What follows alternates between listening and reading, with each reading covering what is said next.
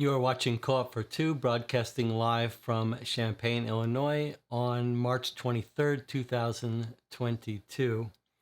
My name is Jesse Reichler. Okay, so what are we doing today?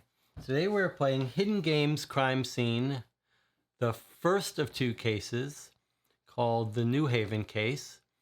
And we played case 2, the second one, last week. If you could let me know in the chat if you can hear me okay. And if the video looks okay, I think we're all set. So this will be full of spoilers. You can only play this game once, these kinds of games. There's a story involved.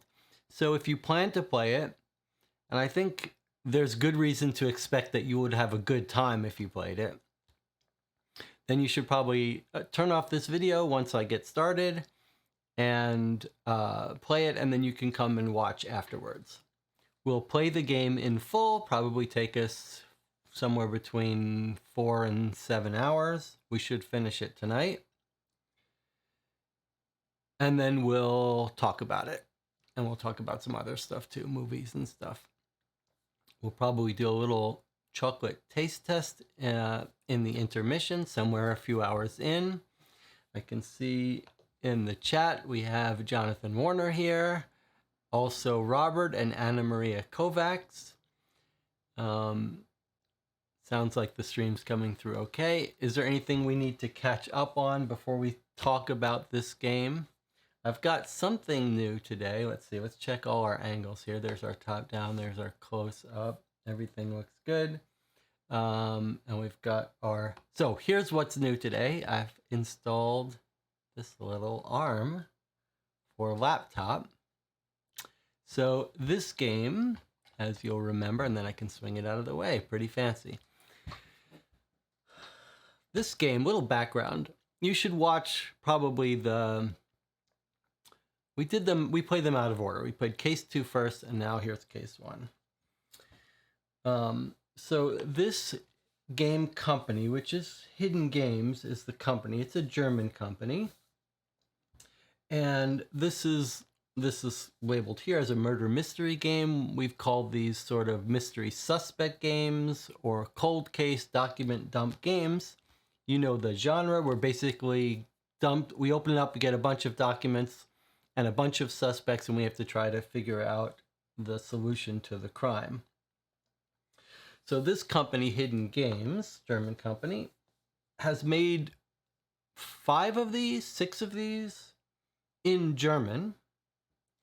Only 2 have so far been translated into English and other languages. And it's interesting to see how they do it, because it looks like for every localized version in a different language, in a different country, they've changed the setting, the name of towns, and the name of things. So this one is the New Haven case, but if you bought the French version, you'd be playing in some coastal city in France, etc. So it's taken them a long time to localize them. And unfortunately, we only have 2. We really liked the one we played last week, the Midnight Crown, case 2. So I do hope the rest of them come over. I would put these at the top tier, maybe right below Adventure series, which we really love. One of the things that was different about this one, so some of these, a few of these series, Adventure being the main one, but this is the second one, makes use of technology. So there'll be websites associated with the case. And the last one actually had us make a phone call or 2. So I've got my phone nearby. So we're ready to do that. That's why I have the computer nearby, because we probably will need to use the computer. I'm interested to see how the first case compares to the second case. Let's see what's going on in the chat. Looks like we're missing some of the scrolling up a bit here. What you can't see, I'll just read here. Jonathan Warner says he saw, we're just talking about movies and stuff, saw Angel Dust, 1994. dear Gakuro Ishii, about police psychologists trying to hunt down a serial killer, mix of procedural and psychological horror. Really enjoyed some of the procedural sequences. That sounds great. That's Japanese. Looks like Japanese. Jonathan says he did watch The Hitcher. It was well produced and acted. Went a little long for me personally. I was recommending The Hitcher on our last live stream, and I was telling Jonathan, watching that as a child, as a 15-year-old, that movie just blew our minds. But it may not hold up as well as an adult, but there are certain movies that just capture you. It's got a teenage protagonist, and it was just shocking, amazing and shocking, and has Rutger Hauer, who's amazing in it. Jonathan says, also looking at Detective Concept album. Anna Maria Kovac says, I watched the other case, looked interesting but solvable. I'm excited for this one. Yes. Okay. What else do we need to talk about before we get started? I do want to say a couple things just to catch up the channel. Someone finally played our Adventures in Gaslight patch that Jonathan and I worked on after playing the marathon 40-plus hour stream of Adventures by Gaslight, Sherlock Holmes Consulting Detective. After we played this amazing case, which is behind me somewhere, the yellow box, we wrote a big patch with some improvements, a new epilogue, a new ending, some changes. And we posted it, but it's such a rare game from 86. It's out of print. And so very few people on the planet have ever played it. Someone finally played it using our patch, and they wrote a very nice review. Christian, I forget his last name. He wrote a very nice review on BGG about how much he loved the game and how much he liked our patch and would thinks it's essential for people who play it now. So that's a great sign, because we wrote these fixes, but no one could try them because you need a fresh eye to see it. And so it was great to hear that he liked it. And we actually talked back and forth about a possible issue with it. So we made some tweaks to the patch kit. We made one change that hides some information and one change that puts the newspaper back and added a couple hints. So if you're ever curious about playing Adventures by Gaslight, do make sure to check the BGG forum thread about our patch kit, and it's now been updated. What else? Okay, while we're on the topic of Board Game Geek, BGG, if you are interested in these kinds of mystery games and you want to help us decide what games to play next, us, me, Jonathan, there is a guild for co-op for two on BGG. There's this thing called guilds. You can make a guild. It's like your own private little forum section. There is a forum section, a guild for co-op for two, where I've made a post listing all the games we're considering playing, all of the mystery games I have, etc. And you can just suggest which one you'd like to see us play next. The link to that is on the YouTube page in the community tab. What else shall we talk about? I think that's all we need to say for now. Shall we get started? Let's open up this game and see what it looks like. All right, so our previous one had special instructions about registering at the website before we open the box and start. This one doesn't seem to. It just says, anonymous, no sender identified. Mysterious death at a country fair causes panic in a small town. Can you convict the murderer? So this is a murder this time. In this game, you get to be real detectives. You will work together as a team to carefully examine all of the documents, search for evidence, validate alibis, and find creative solutions. Use all of the tools at your disposal, even your smartphones. Why do we not see picture-in-picture here? Okay. Your mission: how did Max Glover die? Who sent you the envelope? Who sent the torn letter? Who committed the crime? To start the game, study all the documents, hang up the poster, take notes. When you're ready, go to the website, listen to the finale. Okay, so let's open this up. Get out our documents here. Okay. So, looks like same format as the previous case we found. We've got this cover sheet with which lists the questions we're going to have to answer. Wish I remembered to bring my paper clips. For instructions and to hear the finale, okay. And then it's got a list of documents. All right, let's see what we got here. And then here's the team at Hidden Games with Ricky, the founder, I believe. One of the things we noticed last time is they're not giving credit to the author of this case. And that concerned me. It wasn't reflected in the quality of the game. The game was actually very, very high quality. Maybe it's a team effort. I don't know. But I do feel like these games should have credit, have an author credit. The author deserves credit on the box. But that's up to them. They know what they're doing.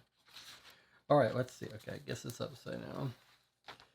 So let's sort of, maybe we try to organize our documents, but it is interesting that in this game, I guess most of these games, there's like an introductory letter. Okay, so let's read our introductory letter.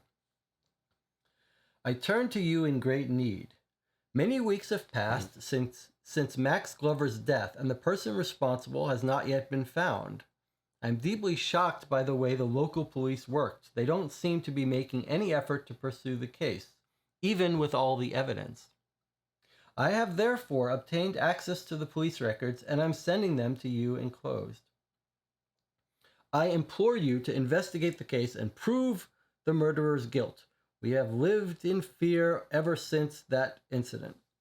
The time has come for someone to act and to make our town safe again. Please help me and help New Haven. Thank you very much. Okay, so this case is anonymous. The previous case we were sent to by police. This case, we don't know who sent this to us, which causes a little bit of suspicion. All right. This is the spoiler part. If you intend to play this game, now is the time to turn away. Okay, here we go. Police report from Inspector Jason Mahoney. So 4/27/2019. These are all dated basically when the game came out. So this game came out around 2019. Okay. New Haven Country Fair. 4/26/2019. Max Glover. Okay, April 26th this happened. An emergency call was received at 11:52 p.m. on this date to the New Haven police station.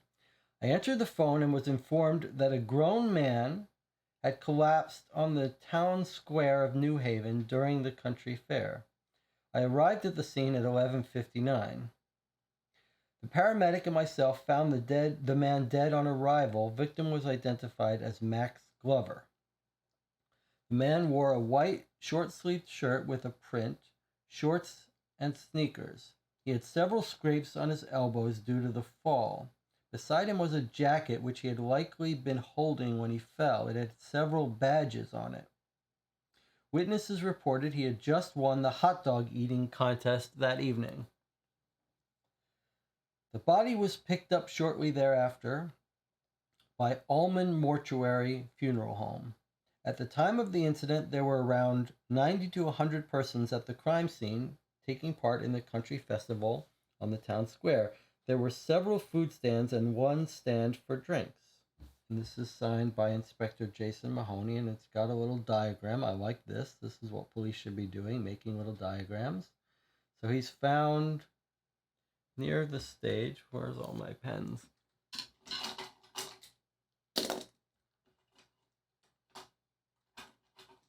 All right, he's found near the stage. He had recently been in a hot dog eating contest. So let's get our stuff so we can keep track of our players. So we've got Max Glover.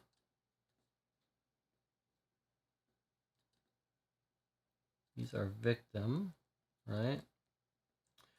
So emergency 11:52. So presumably this happened at 11:52 since there's lots of witnesses. So I'm just going to write down 11:52 as the incident. He's wearing sort of, certainly not business attire, leisure attire. He's got a jacket next to him, which he had been carrying. He fell. Where did he fall? What happened to him? He's got badges on it. He had just won the hot dog eating contest. Okay, so do we think it looks like he died from eating hot dog? Brought to the funeral home. Okay, let's go on. Jonathan says, might be worth looking for a newspaper. Those often provide some context for our characters. Yeah, it's interesting. Last time we went through them in order and they didn't quite feel like in order. So maybe we should try to organize these a little better. So let's organize a little bit. So I'm going to, well, let's see. Let's try to keep these in the order that they were here. But let's go through them and see if there's anything we want to take out. Monthly schedule.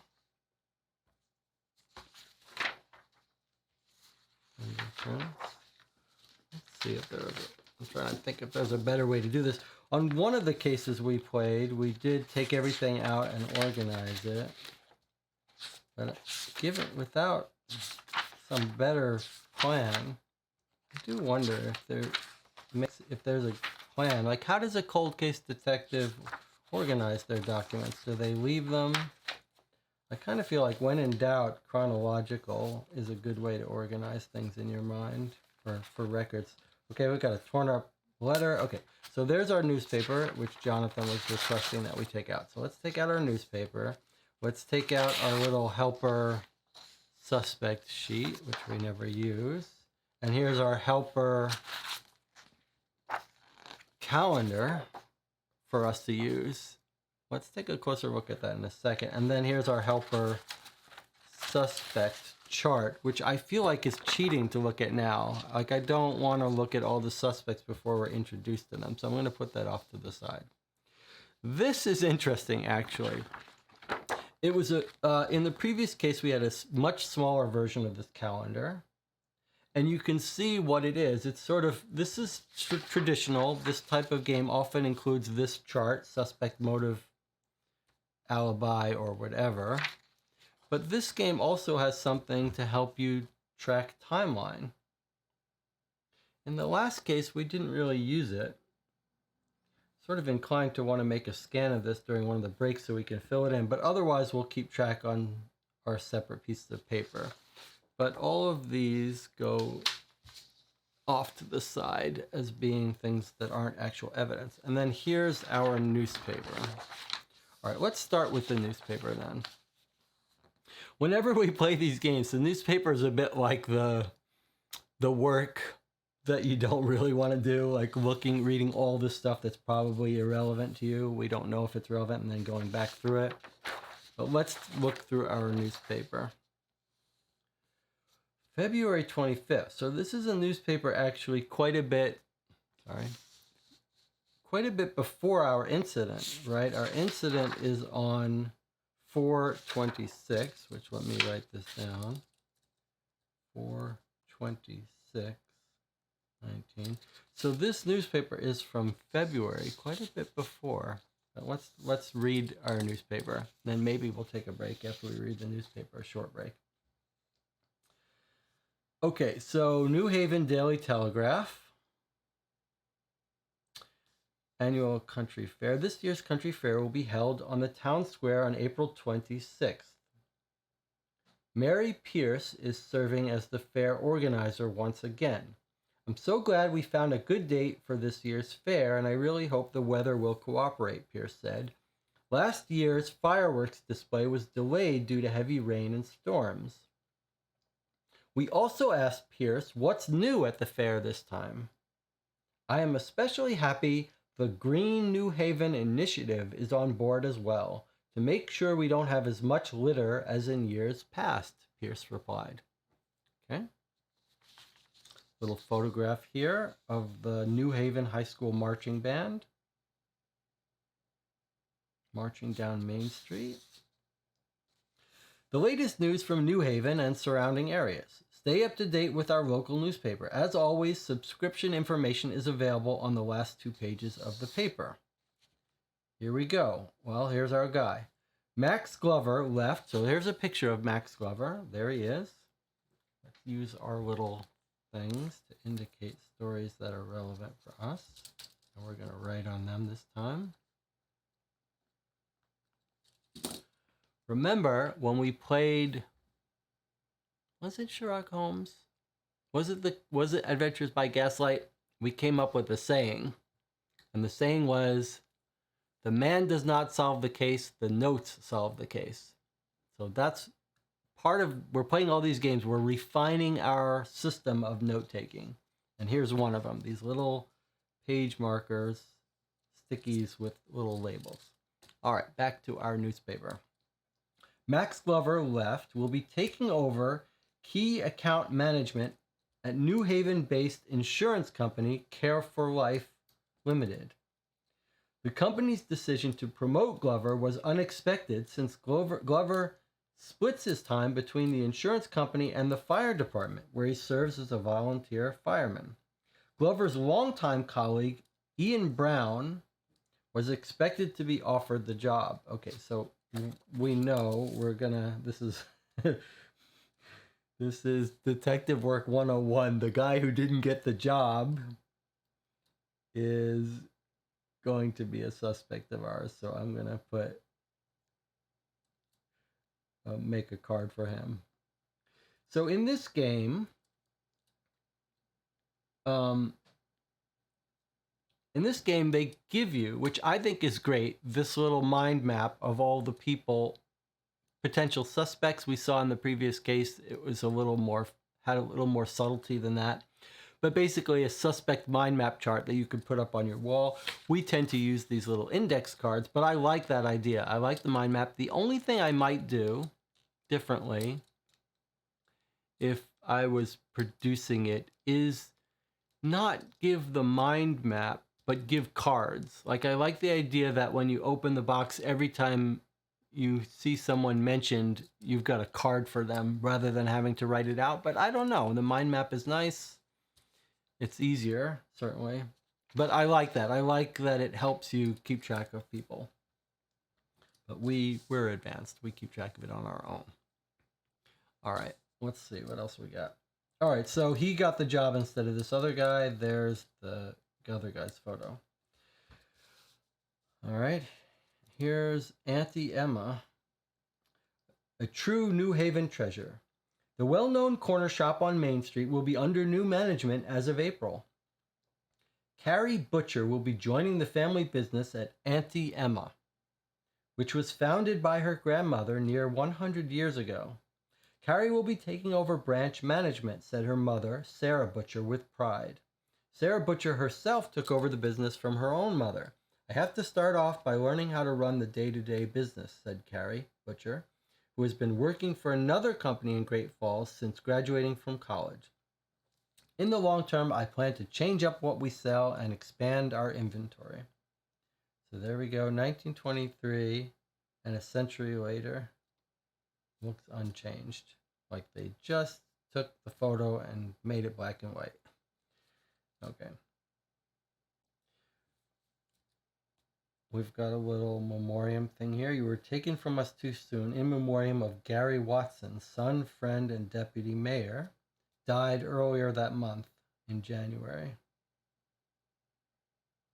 Born 1978, so 20, 39, 41 years old. And someone else has died to the memory of Rosaline Donnelly. Born 4/17/51, died 2/23. She died 2 days ago. You were a wonderful wife to me. May you be received by the angels in heaven. From Richard. Okay. And here's the mortuary where our guy, we were just told in this other sheet, was taken when he died. Almond Mortuary. Dignified, personal, respectful. Visit our facilities at 17 Main Street.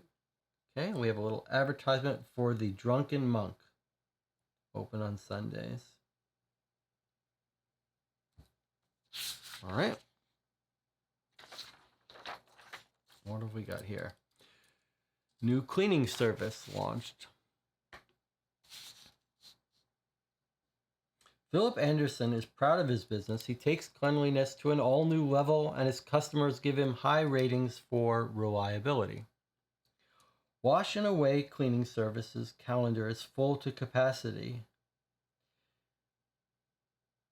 Philip Anderson recently took over the company from his uncle. I didn't expect our services to be so popular, said the small business owner. Amazingly, the company really is a one-man operation. If I do the cleaning and caretaking myself, I know the job will be done right, Anderson said. Unlike some other men, he's not afraid to pick up a broom. And there he is in front of his shop with his van. Then we've got some classified ads. Sunny one-bedroom for rent, close to the city. Energy efficient. Ideal at country setting. Historic country building in beautiful location on the outskirts of New Haven. Good condition. Bathrooms renovated in 1998. Direct forest access. Great for families and nature lovers. For sale through Summertime Living. I guess that's a company. Oh, this one also. Summertime Living is a management company. Feel right at home. I have a spare room with a private bathroom for rent in my home near downtown. Spacious, large windows. I'm 66 years old and want to make use of the spare room. I can also help with your laundry or clean the room for you. Warm, hearty dinners available. Looking for a friendly renter. That's an old-time renter. She'll make the food for you. She'll do the laundry. Shop for lease with all the bells and whistles. Detached shop with large window. Formerly Mary's Fashion. 4,000 square feet of sales floor space with changing room, solid wood counter for sale separately. Small attached office with bathroom, a hallway offering plenty of storage space, commercial space available from the New Haven City Council. Room available in shared apartment. Looking for a friendly roommate, 24 years old, moved to the city to do job training, 10 by 12 room, close to shopping and restaurants. Okay. Looking for a resourceful gardener. My name is Judy.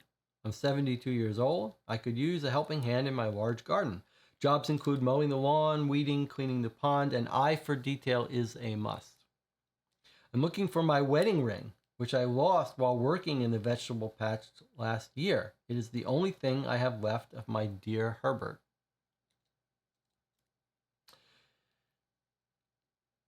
Bridge over troubled waters. Local bridge team seeks fourth player. We, Henry, Edward, and Paul, are looking for a nice fourth who enjoys a cold beer for our weekly bridge game at the Drunken Monk. Games are every Thursday night at 7:30 p.m. Come on by. That could be an alibi, maybe.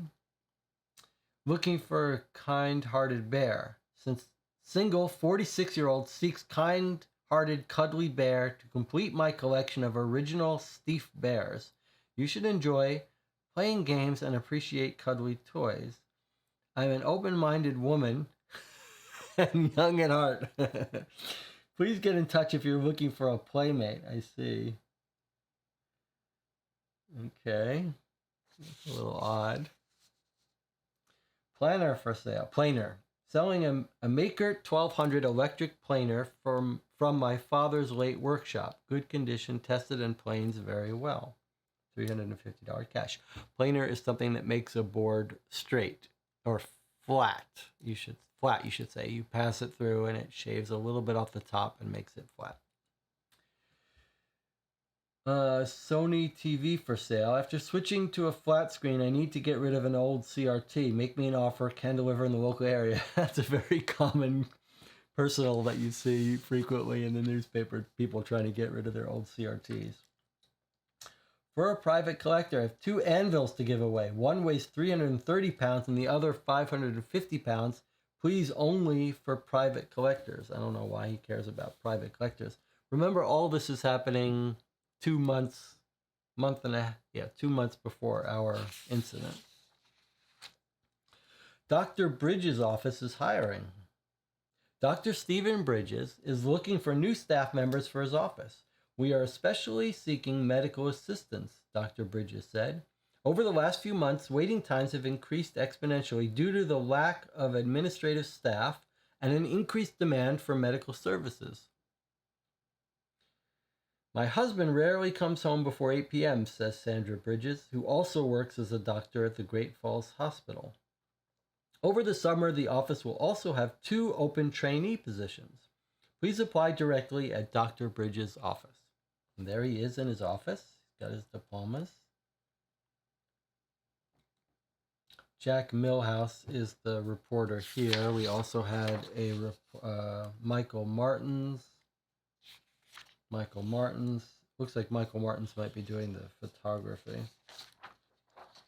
Okay, advertisement. Lawyers Fox and co-partner, Fox Associates. Available to handle all kinds of legal matters. Call us today to make an appointment. Then we've got the weather over the next few days. Today there will be light scattering of clouds with intermittent sunshine. No rain is expected. The maximum daytime temperature is 70 degrees. Overnight temperature drops to 52. Light winds. There's the forecast for the rest of the week, but it's 2 months before our incident, so I'm not sure why that's relevant. It's just wind and rain and temperature. Here's an advertisement for Sutcliffe Dance School, couples ballroom, samba and flamenco. And then it looks like this must be a electronics store, Electrosax, selling earphones, wireless earphones, $60, a blender. We call this an immersion blender here, $29, not bad. No location. They must, in this small town, everyone knows where Electrosax is. Okay, so there's our newspaper. Nothing jumps out at us here except for this one story about Max Glover and his partner or co-worker that he beat out for this job. Okay, we're 30 minutes in. Let us just take a little 5-minute, just our little introductory 5-minute break before we get back through these. Everyone can get settled, get your tea, and we'll come back and we'll continue going through our documents. I'll see you in 5 minutes.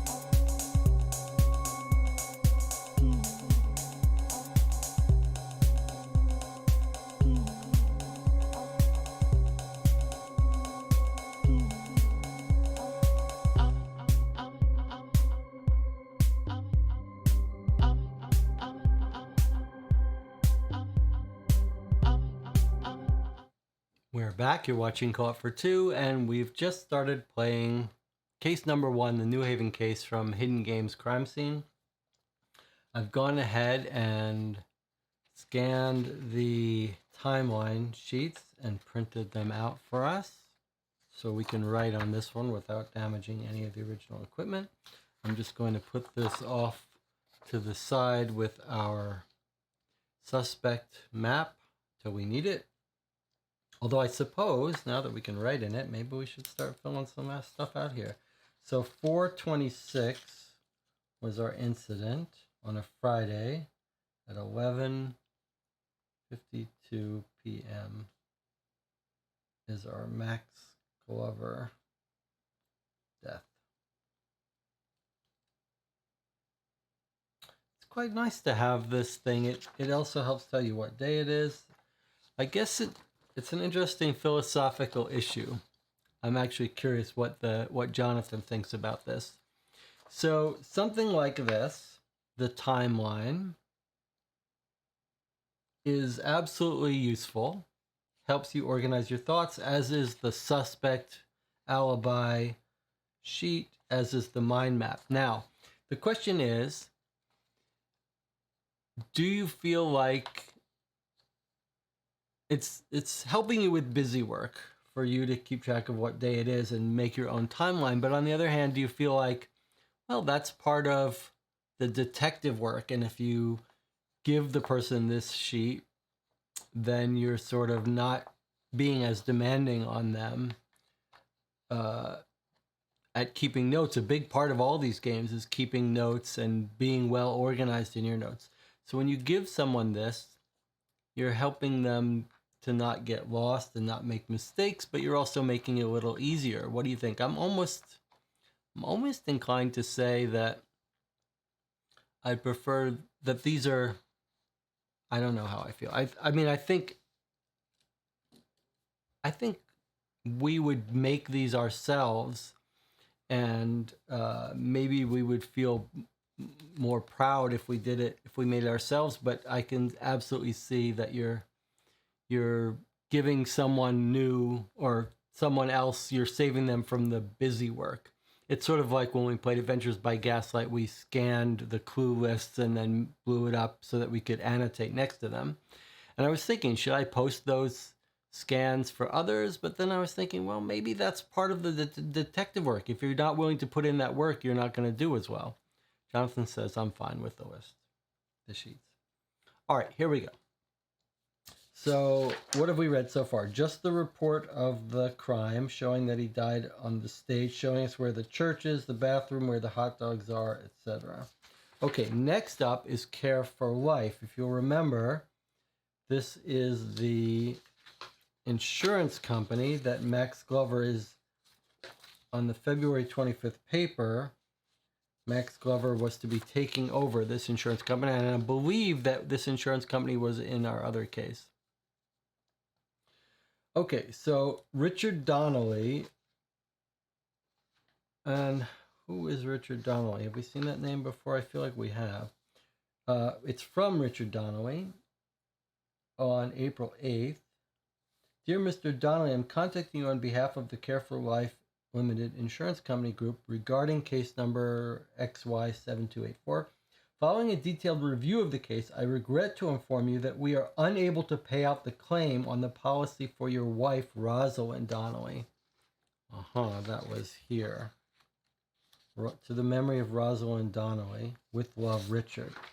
So here's Richard Donnelly. His wife died on the 23rd of February. And in April, they've let him know they're not going to pay it out. Okay, well, we've got our first motive. Unfortunately, your wife's death certificate was submitted to us after the submission deadline, which is 2 weeks after the date of death. We are sorry for your loss and wish you all the best in the future. Sincerely, Max Glover. Police notes indicator. I think this might be a mistranslation of motive. What do you think? I mean, this is our motive. I mean, wow. Can you imagine the insurance company writes to you, hey, You know your wife's insurance policy for $1 million? You submitted her a death certificate a week late, so you don't get it. And then he ends with, hey, we wish you all the best in the future. Yeah, that would be a good motive to kill someone. All right, so let's make a card for our Richard Donnelly.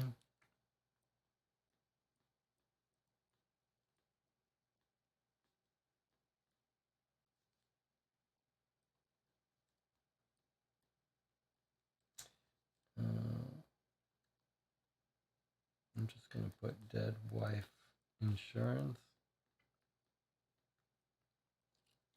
So on his claim was denied on 4/8/19. So a couple weeks before our incident. Jonathan says that is some real small print shenanigans. Yeah, I don't know if that's legal, to be honest, in America. I don't know if you can deny someone's insurance claim for filing death certificate 2 weeks late, although it wouldn't be crazy in America to find such a rule. All right. XY7284. Okay, and there's his address in case that's relevant.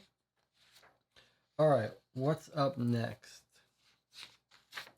Next we have a map. What is a map of? It's directions from Great Falls to New Haven. Okay, Great Falls, that sounds familiar from our previous case. So Great Falls takes anywhere from 40 to 44 minutes. And we've got an annotation here. What does it say? Red light camera on the highway to New Haven. All right, well, someone is going to have been spotted on a camera, I guess. If they took this route, they would be on a camera. Let's see, are we going to see that? All right, let's try a different organization system. I'm going to put evidence here that needs to be matched up with something else. And then I'll put it here if we've sort of understood it. All right, next up. We've got a business card from Mama Pastas in Great Falls. It tastes best with Mom. Okay, it's got an address and it's got a website. Okay, contact www.greatfallspasta.com. All right, so that's a website we're going to want to look up. Now, did we run into that somewhere? We're in New Haven. Great Falls is 40 minutes away. I don't think we saw anything about that. All right, let's just put this back. Credit card statement. Here's another Great Falls reference. So obviously Great Falls is going to be important in our thing. So Great Falls map to New Haven, Great Falls business card. And here's Great Falls orders. We don't know why we're looking at Great Falls information. So let's put this aside for now. Let's try this strategy. Let's try to figure out why we've got these documents first. Jason Mahoney. Oh, that's the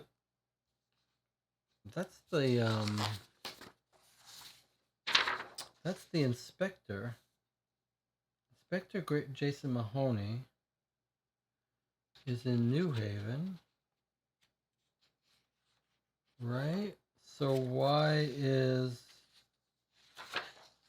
Jason Mahoney lives in Great Falls, apparently.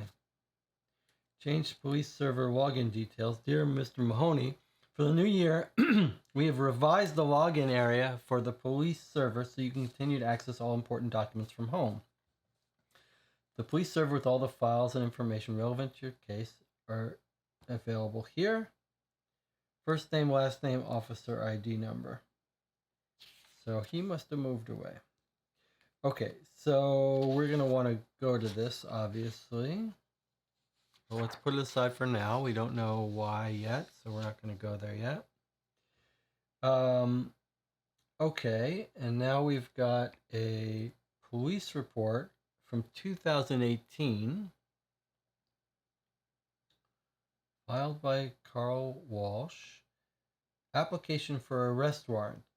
Time of the offense, November 16, 2018 at 4:30 p.m. to 10:30.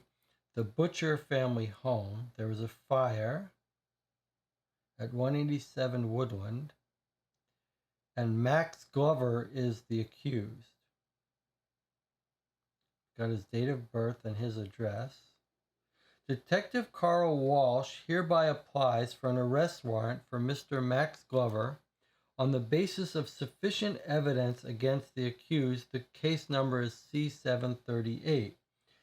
So it doesn't say, oh yes, he started a fire, I guess. That's what they're claiming. They're claiming he started a fire and the application for the arrest warrant was denied.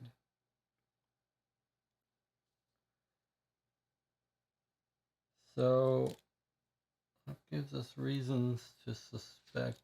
I'm just going to write down a card here for Butcher. I don't know which Butcher. Now, we found there's a story about Butcher in the paper. Is that right?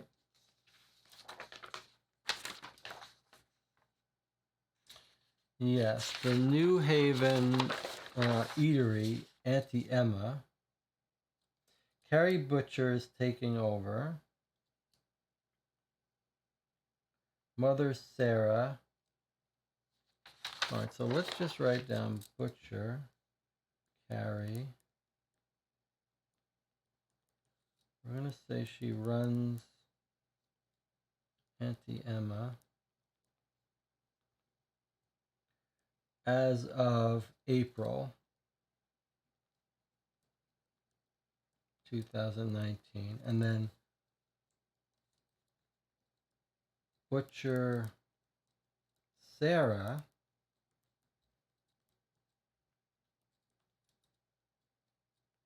I don't know if we need a separate card for this. Maybe we should. Okay, let's make a separate card for Sarah. Since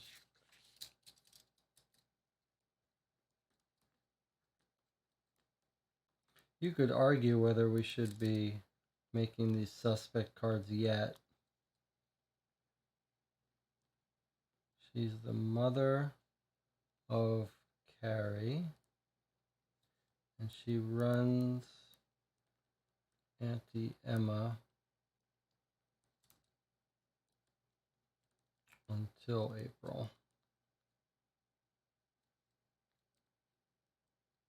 Okay, so this fire that broke out in the Butcher house and that they filed a report on was in 2018. Now, this was at their home. And is their home, do we know the address of Auntie Emma? It's on Main Street. So it's not, the fire wasn't in Auntie Emma's, it was just at their home. Okay. Let us continue.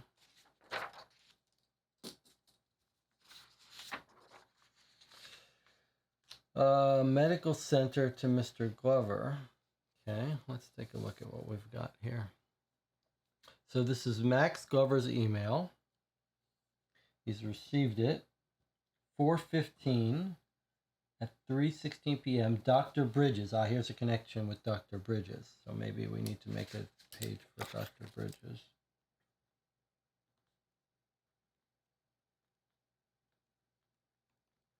Okay, let's see what he says.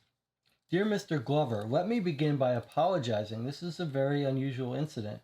Your results seem to have been lost, although unfortunately I do not have any explanation for how that could have happened. We don't normally do this, but to make things easier for you, I've sent an email requesting that they run your results once again. They are attached to this email. We have been encrypting all of our email attachments since February 2019 for data privacy reasons. However, since you're already registered for the service and already have a 5-digit password, You can open the encrypted file using your personal password. Feel free to contact me if you have any questions. Peter Roberts, the medical assistant for Dr. Bridges. And this is in response to an email that Max Glover wrote to the doctor. He said, "Hey, dear Mr. Roberts, I was in your office today, but they told me they had misplaced my results. In any case, your colleague couldn't find them. Even though she was sure that they had already come back, it would be great if you could let me know when the new results come in so I can come by and pick them up." Let's just write down that Peter Roberts is the assistant. And you'll remember in the paper that we're told that the doctor is having a staff shortage problem. All right, originally on 4/12, dear Mr. Glover, the results of your allergy test have arrived. You can pick them up from our office on April 15th. Aha. Well, that sounds like it could be relevant to our death at the hot dog eating contest allergy. The newspaper said Glover had a second job as a fireman. That's a good point, Anna Marie. Let's write this down, that he's also a volunteer fireman, in case that's relevant. Oh, that could be relevant to our fire, to the accusation that he was involved in a fire. It's actually interesting that the arsonists sometimes turn out to be firemen in real life. Okay, so, and this is a screenshot taken from Max Glover's seized laptop. Okay, so let's take a look at this again, a little more detail, because there's some subtlety here. So on April 12th, he gets the result of his allergy. Let's pencil that into our thing here. April 12th at 8 a.m., he gets allergy results. Allergy results are in. Okay. Then he must have gone in, and he gets back home and he writes a note. He says, "Hey, I just came in. He told me my results were there. They couldn't find them." So around 1:20, results weren't found.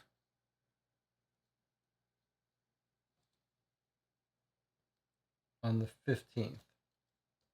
Okay, then on the 15th, right away, the assistant replies and says, "Hey, I'm really sorry. I don't know how this could have happened. They're gone. We've misplaced them. We're going to rerun them." And then he says, "We've been encrypting them since February, but you already have a password. You can get the documents using your password. So we want to make a note somewhere." I don't know what's the best way to do this.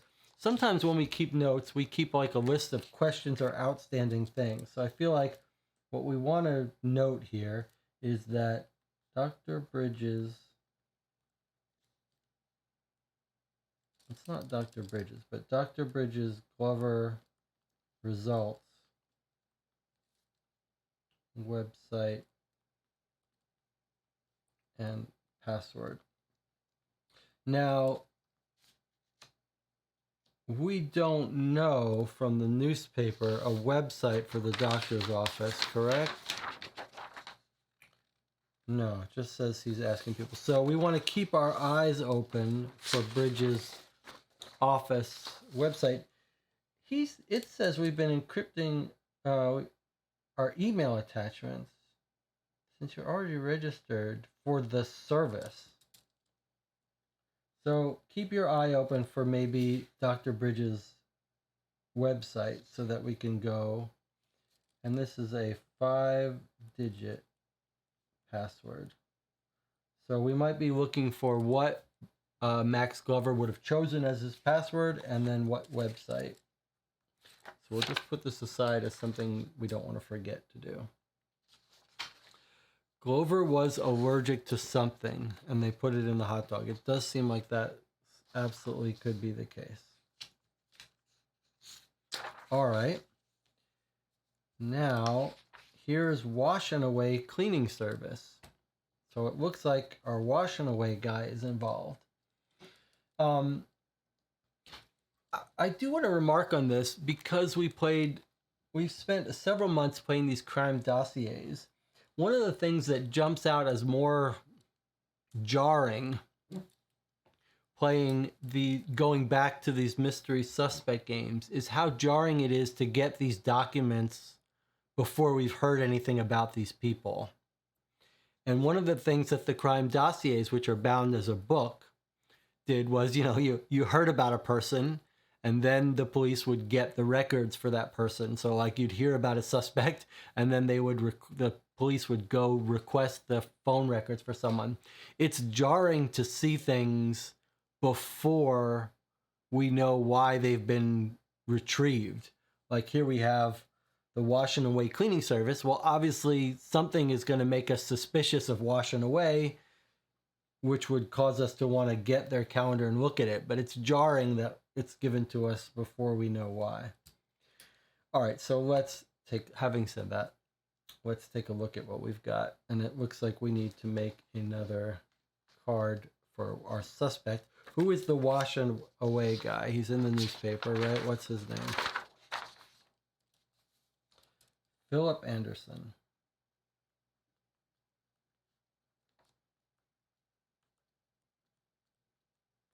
And remember that I'm writing these cards, but the game does give us this map, which probably has all these people that I'm making cards for. This is just the way we're used to doing it. Okay, so we have his schedule. We don't know why we care about him now, but let's look at what we've got here. He's got his logo, and it's April. All right, let's see what he's got in April. April 12 highway. Is this our highway? No, not our highway. Okay, we don't know what that means, 12 highway. Albert Road. These are all locations. It looked like maybe addresses where he had jobs.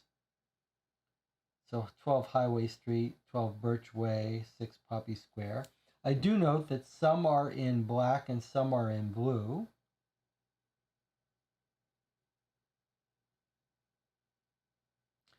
Don't know what the relevance of, and I don't know if that comes through for you, but basically most of them are in blue. 1, 2, 3, 4 are in black. Let's just make a note here so we don't forget. Blue versus black. Okay.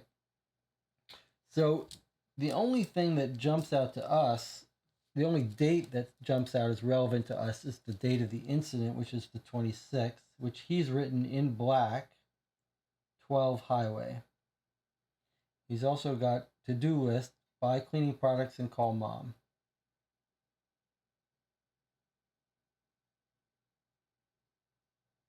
All right, this seems like it's not useful to us yet.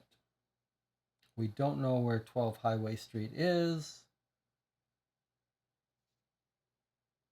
So we don't know what that means. We don't know if he was there. All right, let's just put this aside then.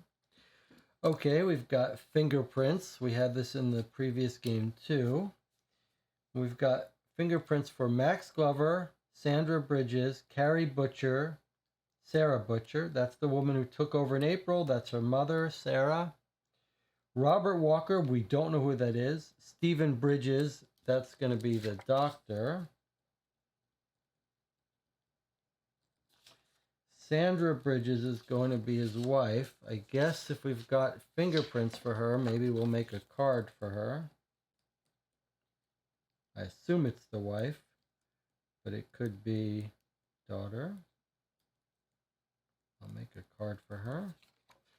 Okay, and Robert Walker, we don't know who that is, but I'll make a card since we have his fingerprints for now. I assume we're going to find out about him later. Again, this is another case where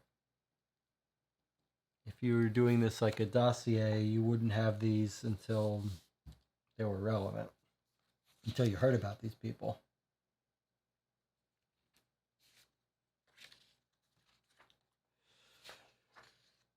All right, here we've got a report from Great Falls City Council. Was one of the personals? No, New Haven City Council. If you want to rent commercial space. All right. It's interesting that we have so much information here, so much reference to Great Falls. Okay, Great Falls City Council, Public Safety, May 7th. So this is now the month after, a little more than a month after this whole incident that heard where this guy died. Okay, incident number AT 1955-24, moving violation hearing. Dear Sir or Madam, you have been issued the following notice of moving violations on April 26, the date of the death, occurring at 11:51 p.m., so a minute before our guy died, at 908 Osage Road between Great Falls and New Haven while operating the vehicle with license. So I'm assuming that this is our related document. 908 Osage Road between Great Falls and New Haven. Failure to stop at a red light. Red light camera. You're hereby fined $20 for the above violation. The only way to pay is in person at the Great Falls City Council office, 3rd floor. Make your check or money order payable to the treasurer. Include your ticket number.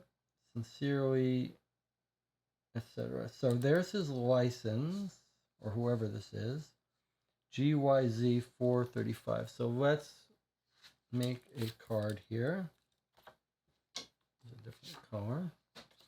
So license GYZ 435, red light camera at 11:51 p.m. April 26th. So whoever this is could not have been on the scene. So let's just put these two together. A little paper clip.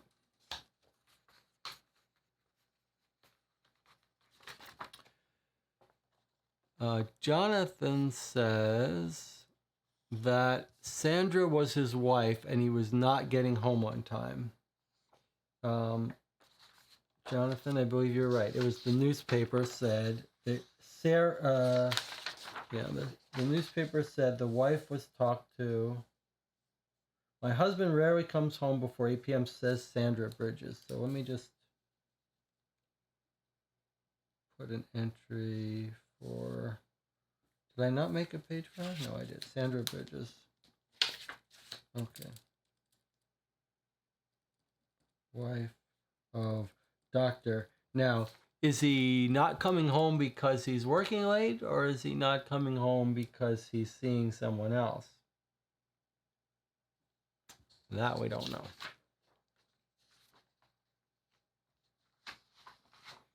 All right. Let's not forget we have websites to go to that we were told about here. And there was another website on the business card. Let's not forget that. Let me write down, let me make a card for that so we don't forget.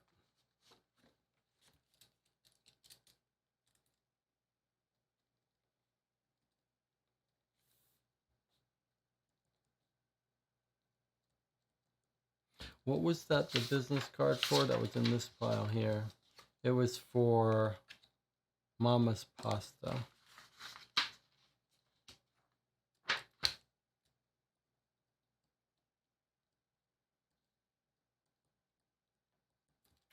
Okay. So I'm using the blue cards to be things that we want to follow up on. And these orange and reds are for our suspects. All right. Jonathan says, I think, sorry, can we double check the time of death? Sure. Asks Jonathan. Okay, so incident. Emergency call was received at 11:52 p.m.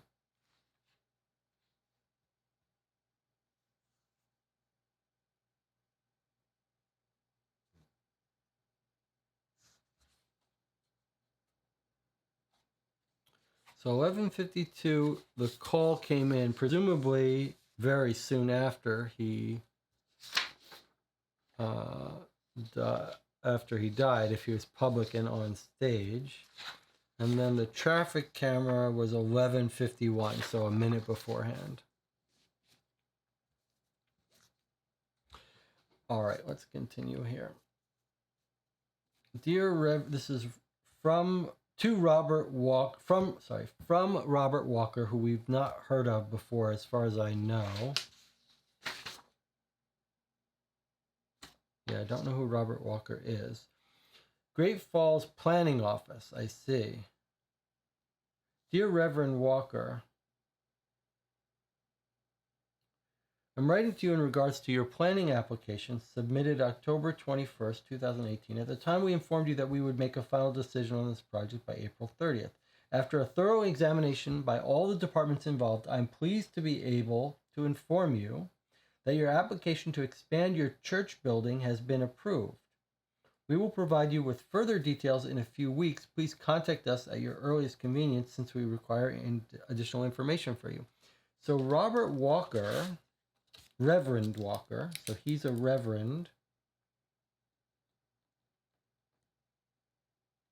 He's a reverend at 27 Church Way.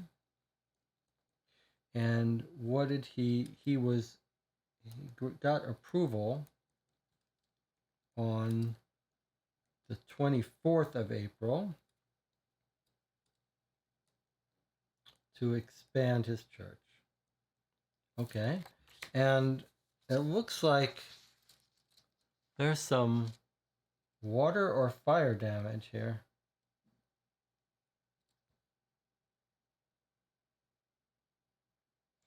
I'm finding it a little confusing that everything is Great Falls, but then we've got New Haven. Everything happened in New Haven, but all of our addresses, half of them are all about Great Falls. Newspaper is New Haven, and then the map tells us very clearly that Great Falls is a different city, 40 minutes away from New Haven. So it's a little confusing why so much is happening in Great Falls. Okay, let's put on our new cards for things to be resolved. I'm going to put burn or water damage on Reverend Walker letter. I like this idea of having cards for things that we want to follow up on and resolve, so we don't have to try to remember. Anything you can avoid having to remember, the better.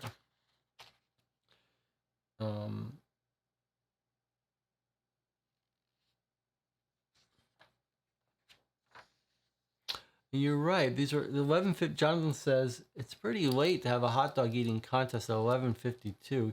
You're right. It's 11:52 p.m. That's weird that it's p.m. Seems like it would happen during the day, but who knows? County Fair. Okay, more evidence collected from Jason Mahoney in New Haven on 5/2, so a week after the death. A Sinsong brand cell phone suspicious chat history was photographed. Message history from cell phone 315-393-8. Okay, let's see what we've got here. So on February 14th, Valentine's Day, from cell phone 315, Happy Valentine's Day, my darling. You always leave me speechless. And this person replies, you make me happy too. By the way, I finally have Facebook. Check out my page. You're going to love it. Hey, you made the same mistake again. EE, not EA. So he's correcting this person's spelling of speech. Sorry. Okay, so the person says, happy Valentine's Day. She wrote, or he wrote, speechless, SPEA. And he replies, he says, I just made a Facebook page. Check it out. You made the same spelling mistake again. So that sounds like a clue, like we should be looking for someone that spells speechless wrong. So I'm going to make a little cell phone from 315-785 blank blank blank 3. This is on February 14th, 2019. Okay, so speechless with an EA. So take a look. Keep your eye open for someone in another document that might write speechless this way or something else similar, EA, that should be EE. All right, let's continue. Haha, you're right. I'll pay more attention next time. Cool that you have Facebook, but I can't find you. He says, huh? It's under my real name. Maybe you forgot my Holy Virgin middle name. Haha, that's it. I found you.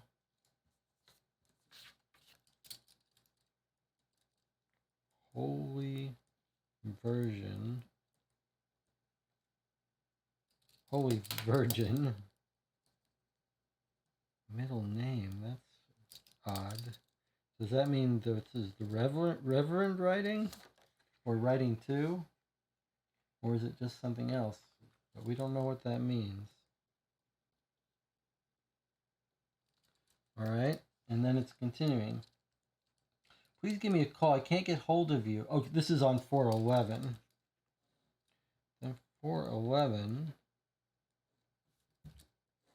Another set of emails. Please give me a call. I can't get hold of you. I've been carrying something around for a long time and I have to get it off my chest. When I was helping my mother with her spring cleaning a few weeks ago, I found something that totally messed me up. I have to talk to someone about it, so please call me. Oh man, I'm sorry. I didn't have my phone on me. I'll call you or come over later. So, helping mother discovered something. So, helping mother with spring cleaning on 411. So, what could that be? It could be this woman who's taking over this thing. We know about her and her mother. I'm not sure we know of any other mother that was around on April 11th.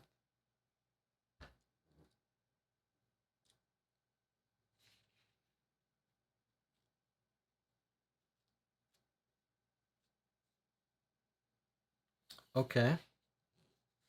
Don't know quite. Feels like we got a couple clues there. Someone's got a Facebook page if we knew their full name. And we've got a phone number, and we've got someone found something at the mother's place while cleaning. Middle name Mary. You think that's what the Holy Virgin is always Mary. Okay, good. We still don't know the rest of the name though.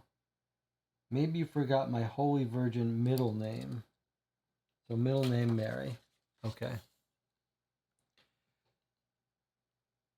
Jonathan reminds us something quite important that we do know from the cleaner schedule. Call mom. And he is a cleaner, so it would make sense. So maybe this is the cleaner. And that makes sense that we've got his name and now we would have his middle name. So the cleaner is Where is he?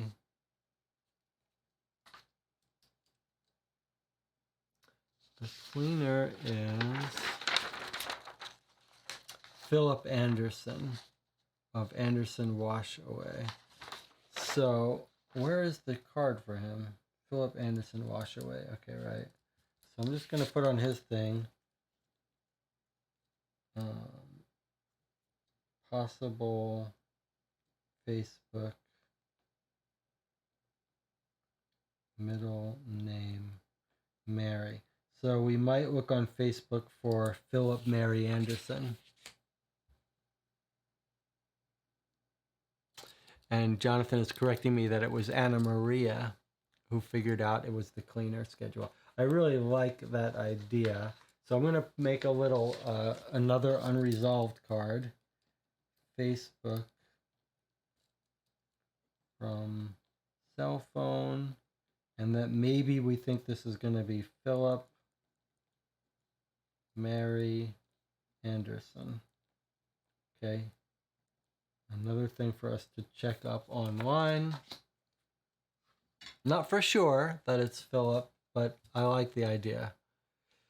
Could be Carrie Mary Butcher. Yes, I guess we could write that on here. I've got a good feeling that it's Philip, but let's write down Carrie Mary Butcher as well. It really feels like that you got that clue about Philip Anderson, though, the cleaner. All right, this is not quite resolved, so I'm going to put it here. In fact, I'm going to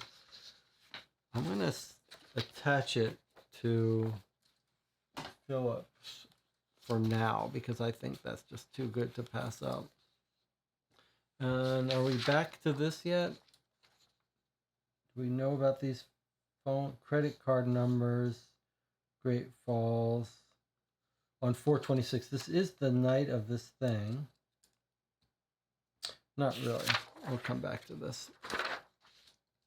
All right. Oh, more cell phone. Same number. Okay, so we've got a continuing thing. All right. So what have we got here? He did this the next of the day. Oh, it's a different cell phone. Different phone number. Okay, it's a different one. So this is a Waiku brand cell phone. I guess I'll write down on this note of cell phone. The first one was a Samsung.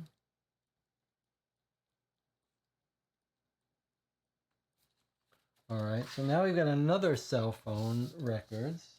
Suspicious chat history. This is a typo here. So this is just telling us message history from this cell phone number, but this is actually the number. Oh, is it?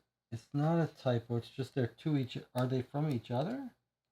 All right. So we got a situation here. We have to try to understand. I read this as a typo, but it could be wrong. So look what it's. Here's the point. These are two separate phones that have been analyzed. You can see they look different. This one has square edges. This one has round edges. It appears that up top is telling us what the phone number that's coming in. These are messages from this person. It looks to me they just transposed these. That this says message history from cell phone 393. No, sorry. It's not a typo. But it's confusing because this one says messages from 315785, which is this phone. And this one says 315683, but this says 315393. So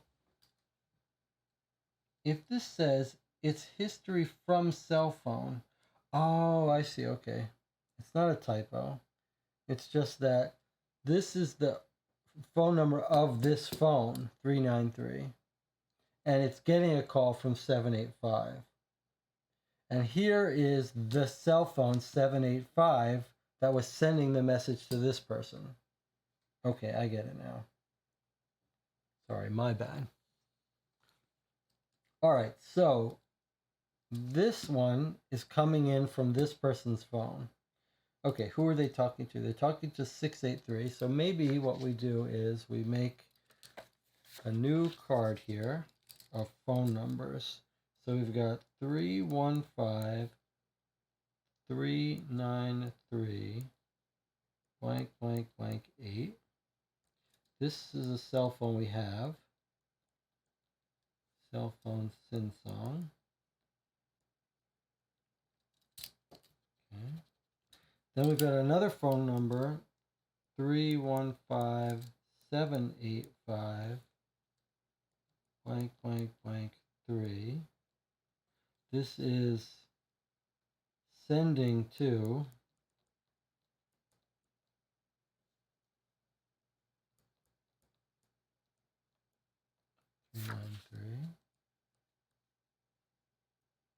Okay, then we've got another phone number, 315. No, that's this one. And this is also a cell phone we have. This is cell phone Waibu.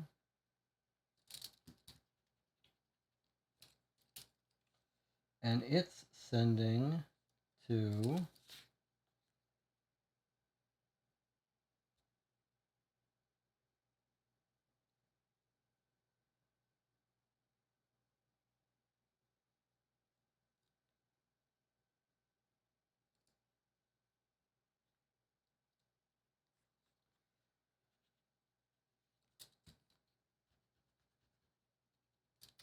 Sorry, I've made a mess of this. Let's start over. Okay, so here's our phone numbers. We've got 315 393 blank blank blank 8. I don't know why I'm having such trouble with this. It's because I'm not very good at cell phones. All right, we have this cell phone. This is cell phone SinSong.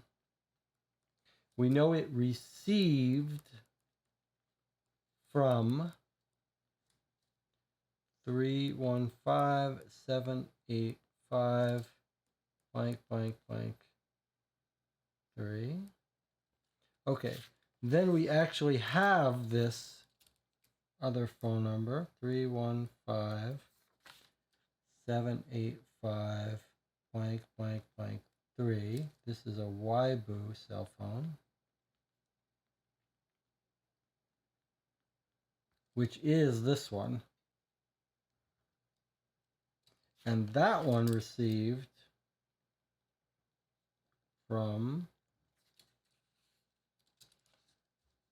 315 683 blank blank blank 0. Okay, so this phone gets a call from this phone, and this phone gets a call from some other phone that we don't have. All right, let's understand now what this message says. Sorry for all that. Hey, how about meeting up again later for a beer at the bar? Would love to, Pedro, but I have other plans. No problem, have fun. Sorry Pedro wasn't available earlier. Yeah, sure, no problem. Great. I'll come by early Friday and pick it up from you. This is all 420. 420 and 422. And this one was at 214 and 411.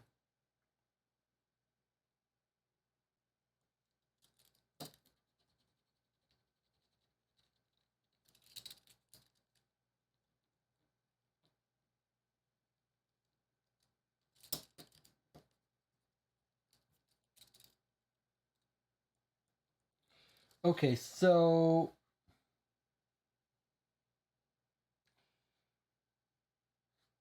can we just make sure we understand who's the from and who's the to? So we think the white is the caller, right? And then this one is us. Green is us. So that means that this phone number that is calling 683 is Pedro.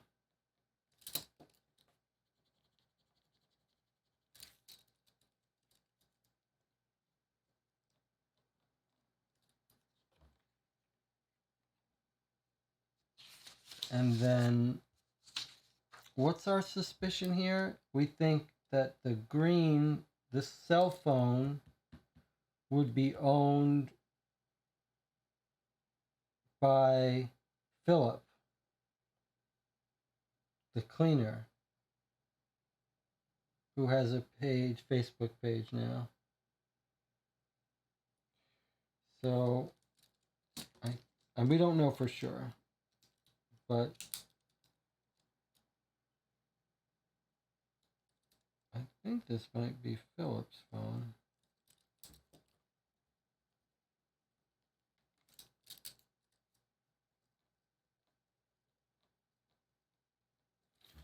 We'll find out soon enough.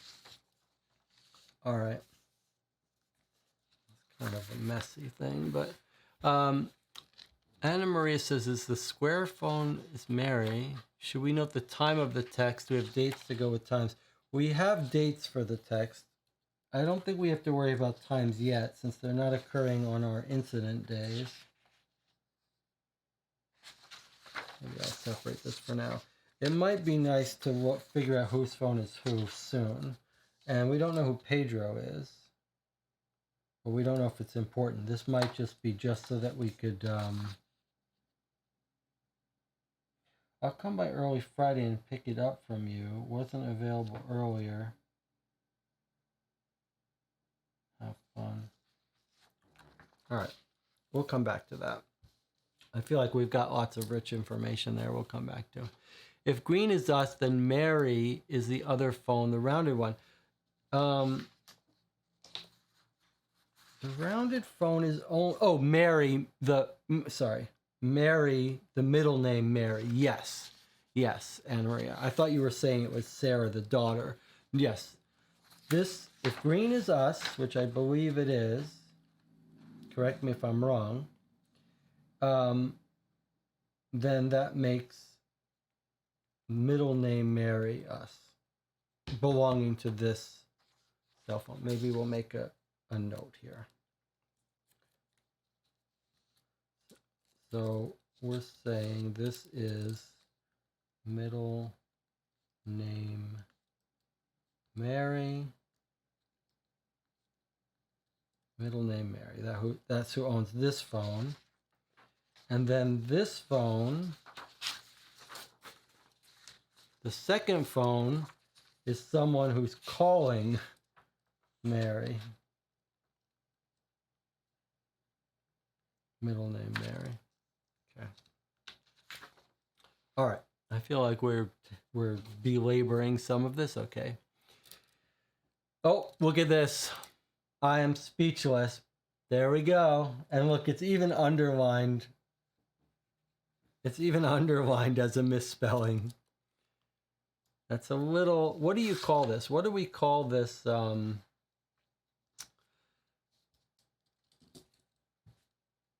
You might call this overdetermined. An overdetermined hint is something that we've already figured out and is giving us even more confirmation that we're right. Ideally, you wouldn't want to run into this. Ideally, you'd like a game not to have extra confirmation of your theories beyond what you need to put it together. So this is a little bit of overdetermination. Letter to my father. I'm speechless. I tore up your letter right away. I was so disappointed in you and so upset. I've needed you all my life, and now you show up and send me such an impersonal and meaningless letter. I've been mad so long that I'm not even mad anymore. I'm just curious more than anything, and I do want to get to know you as my father. I want to forgive you and start over, and I hope that you want that too. If I have to remain a secret, I understand that. Even today, there are still good reasons for that, but I do still want to build a relationship with you. I can understand that my relationship is not good for me. Still, I can't give it up. I'm sorry. You have kept a secret for so many years, and now I'll keep one too. I hope that tomorrow I still have the courage to send this letter. Okay, it's undated, but it is speechless. So, how are we indicating this? We're saying this is speechless, and speechless is from our cell phone.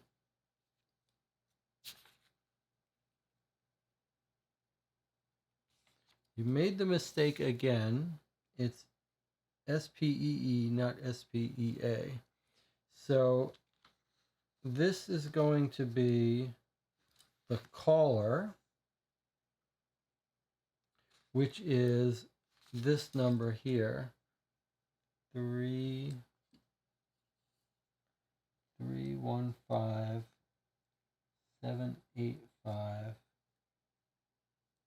blank blank blank 3. So this person is sending to this person, Happy Valentine's Day, my darling.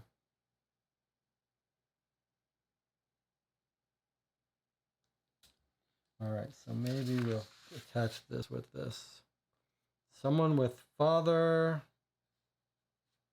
There's two things in here. One is I want to have a relationship with you. Now you show up and send me such an impersonal and meaningless letter. And the second thing is something about having their own secret. All right, so I don't know if I should attach this to the phone records, but I'm going to anyway. All right, let's see. What have we got here? We don't know who that is, right? We don't know. We don't know who it is that's writing. Okay. Great Falls City Hospital at the emergency room. Okay, doctors. Carrie Butcher, our daughter who's running Auntie M restaurant. Printed on 4/30, so April 30th, 4 days after the incident. Discharge. Slight joint pain in right arm, minor abrasions on elbow, wound infection following car accident, arm still in cast, wheelchair. She's getting ibuprofen and Funzidine cream 3 times daily. No website, just office hours. So she might have been in the hospital from a car accident at the time of our incident. We don't know. Wounds following in car accident. So she was in the hospital. She got out on the 30th. There we go. Duration of stay, 3 weeks.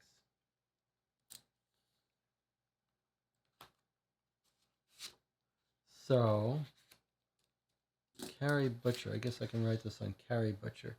Carrie Butcher was car accident in hospital since 4/7/48. Or 9, I guess. All right, let's put that on our timeline.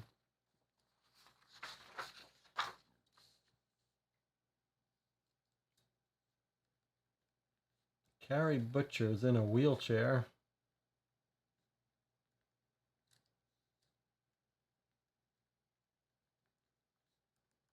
So she's nowhere near. She's not going to be able to physically do anything.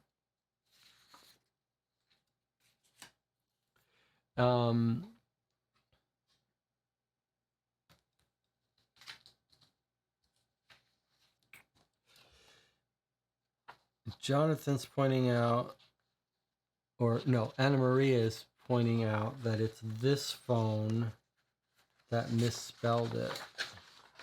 The square phone is writing to this person.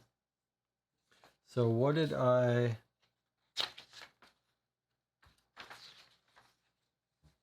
785. Yes, that's what I wrote. I wrote down that. Okay. All right, so this gives her an alibi. She's been in the hospital. Carrie Butcher. I wonder if it tells us anything about the cell phones, too. All right, here is the lawyer's letterhead.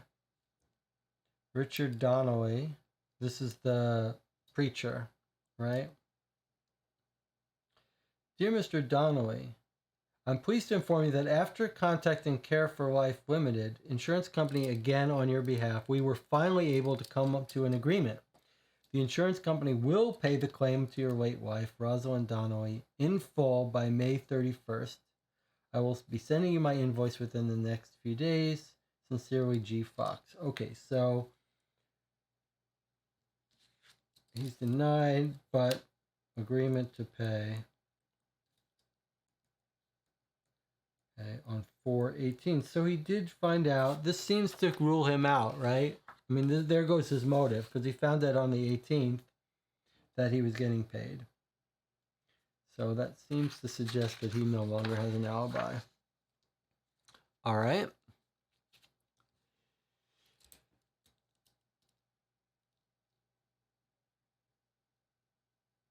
Chess tournament. Jonathan's saying something about doctor's son. Have we heard about the doctor having a son? Here's a chess tournament on the day of the incident. 5:30 p.m. The Witch versus Cinderella. 7:30 Ella versus Dobby. 9:30 p.m. is the winner against Blondie. 11:30 Dr. Medicine Chess versus the Hunter. Duration of games 2 hours. This year, please choose a name that describes your personality. From Mary Pierce. Okay, so here's an alibi for two people. Dr. Medicine could be our guy, Dr. Bridges. The Hunter, we don't know. Okay, let's put that in the pile of people we don't know how to resolve it yet. All right, let's see what we got here. Telecom. Philip Anderson, that's our cleaner. Your contract with Telecomi. This is in January. He gets this. Dear Mr. Anderson, we are delighted to welcome you as a customer of Telecomi Limited. We are also sending to your mailbox number. You can now listen to your voicemail box at this number, 646-949. All right, let's write down his thing. Okay, so he's got voicemail, which we'll want to call. 646-969-9646. Okay. In some cases, it's necessary to enter your personal PIN. 0815. Thank you for choosing Telecomi Limited. A gift box of Telecomi chocolates is enclosed with this letter as a token of our appreciation. Okay. So we'll want to call this, of course. I'll make a little note on our follow-up. Call Philip's voicemail. So maybe that'll have his phone number and we can trace it to what phone he had. All right. Then we've got a sealed letter, or at least an enveloped letter. May our wonderful memories shine a light into the darkness of our grief. Okay. It's got a lot of stuff in it. I'm going to put this aside for now. I want to look at these other easier ones. Okay, here's someone who doesn't like the church expanding. The New Haven anti-church movement wants the church expansion stopped. Nobody goes to church anymore, and the city shouldn't be contributing money to expand the church, even if it is for historic conservation. The money would be better spent on something else like the elementary school or a new fire engine for the volunteer fire department. Join the protest march on 4/27/2019. Okay. So presumably Glover was against the church expansion because he wanted to support the volunteer fire department, although we don't have any direct evidence, but okay. Church, no way. Anti-church New Haven chairman Max Glover. Okay, so he was the chairman of this. That's a good reason why the guy would be upset at him. On the other hand, if he got approval to proceed from the city, maybe he shouldn't care. All right, let's put this in the pile of things that we think we understand. Oh, here we go. There's a, what's it called when you have a baby? What do they call it? And it's got fingerprints. Found in Sandra Bridges' diary. Okay, Sandra Bridges is the wife of the doctor. And what's it called when you have a baby scan?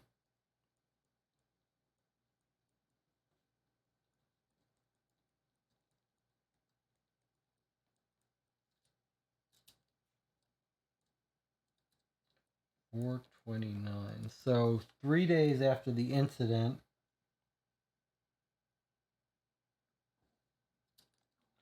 and it's dated. It actually has a date in the corner here.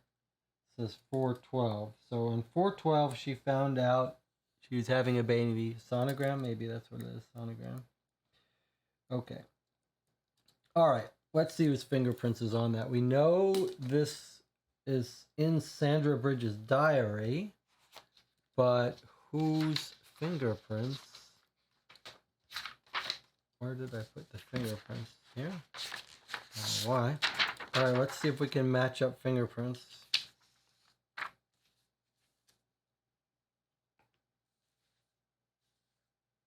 So it's got a very distinctive middle thing, which is not present on any of these.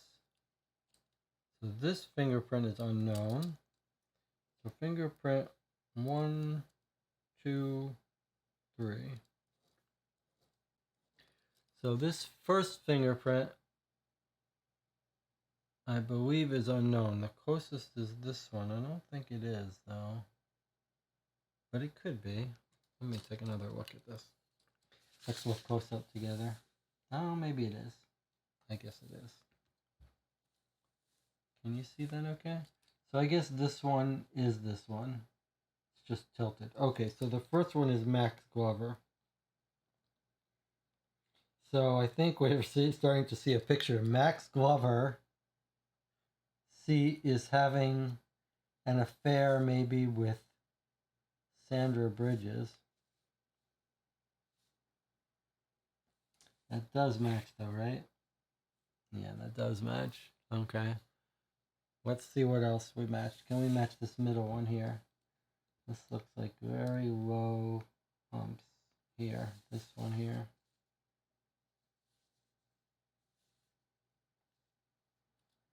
Okay, that's a direct match with that one. All right, let's move it up so you can see. These two are direct matches. So that's the doctor, Stephen Bridges. And the third one is presumably going to be Sarah Bridges, I would guess. Where is Sarah Bridges? Or Sandra Bridges? Let's see, is that hers there? Yes. Okay, so the third one is Sandra Bridges. So what do we have on this sonogram, which was printed on 4/12? We've got Sandra as having a baby, presumably. The husband's prints are on it, Stephen Bridges, but also Max Glover's prints are on it. That's pretty huge.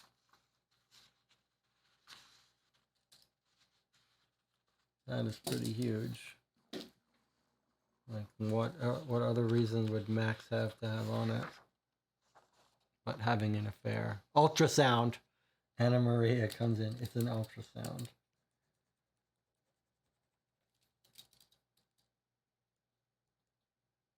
Which sounds like a patented name for a sonogram of a baby. That's all right. Okay, so that's pretty huge. Let's continue.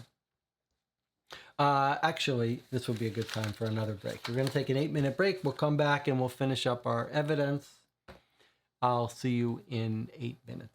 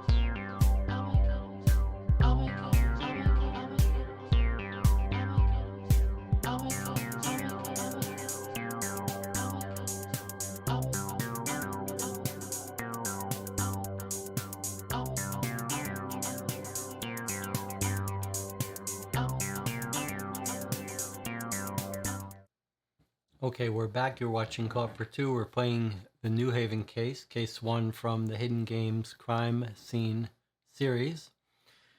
Let's just catch up on the chat a little bit. Jonathan says, for clarification, I was thinking, Jonathan was saying about the Dr. Bridges being a secret father, would explain his tardiness. Yes, let's look at that a little bit more. Let's just make sure we understand. So we've got a letter.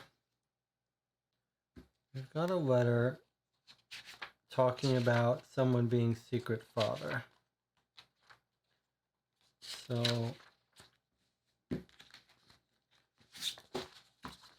let us find it.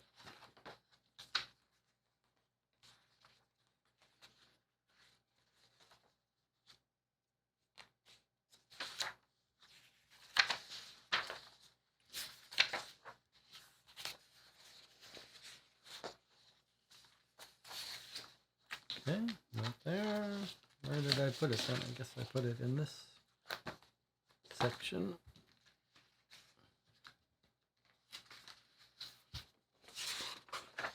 All right, I'm going to separate it because it did cause trouble.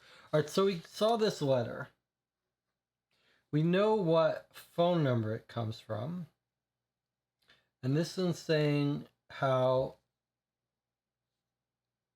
I do want to get to know you as my father after you've sent me this impersonal and meaningless letter. So this person is talking about their long-lost father who's come back into their life. This person is the same person who called this phone saying, Happy Valentine's Day. So whoever has a secret father is saying Happy Valentine's Day. We don't know who they're talking to, but obviously they have strong romantic feelings for them. So it's possible that the father is the doctor, but we don't know.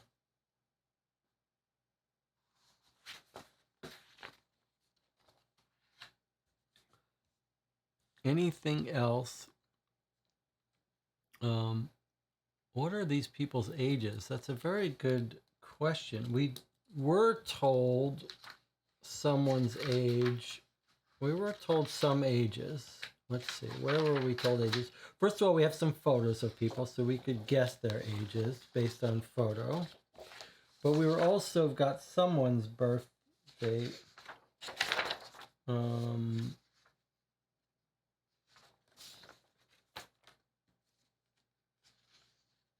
Date of birth for Max Glover. Let's write this down. He was born in 86. So where's our Max Glover? So Max Glover, if he's born in 86, that means 14 plus 22 is 36.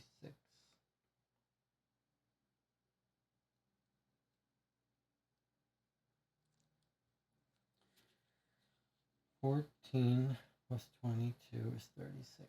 Okay, so that's Max Glover's age. I don't know if we have other ages exactly. We have some photos.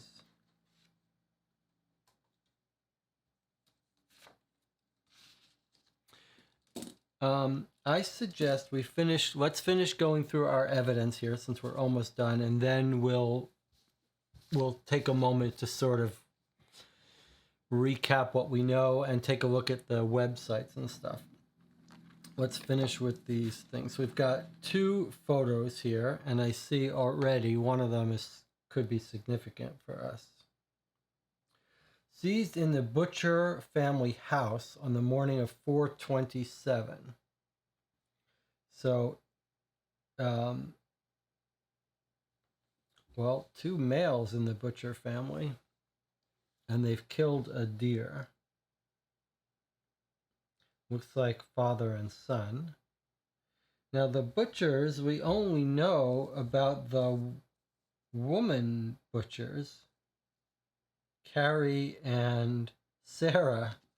This is the first time we're seeing of any males in the Butcher family. Okay, and then let's see what else we got here.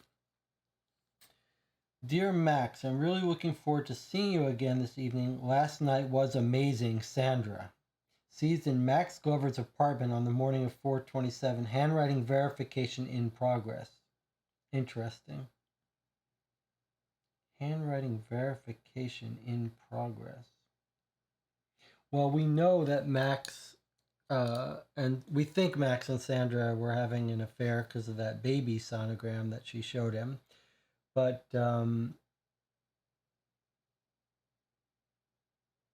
handwriting verification in progress. All right, so you might want to consider that it might not be her handwriting. What do you notice? That's right. Anna Maria picked it up too. Hunter. That's right. Hunter. The other chess player, the Hunter. So one of these people may have an alibi as being the Hunter. That's right. Anna Maria is on top of her game tonight. We don't know which one. And this is the first time we've heard about the males in the Butcher family. Am I wrong about that? We know about Carrie. We know about her mother, Sandra. But we don't know of any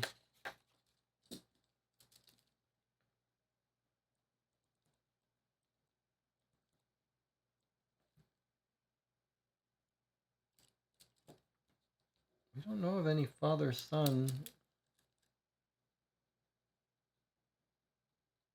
Just gonna put a question mark here. Have we heard? We know there was this fire here in their house. Remember the fire report where they're accusing Max Glover of being involved in it, but they denied the arrest warrant. Oh, look at this. Hold on a second. Look at this. Look at this.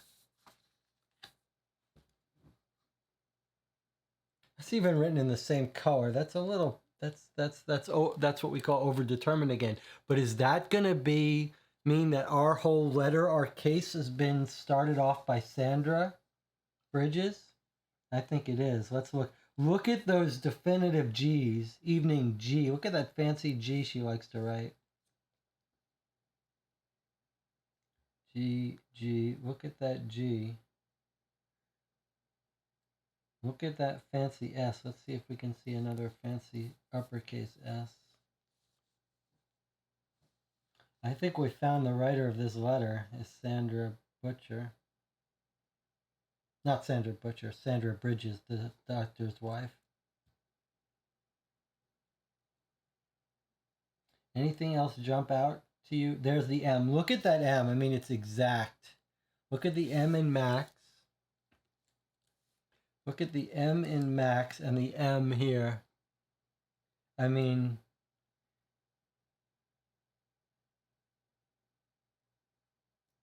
so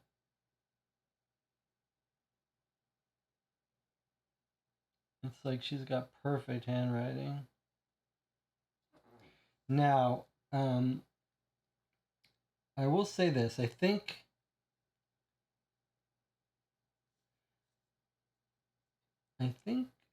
we want to remember this. We're going to have to start keeping cards for meta comments about the game. Oh, look, and the Hidden Games publishers have come by from Germany to say hello. It's great to have you here. Okay, so you came in an interesting time because I want to make a little.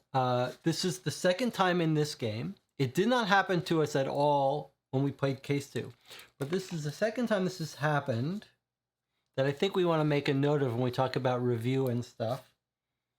So here's what I've noticed. So look at this. This was quite interesting that we've got this card and that we've noticed now that it matches the letter, the handwriting of the person who has started us off on this case.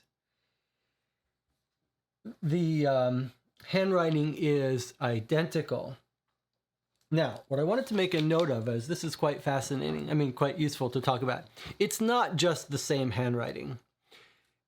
Handwriting is a constant source of struggle in these games. We've played the 1930s crime dossiers.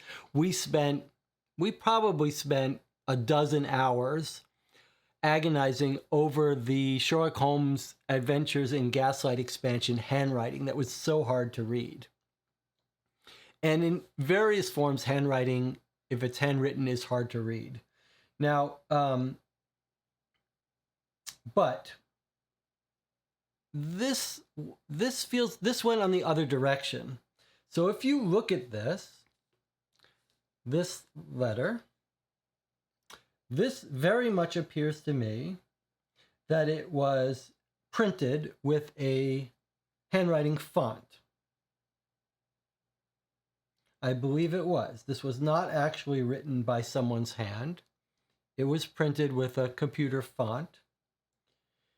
So every G looks exactly the same. Every F looks exactly the same. And you can tell when you read it, it looks to my eyes like this was printed with a handwriting font. And the exact same font was used to print this. Now, what that means is that the handwriting is a 100% exact match.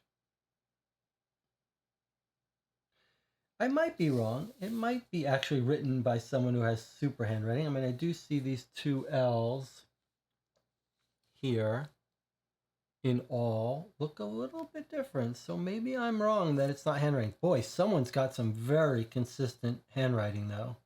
I mean, look at those S's. Look at these two E's. Two E's, and look at these E's and these E's. They're identical.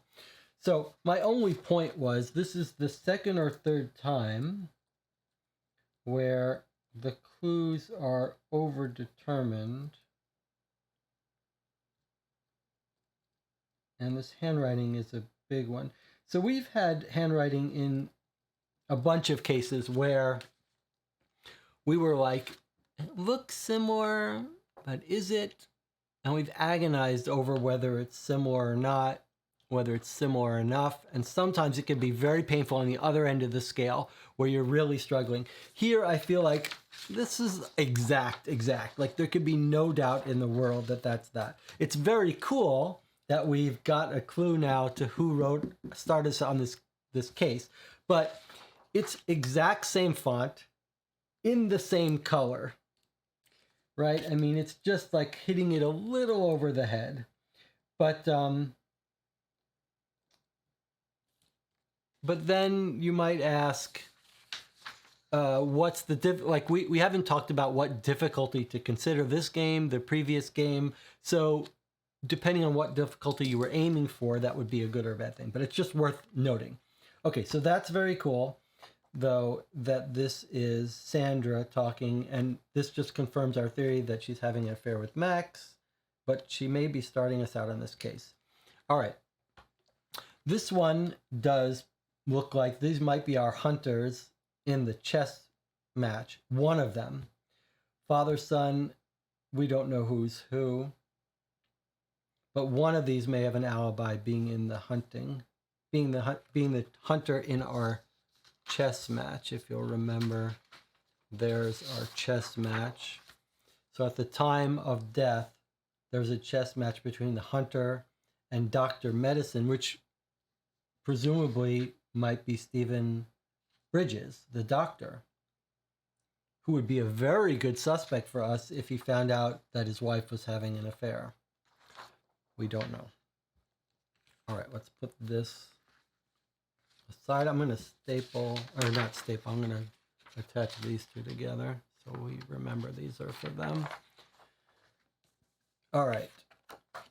And what have we got here? We've got a torn up letter and something else. Password reminder.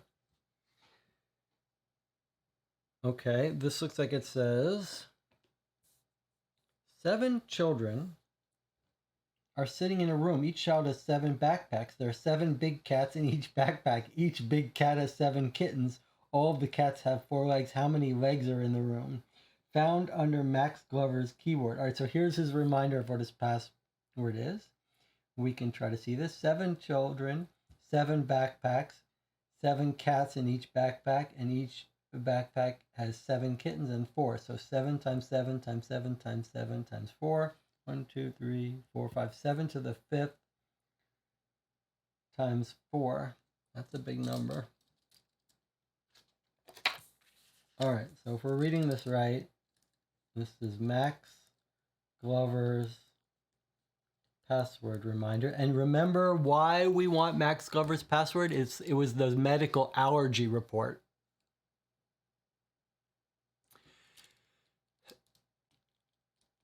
Do we have all right, Hidden Games has given us a hint to look at the back of the thing. All right, no more hints. No hints. No more hints.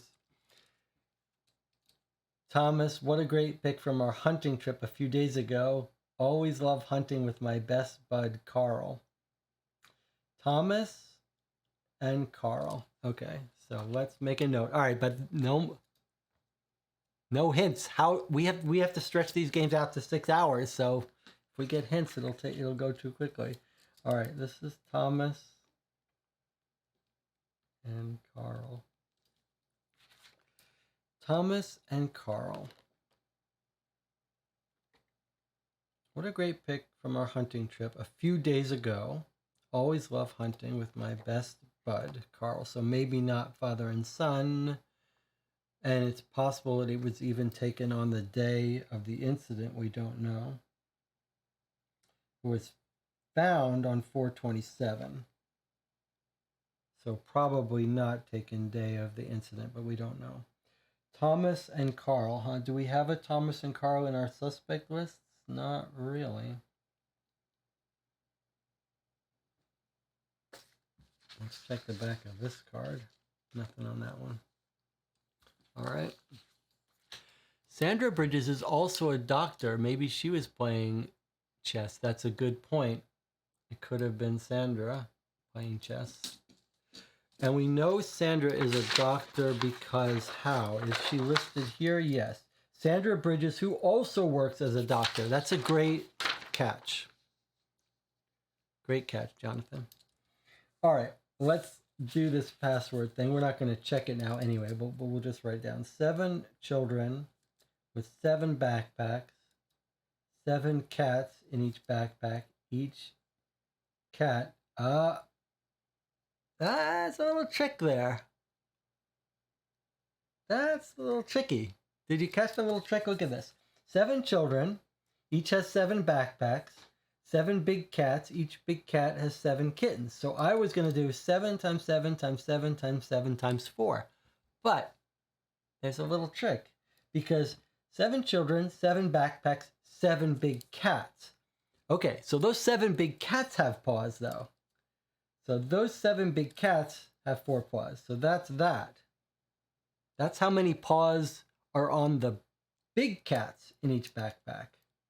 And then for the kittens, we have 7 times 7 times 7 big cats, and they have 7 kittens. And they have, sorry, I should go down here. They have 4. So this is the big cat's paws. And this are the kitten's paws. So we almost got tricked there by just doing 7 times 7 times 7 times 7 times 4. So there's this many kitten paws and this many big cat paws.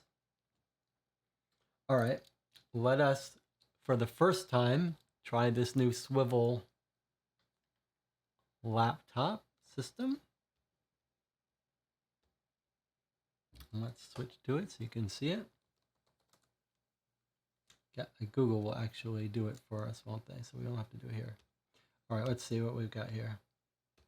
7 times 7 times 7 times 4.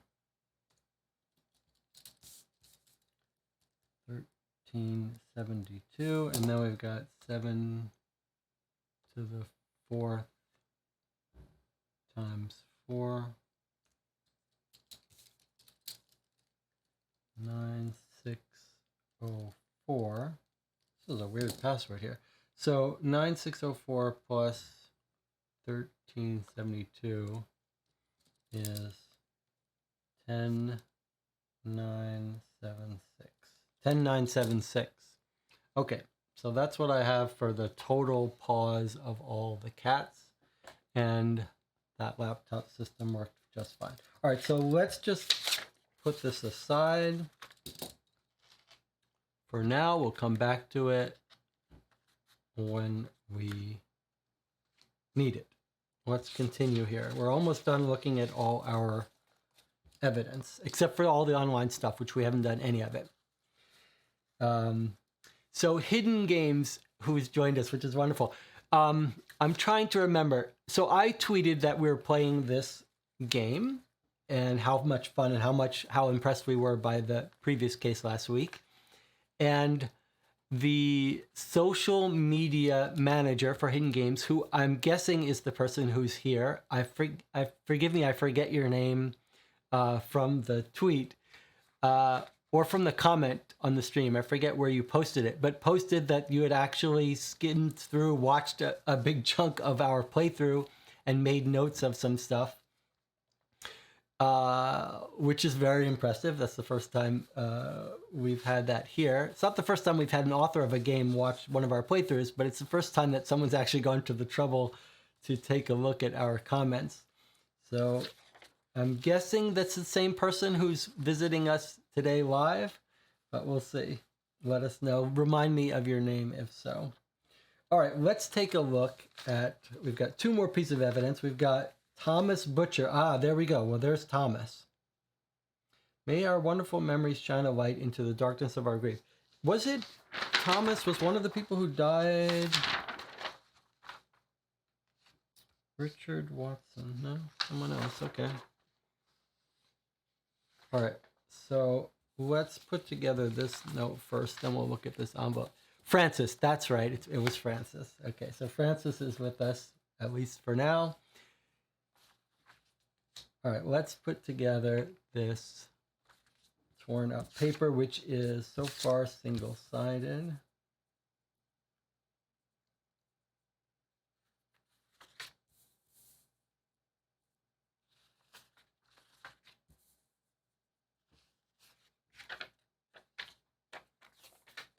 Now I'm paranoid about stuff on the other side. Okay, here we go. All right.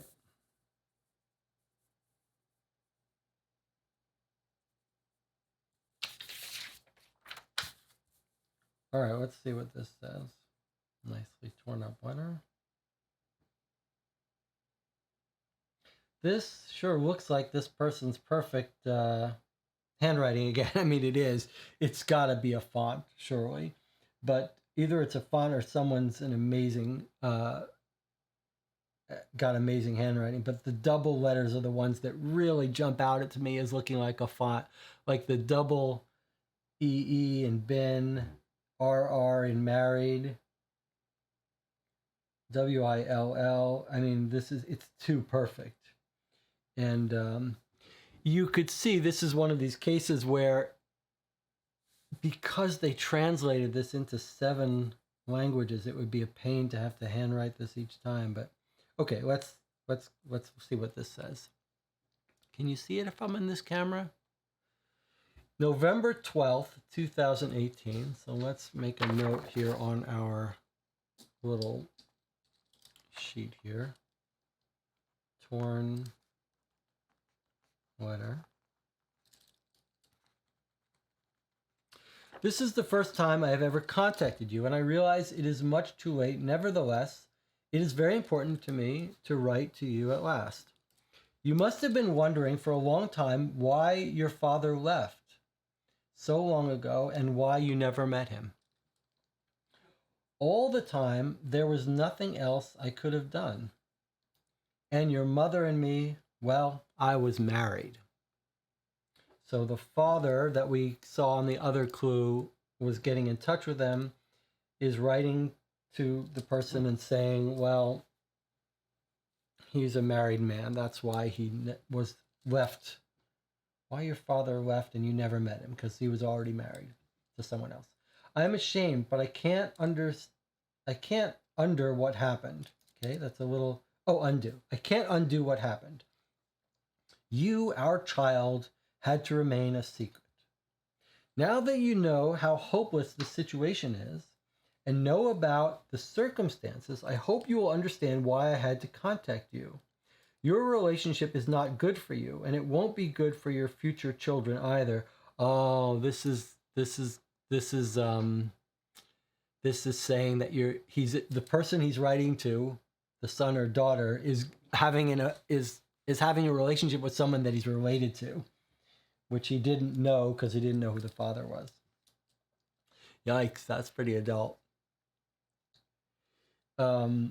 Now that you know how hopeless the situation is, you know about the circumstances, I hope you understand why I had to contact you. Your relationship is not good for you, and it won't be good for your future children either. Please reconsider and split up.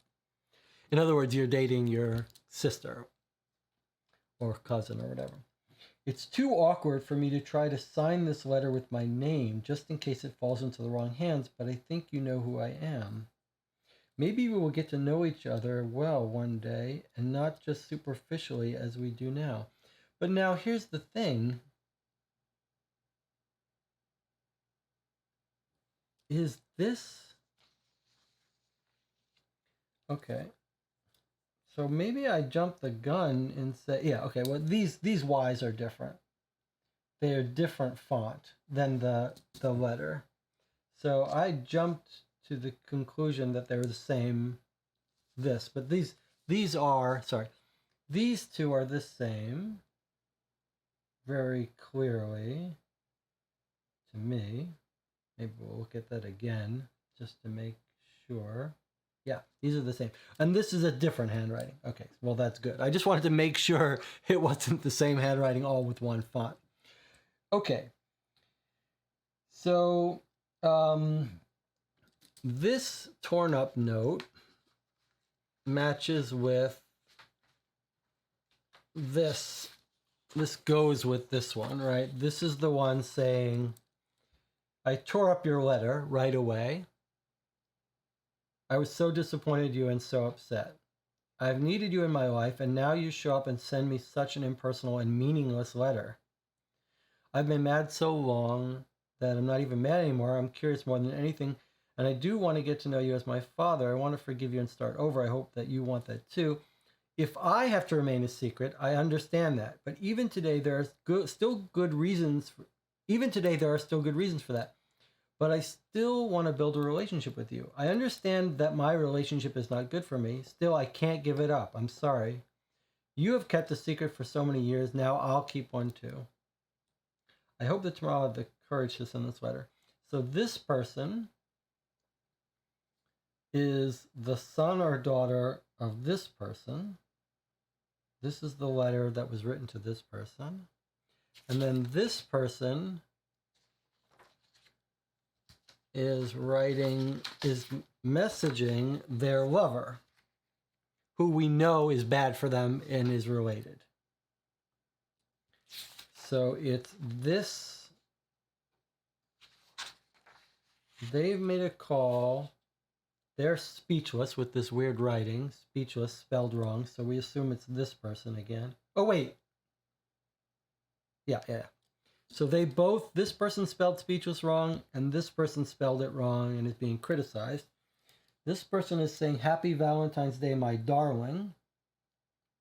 So this person is having a relationship with this person who has a Facebook page that we're going to find out in a second. The person they're contacting. And then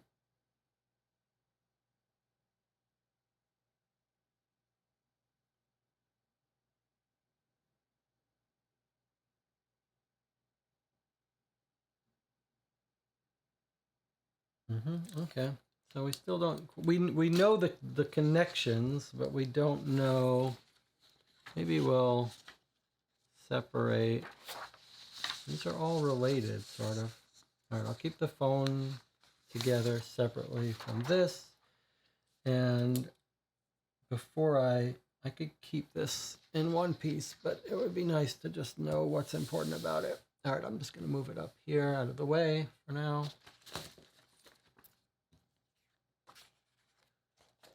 It seems like we have everything we need to know about that letter, though.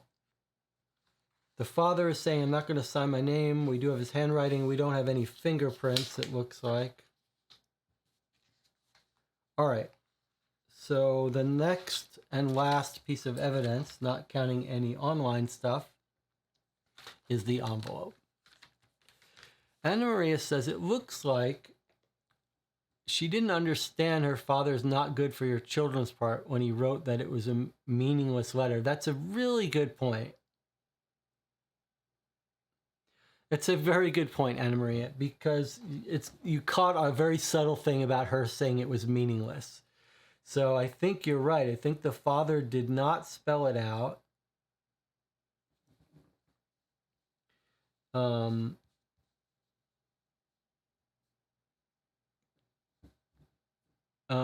It does sound like she knows who the father is, but the father did not spell out quite why the relationship isn't good. Okay, so that's important information to remember. All right, let's look at Thomas Butcher's thing. May our wonderful memories shine a light. And there's a fingerprint here, but there's two fingerprints. They look very smudged, though.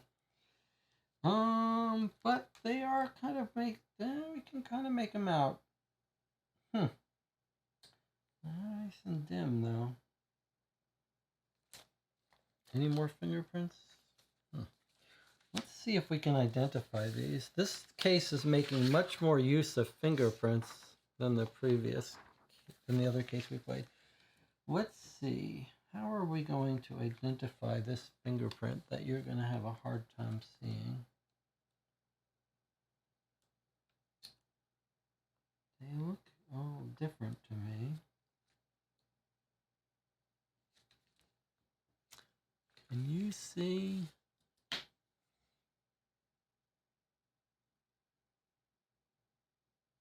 if I had to guess, well, let's see, Butcher, huh? So if I had to guess, I'd put it at that one there, Sarah Butcher. I believe that's a reasonably close match.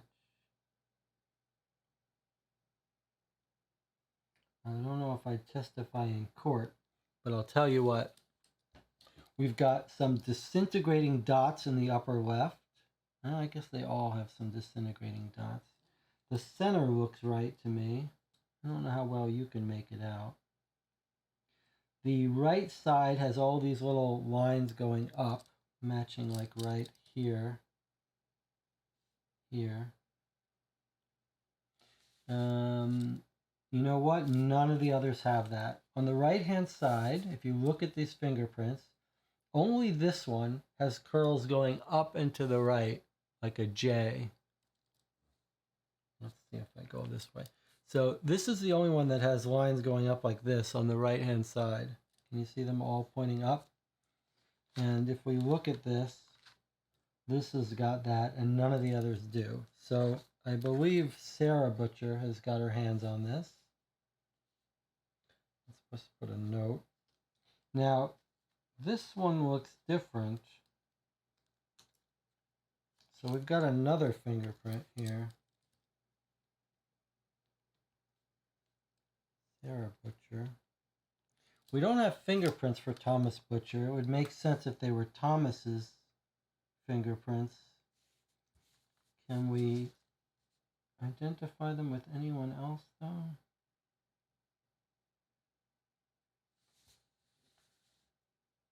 They don't look like they belong to anyone else in our list to me. Except maybe Carrie Butcher. This one might be Carrie's.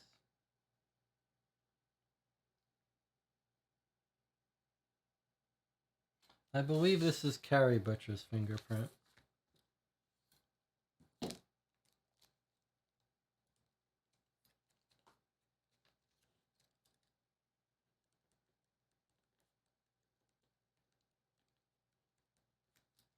I don't know that it's relevant, but Thomas Butcher has written it, and the mother and the daughter have touched this envelope.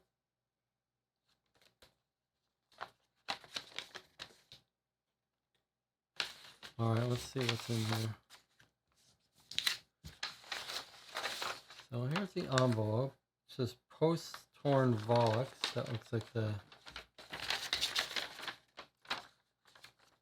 envelope company. Let's see what we've got here. Thomas Butcher. I see. Thomas Butcher's been dead for a while. Thomas Butcher, born April 17th, 1955, died November 16th, 2018. Let me put that in our thing here. Thomas Butcher died. Date of birth is 4/17/55. So 45, 60, 45 plus 20 years, 65 years old. All right. So let's make this card for Thomas. 65 years old, approximately. Died 11/16/18. So obviously he's not our murderer. He's dead by then. Found in Sarah Butcher's desk drawer inside white envelope. May our wonderful memories outshine the darkness of our grief. We mourn the passing of our father and husband, Thomas Butcher. The family will gather to remember Thomas at the Great Falls Park Hotel on November 22nd. Memorial service will be held by Reverend Walker. We know him. Your loving wife, Sarah, and daughter, Carrie. Okay. So if we look at our photo again, let's find our photo. Okay. So there's the father who's here, right? They use the younger photo in their memorial. Makes sense.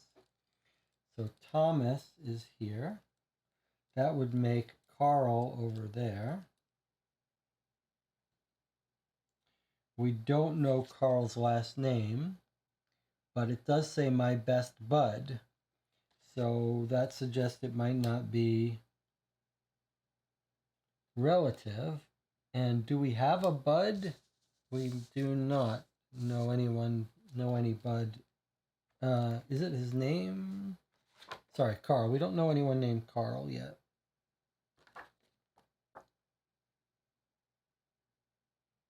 Could be one of the persons in the phone calls. But, okay, so Thomas and Carl. Thomas is dead. Let's see what else we got here. Responsible for testing all firefighting equipment. Oh, was he killed in the fire? Let's look at that fire report. Butcher Family Home Fire, 11/16/2018. Died 11/16/2018. So that was it. The father was killed in a fire that they blame Max Glover for.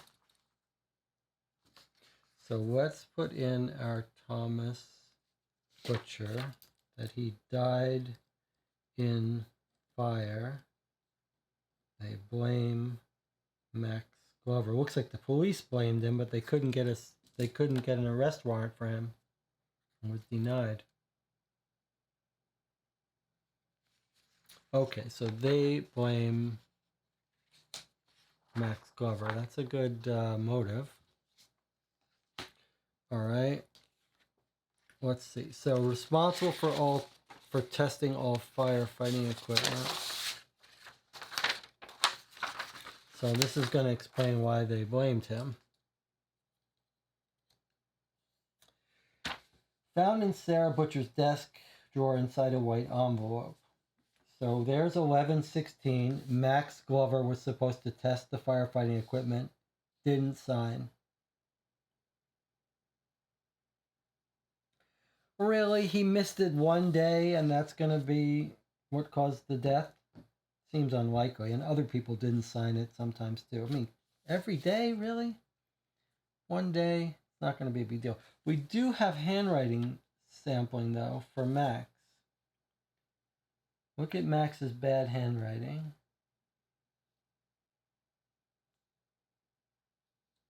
So if we ever see something, do we have anyone else in our case that happens to be a volunteer firefighter? Morrison, Fred Smith, Patrick Winterman, Ian Smithson. I don't see anyone else in our case. All right, so that explains why she blames him. Put this back in the envelope, maybe. Okay, so that's just another clue to point us to Max. I'm going to write this down in my list of overdetermined examples.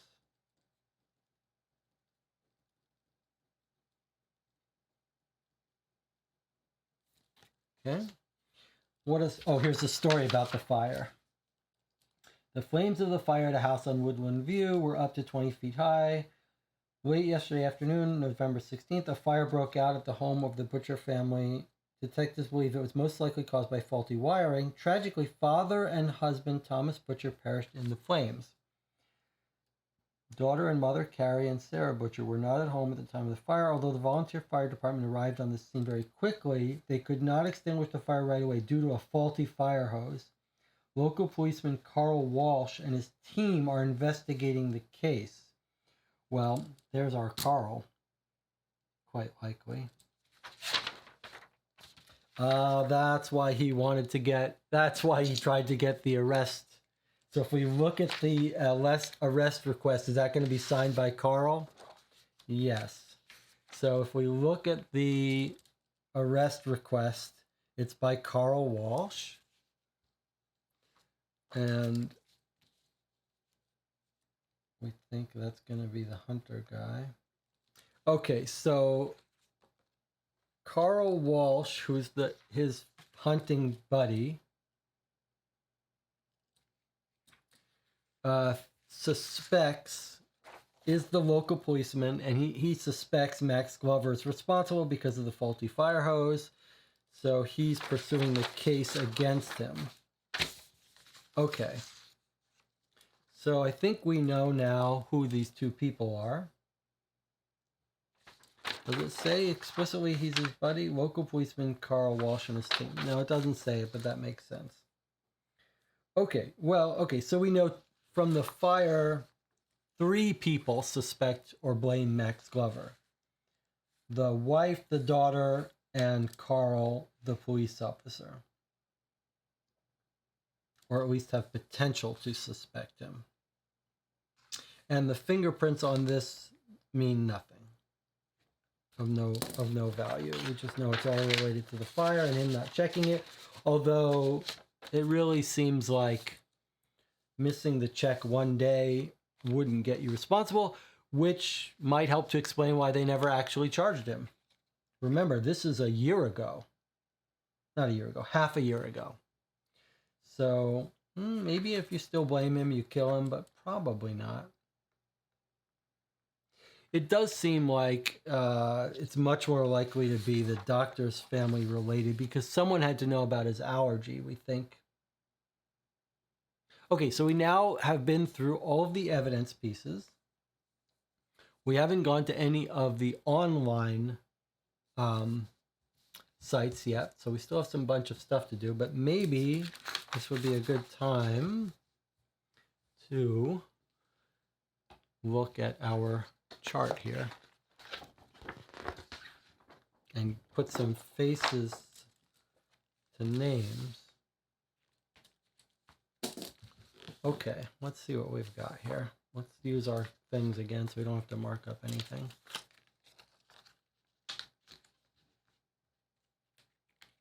I do love how this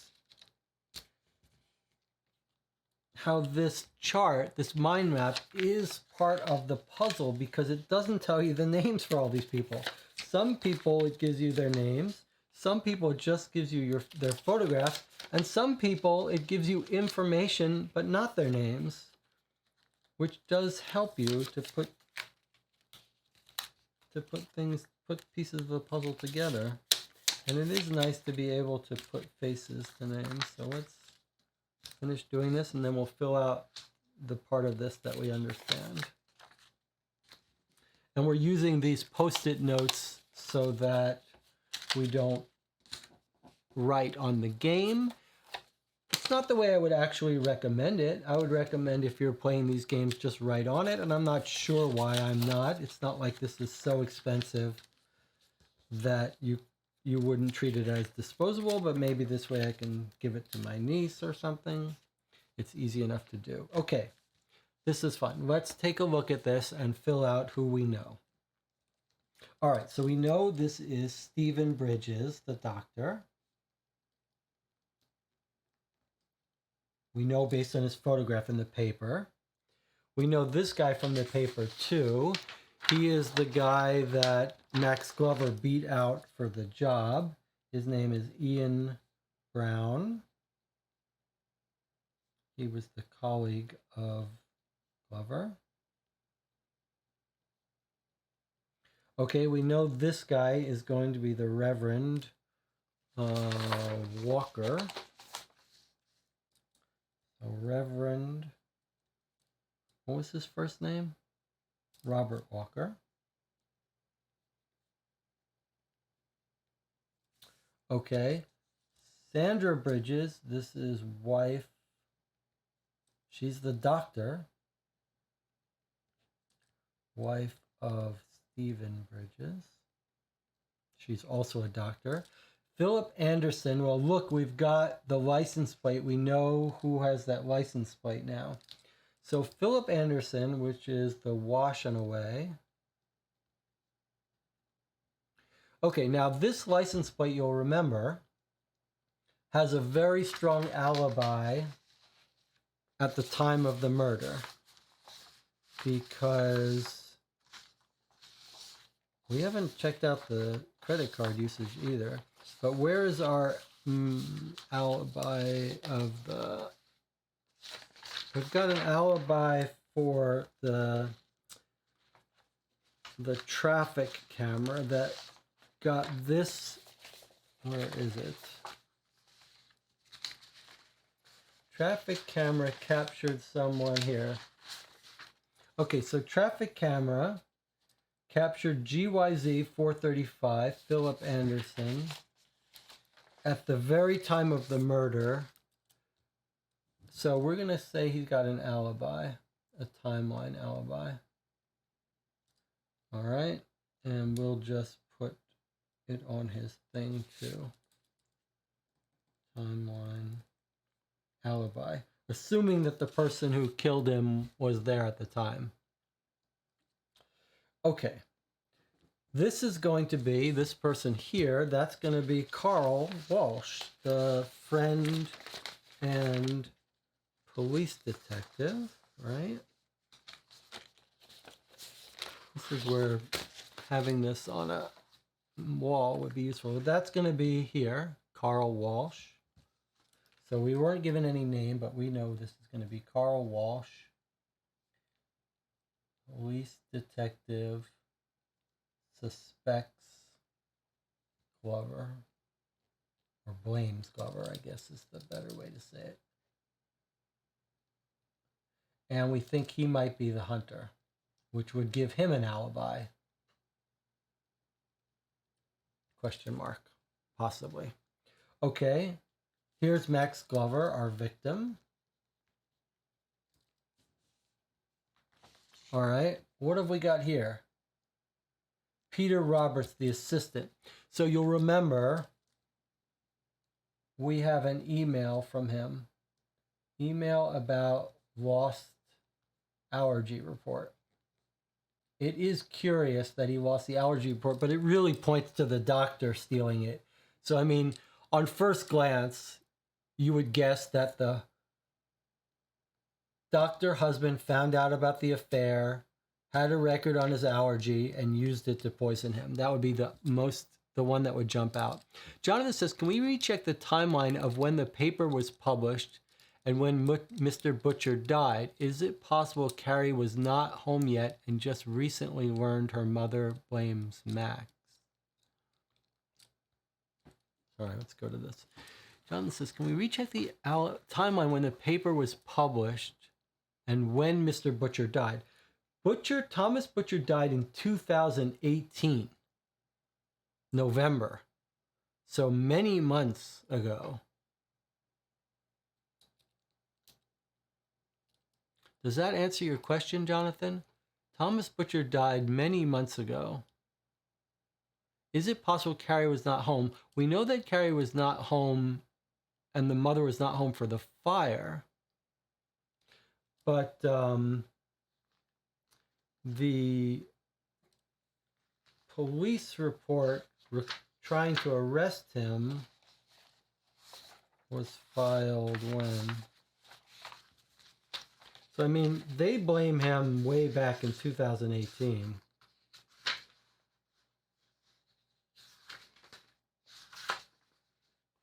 I'd like to see. Okay, so the request to arrest him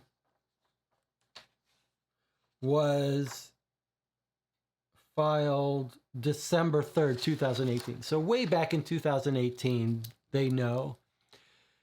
Could Carrie still have been in college now? She may have been in college, but when her father got burned up in a fire, I think the mother probably told her. I mean, to think that she doesn't blame him, I don't know, months have gone by. This is 4 months ago. Your father died, got burned up in a fire. You would have talked to your mother about who to blame. And that letter was from her memorial. Oh, I guess Jonathan was asking about the story about the fire. This story came out the day after the fire in the newspaper. So I don't see how the daughter doesn't know. The daughter knows they blame the firemen. There's no way she couldn't.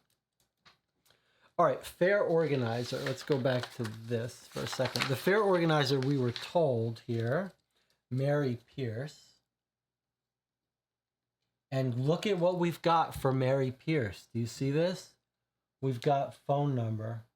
Is that what? Oh, credit card number. And in fact, here we have a phone number. Okay, so we've got our credit card number. We have that piece of evidence with credit cards. We're going to look at that in a second. Sorry, that's not Mary Pierce. This is Mary Pierce, the fair organizer, Mary Pierce. We know nothing about her. We don't care. She's not involved. But who is this? The widow.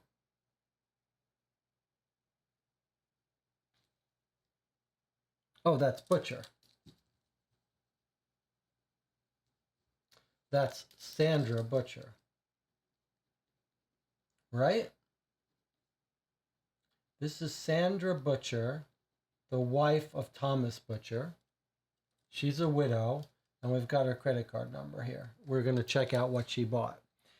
This is the daughter who's got an alibi for being in the hospital. That's Carrie. This is Carrie Butcher. And now we have her cell phone number. She's the daughter of Thomas. She's the wife of Thomas. Okay, let's find out what cell phone is hers. 393. All right, let's look at our cell phone list. Okay.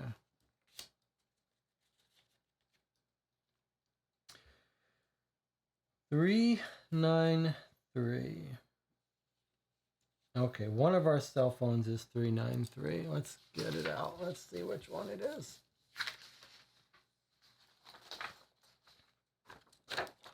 393 is this round cell phone.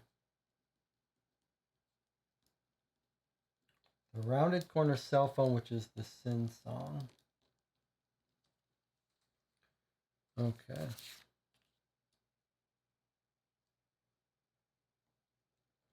So, Carrie, who's in the hospital prior to the incident, during the incident, she is the one having a relationship with someone. Someone is writing to her saying Happy Valentine's Day.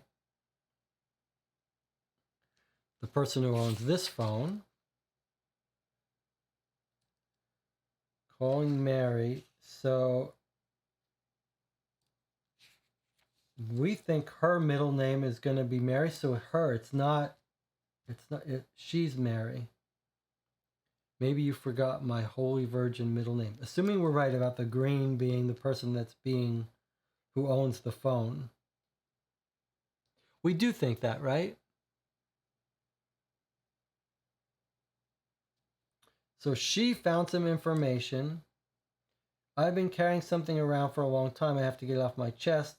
When I was helping my mother with her spring cleaning a few weeks ago, I found something that totally messed me up. I have to talk to someone. That's what she's saying. Maybe that's what got her into a car accident. When did she get into a car accident? Let's see. What's her date of car accident? 4/9.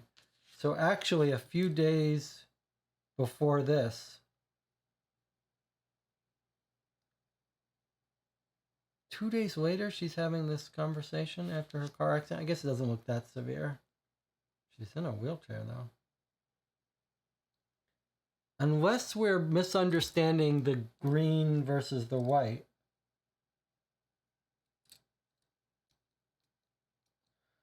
I guess that's important to get straight. Well, I'll tell you what. Maybe we'll do the Facebook and search, and we'll figure out for sure. So let's do that now. I'm assuming it's a regular Facebook account, just like Adventure. But let's bring it up. Let's see if we can find Mary's.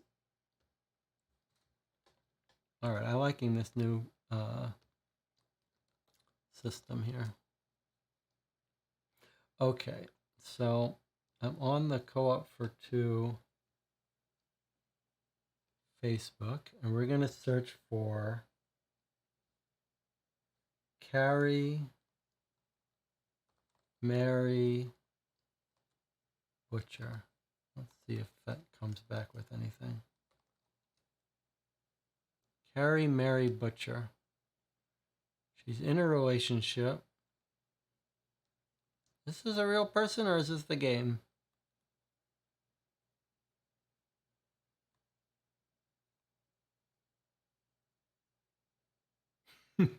Is this a real person, or is this the game? Look at that! It's the game. She's in a wheelchair.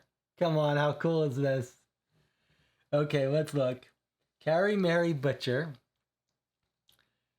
February 17th, 2020. She's feeling fantastic. Look at her. She really recovered from her wheelchair. Okay.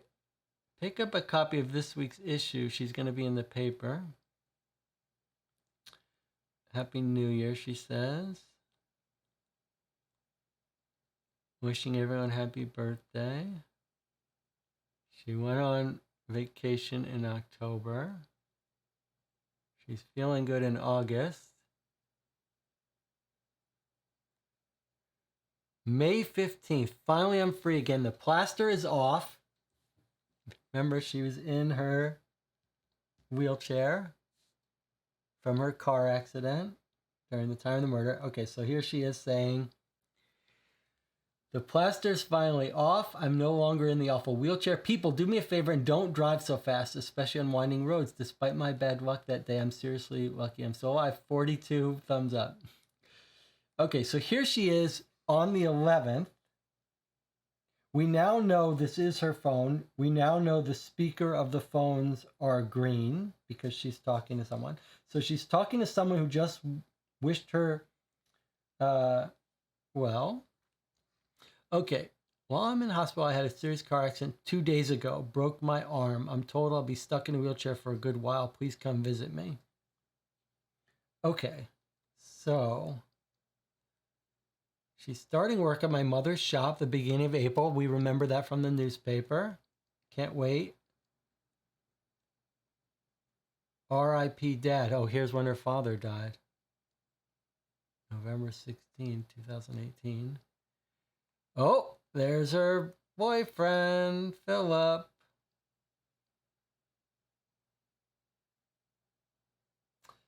Everything makes sense. That confirms all of our theories here. Okay, so Philip.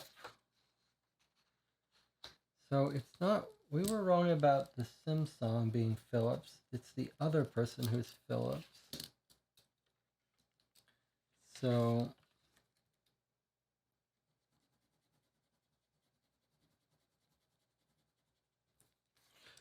Philip is the washer. And there he is in our camera here. Here he is. He's the one who's got the alibi at the time of the murder. She's got an alibi being in the hospital. Philip's got an alibi being stopped on the camera at the time. Although that's a convenient alibi. He could have wanted to be, well, I don't know. That's not a convenient alibi. If you know that you need to be seen by someone at a specific time, you might as well not take a chance on a stop or speeding camera. Okay, but again, that photo is the exact same photo. So I'm putting this in my list of overdetermined clues that the photo is the exact match for the photo that's on the thing here. And okay, anyway, these two don't look like they're in love. They don't look like that photo. It looks like those were photoshopped together, but all right. So what did we learn here? We confirmed about her car accident. We really didn't learn anything here, except we confirmed a bunch of stuff. Oh yes, we did learn. We learned that it was Carrie's phone, and we learned who she's having the affair with. All right, let's go back to our phone records and make sure we understand everything about that that's relevant.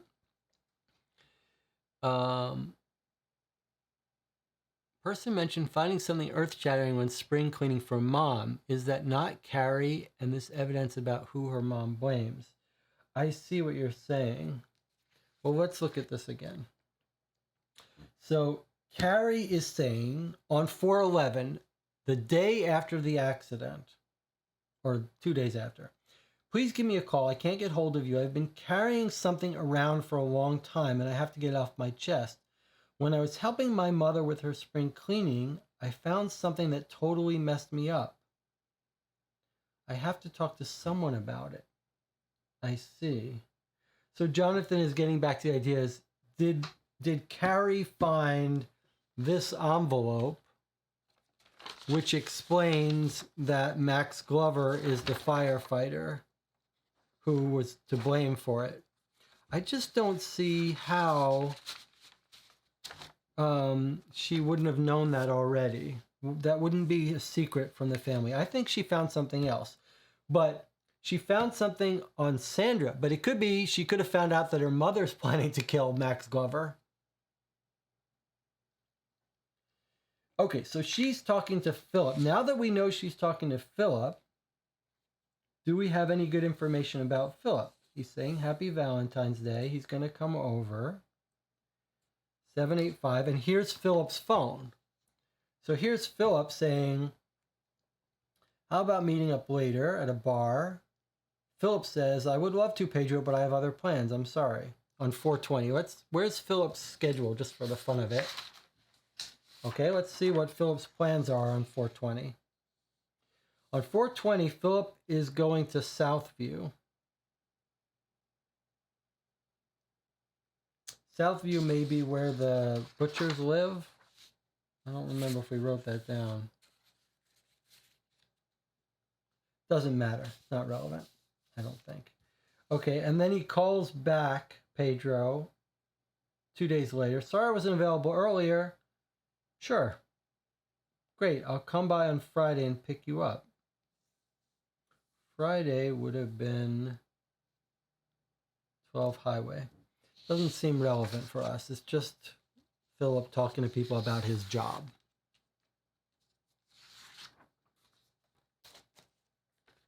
All right. Boy, our notes are getting a bit messy. Who do we think this is?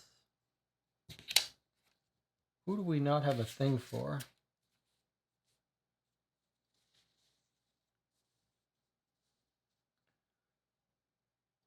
We don't have a card for Richard Donnelly, whose wife was killed. So is this Donnelly?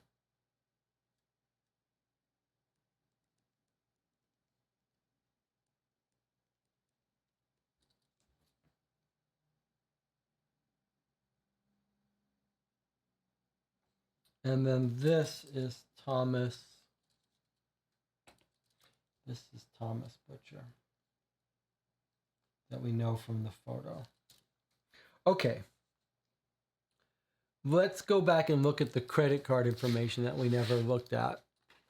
Phillips has the secret dad now, right? Oh, that's a great point.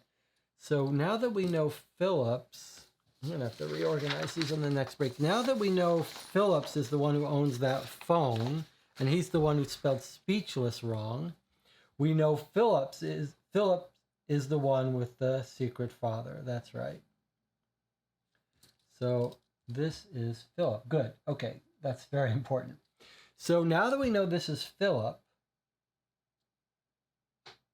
and Philip is dating Carrie, it would make sense that Philip's secret father is Thomas. But I think it's going to turn out maybe that Philip's secret father is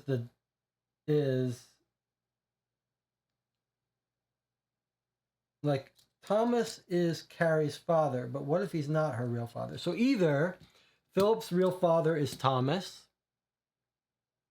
and Thomas is Carrie's father, or I think it's one step deeper than that. I think Carrie discovered that her father wasn't really Thomas and was someone else, and that same person is Philip's father. That's my guess. Presumably Max. But maybe not. Let's keep going. Let's take a look at the credit card information that we didn't know how to make sense of, but now we do, because now we see on this chart that Sandra Butcher's credit card number. It's a full 4-digit credit card number. Let's hope it's not usable. So her number is 9185.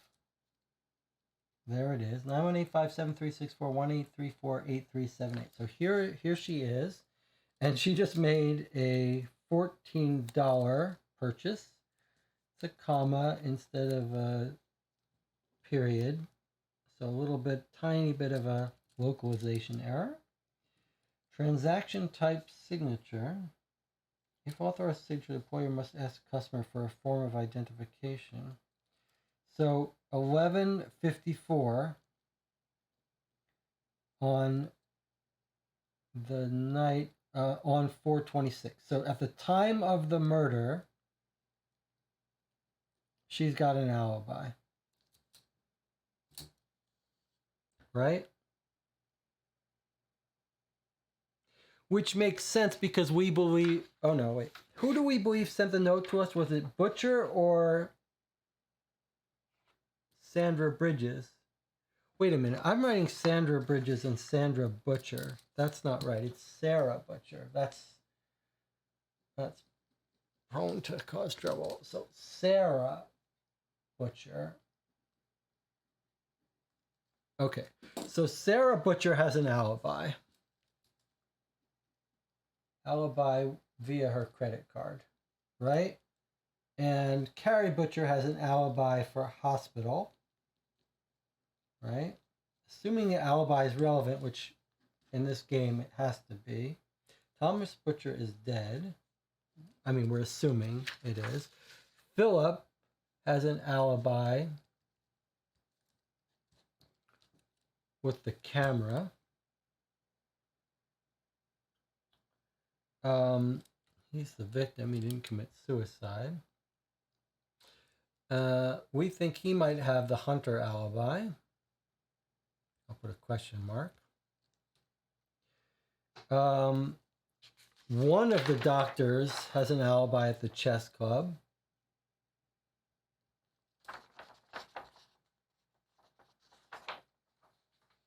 Put this over here.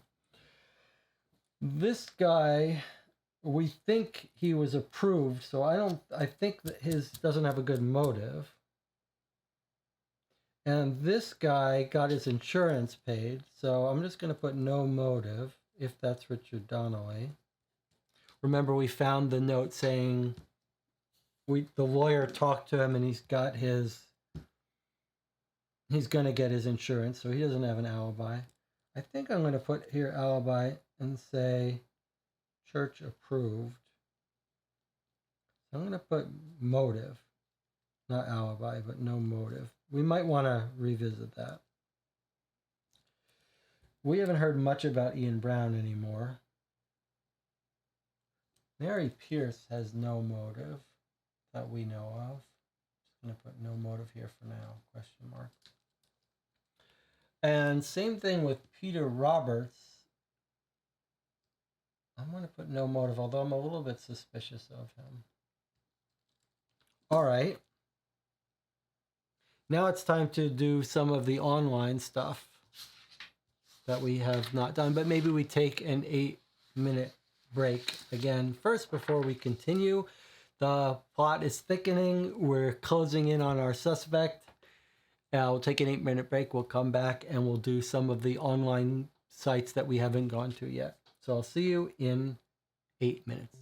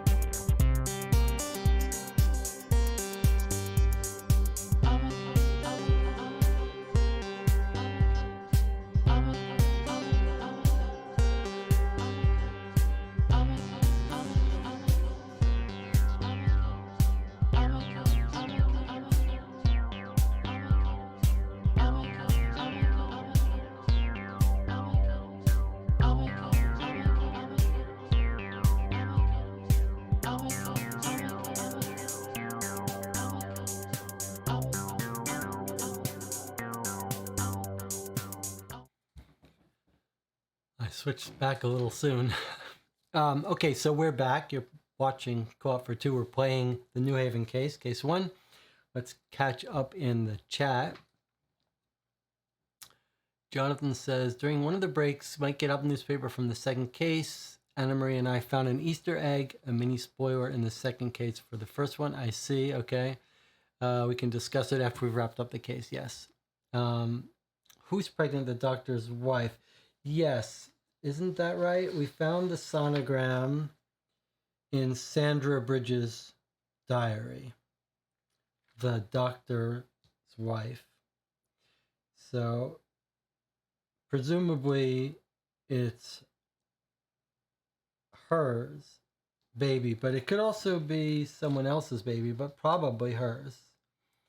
And what fingerprints did we find on it? We found her fingerprints. Sorry. So here's her sonogram that we found in her diary, Sandra Bridges' diary. I'll just write down sonogram.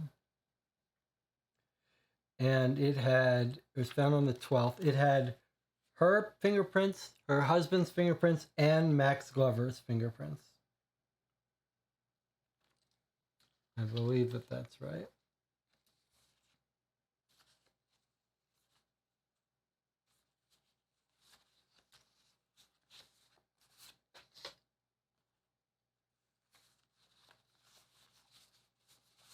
Where's my fingerprint thing? Did I put it on Sandra's card? Yes. Max Glover's, Stevens, and hers. Okay, that's that. All right, I've organized a little better. We've got our restaurant, which might give us an alibi, timeline alibi for someone. We've got the allergy server, which we've got password reminder for. We've got this initial thing, which presumably we might have wanted to go to origin right away, but we might have gone, because we've put it off, it might be a little weird. I also want to note that we've got the phone message we can check for Philip Anderson. And presumably that's probably going to be a message from Carrie that we'll get to listen to. And do we have any other online website that we needed to go to? I think that might be it. All right, so we've got a bunch of things to go to. Let's go to this one first. It tastes best with mom. It's a business card with a website on it. It's at Cromwell Lane. Mama's Pasta. Mama's Pasta, but they've got pizza on the front. It's like a delicious pizza. It's all pizza. Pizza oven. It's a pizza oven. Pizza. And on this side, pizza. But it's Mama's Pasta.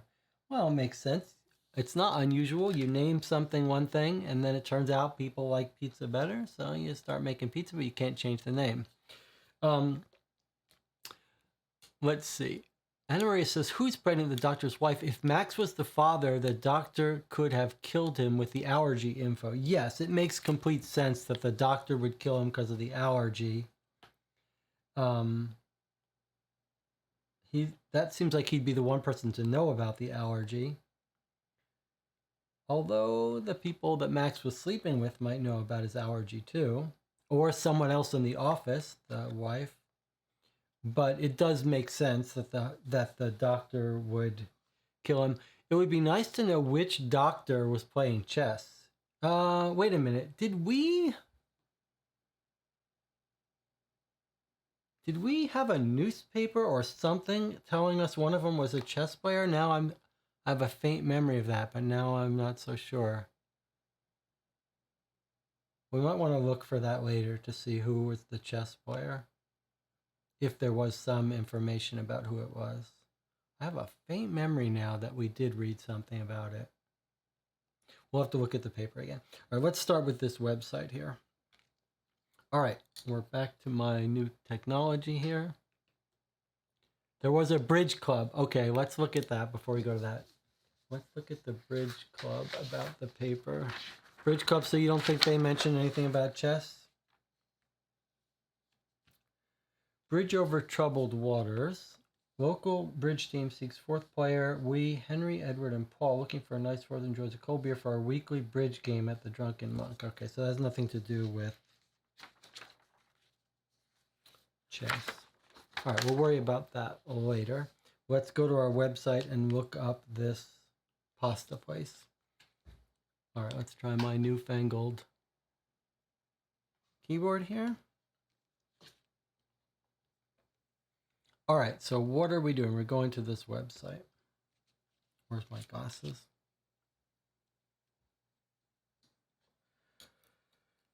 Okay, www.greatfallspasta.com. www.greatfallspasta.com.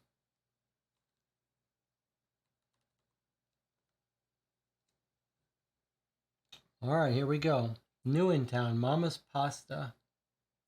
Mama's Pasta really likes pizza. Opening soon. Tasting sessions. If we click opening soon, what happens? Nothing. Tasting sessions. Midnight menu every Friday at 11:45. Let's look at our thing again to remind ourselves that the night of the murder, of the incident, was on Friday. It was a Friday at 11:52. We know this place is open. We are hosting our first midnight tasting session on April 26th. That was the night of the incident. You'll be able to come by for our midnight menu every Friday at 11:45. Here's a review from one of our guests on April 26th. That was the best pizza I've ever eaten, Ian Brown. Okay, you recognize that name, right? There's Ian Brown. How about a pizza party? Contact us. Pizza to go. Pick up a pizza. Cromwell Lane, Great Falls. So this is it's kind of clever. Let's talk about this. So we know this is an alibi, but it's quite clever that, where's my video? This way. It's quite clever that in the beginning I was saying how it's weird that there are these two towns, right? Like everything's happening in New Haven, but we've got a lot of stuff that's in the town of Great Falls, which is kind of weird and confusing to us. So let's look at this for a second. Here's our map that we're given to go between Great Falls and New Haven. We're told it's a 40-minute trip, 25 miles. But what's clever is it's helping us you find timeline alibis, because the game has now told us, we've now read that Ian Brown wrote a review on opening this special opening night. Best pizza I've ever eaten, Ian Brown. Remember, Ian Brown is this guy, the colleague who he beat out of a job. But it's not just that he was there Friday at 11:45 for this tasting. It's that he was in Great Falls. That's where this place is, in Great Falls. So we know he was basically 40 minutes away around the time of the murder. So it's a pretty good timeline alibi.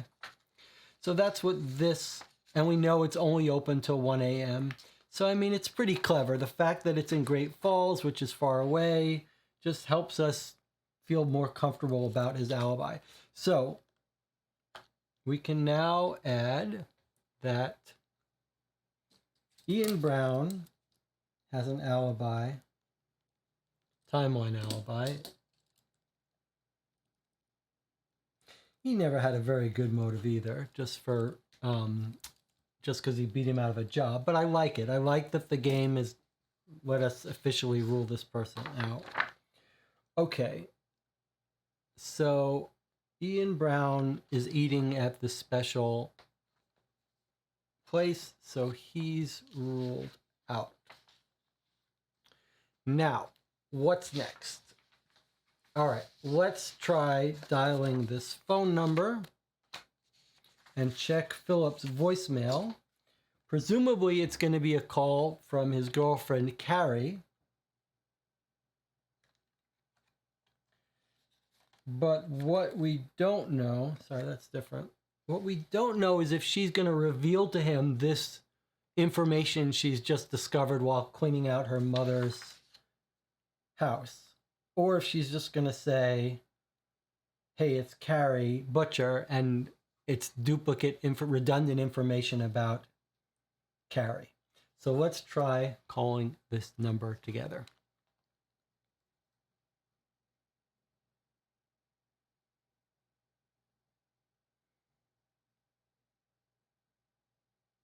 Okay, you're not seeing this yet, which is what we want. We don't want you to see all my private numbers.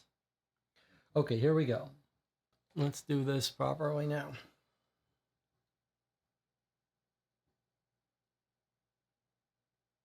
I don't think we need to do... You know, there's a whole danger of doing all this in front of people and online. These phones are not built for that, right? They're like auto-completing and all this stuff. So, okay, let's do this. Let's do this so you don't see this part. You don't need to see the... I mean, it's like, it's not showing anything, but it's doing autocomplete. 9, 6, 4, 6. Okay. It's doing autocomplete, and there might be some I don't use my phone very often, so that's probably okay. Okay, 646 969 9646. Here we go.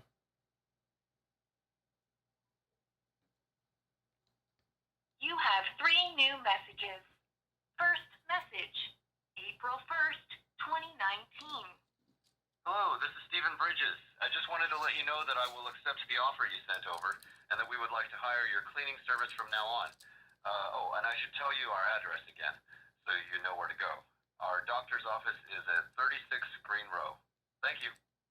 Second message, April 10th, 2019. Hi, honey. If you're coming over later, it would be great if you could bring me something else to sleep in. The nightgowns here at the hospital are really dirty. Thank you. Third message, April 22nd, 2019. Hey, stop. It's me, Pedro. Can I borrow your car this weekend? Mine's still in the shop, and I have to go pick up our blue work shirts from the cleaners on Saturday. I couldn't reach you, so maybe you can call me later or send me a WhatsApp message. Thanks. He's borrowing the car, huh? I think we better listen to that one again. All right, let's try again.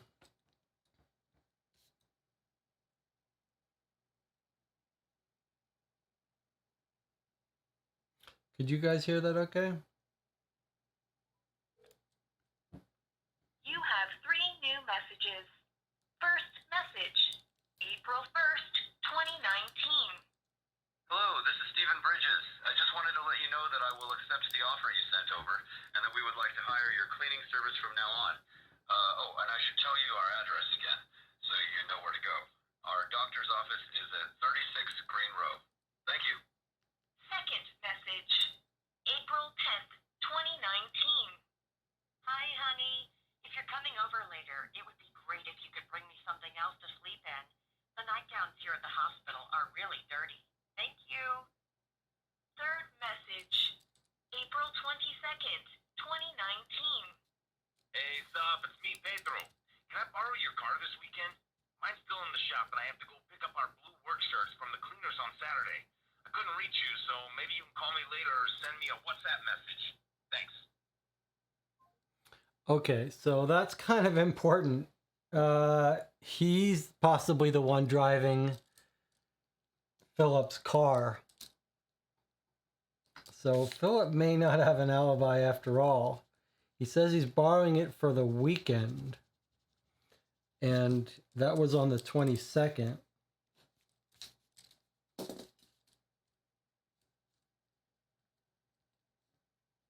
So Pedro might have the car over the weekend. That's pretty huge, right? John says, it looks like it could be Philip to me. Learns Max murdered his secret father from Carrie. Cleaning at the hospital could steal the allergy files. It's a great point. that we now know that Philip works at the office as of April 1st. Philip's got a job working at the office. And then 4:10, Carrie calls from the hospital. That's where she got checked in for her accident. And then Pedro is borrowing the car. Yes, that seems very likely. Now, it's kind of weird. This is a little weird. What do you make of this? In some cases, it's necessary to enter your personal PIN using the keypad. 0815, which we didn't have to do. Any significance to that?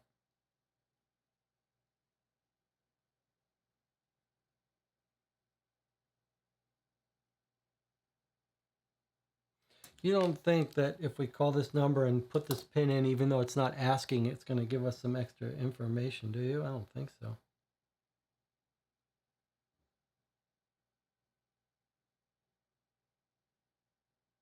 I'm just going to try this just in case.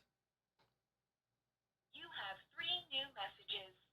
First message, April 1st, 2019. Hello, this is Steven. No. Okay, I don't know why it wanted us. Why? Maybe depending on how it was localized into different languages, some needed a passcode. I don't know. Or maybe we'll have a chance to enter it some other time. Okay.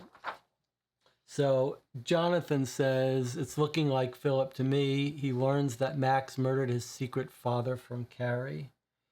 Yes, I think that sounds...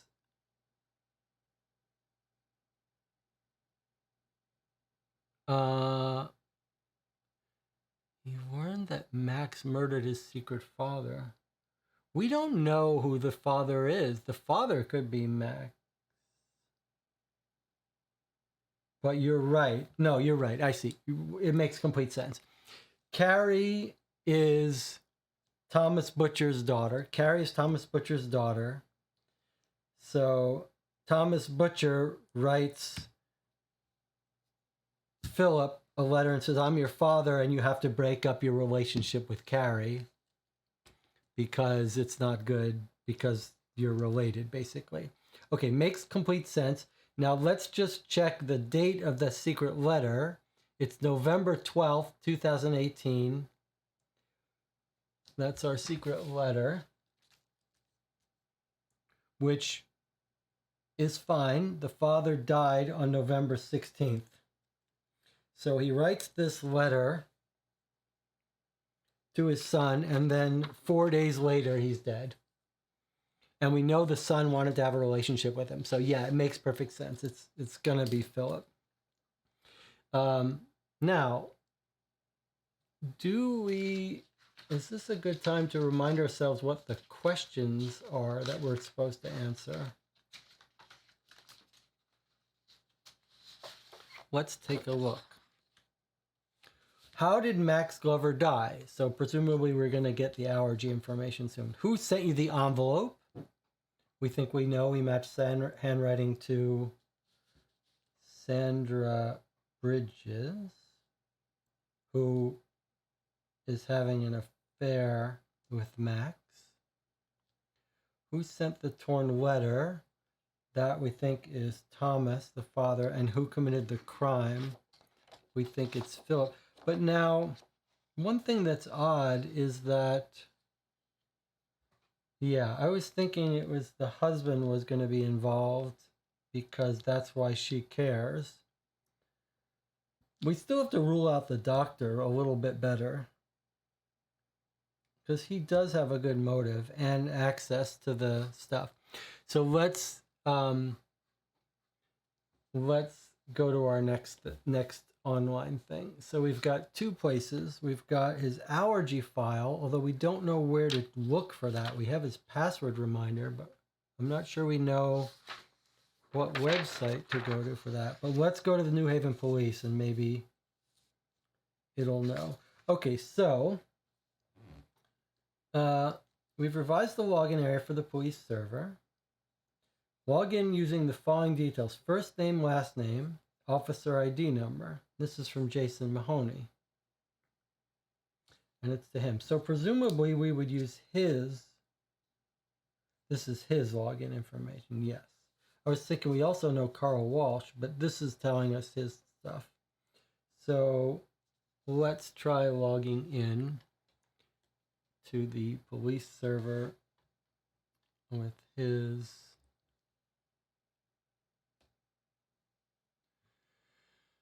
Do we have to email one of those?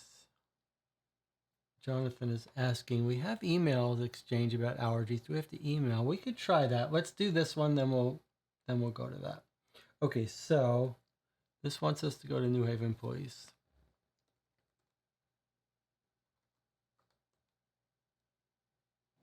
newhavenpolice.com. Okay, here we are at the New Haven Police website. And we think we're entering information from Jason Mahoney. And it's told that our badge number is B294353.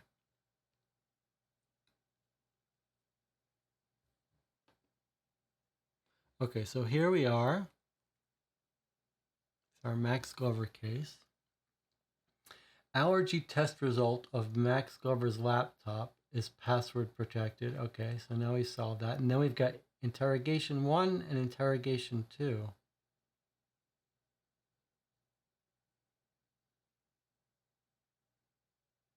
And then, what's this? Harold Old Haven, Springfield. These must be cases that don't exist yet, that haven't been localized. All right, so we can look at the files. We have the password for it. I guess let's do that first.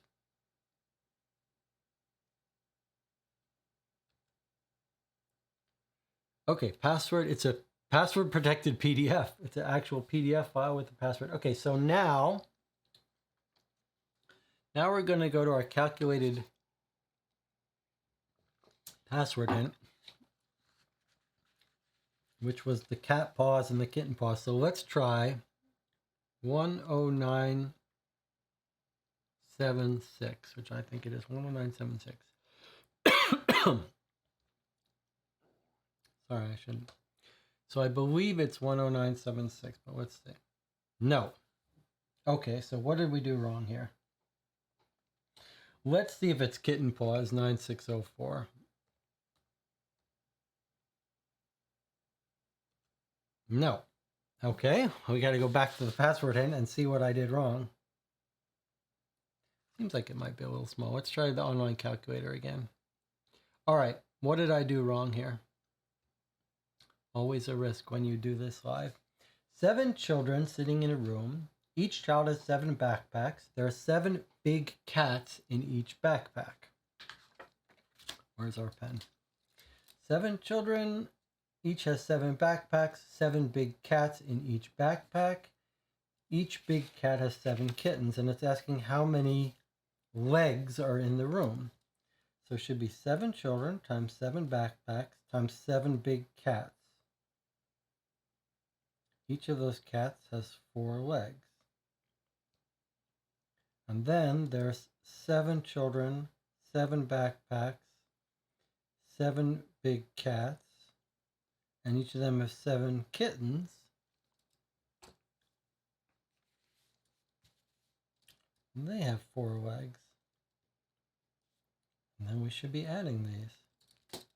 So 7 to the 3rd times 4. That's the kittens, 1372. I mean the big cats. And then 7 to the 4th times 4.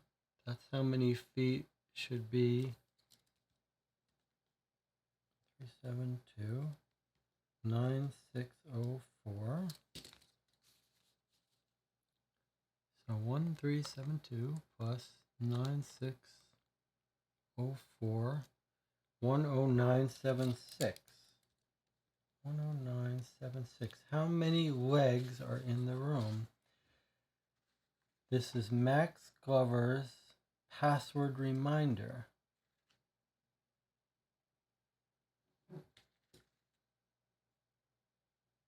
How many legs are in the room? Plus the children's legs, says the chat.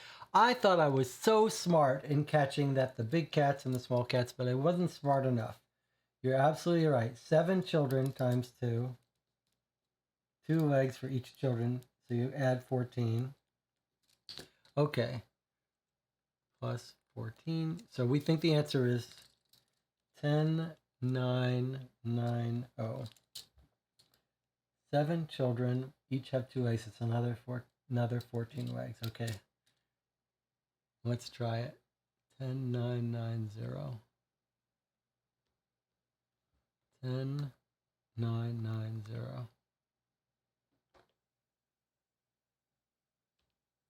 You gotta love that. You gotta love that. Plus children's legs. You guys would have gotten more credit if you had thought of that when I first came up with my cleverness about big cats. Okay. So I was clever, but not clever enough. Let's see what we got. Allergy results. Physician Stephen Bridges. Oh, did I not show it to you when I did it? It worked. It opened up. Okay. Here's Max Glover. His health record, status, validity. All right, he's got a peanut allergy. There's no correlation between patient's medical history and the skin prick test. The allergy in question developed rapidly over a short period of time. Do not consume the food indicated above. Consumption may cause an immediate severe allergic reaction, anaphylactic shock, and may have fatal consequences, says Stephen Bridges. So it's a peanut allergy. Stephen Bridges has direct knowledge of it, but anyone who stole it could have known about it.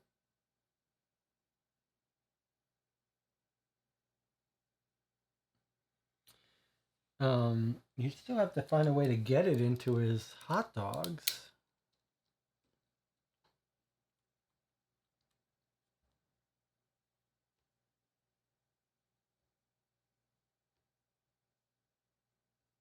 Let's just print it out for our records. Oh, and now we've got some interrogations. Okay, maybe this is going to help us understand it. All right, so what I want to see here, okay, so hopefully I've figured out the audio solution. So let's coat the hot dog in peanut oil. That makes sense. Who is running the hot dog stand though? Like, how would they have access to it?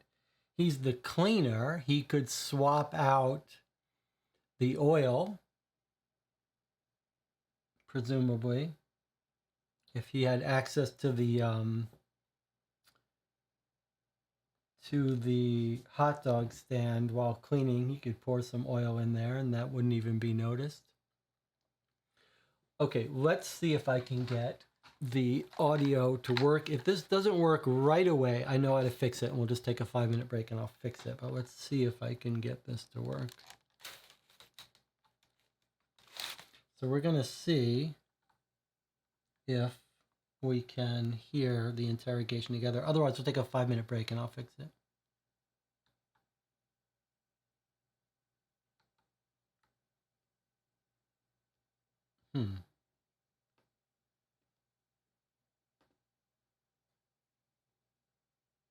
Doesn't seem to be actually playing. What does this say? Download. Download. Let's try reloading this page.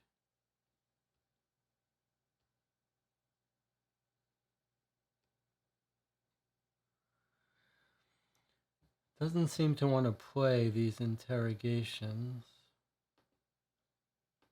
Oh, it's probably just that this click doesn't work. Let's try this. No? Okay, that's all right. We have other ways to do it. Let's see if we can play it from Windows Media Player. Let me turn away from here for a second, just in case. Cannot play the file because there's a problem with our sound device. Okay, maybe that's the problem.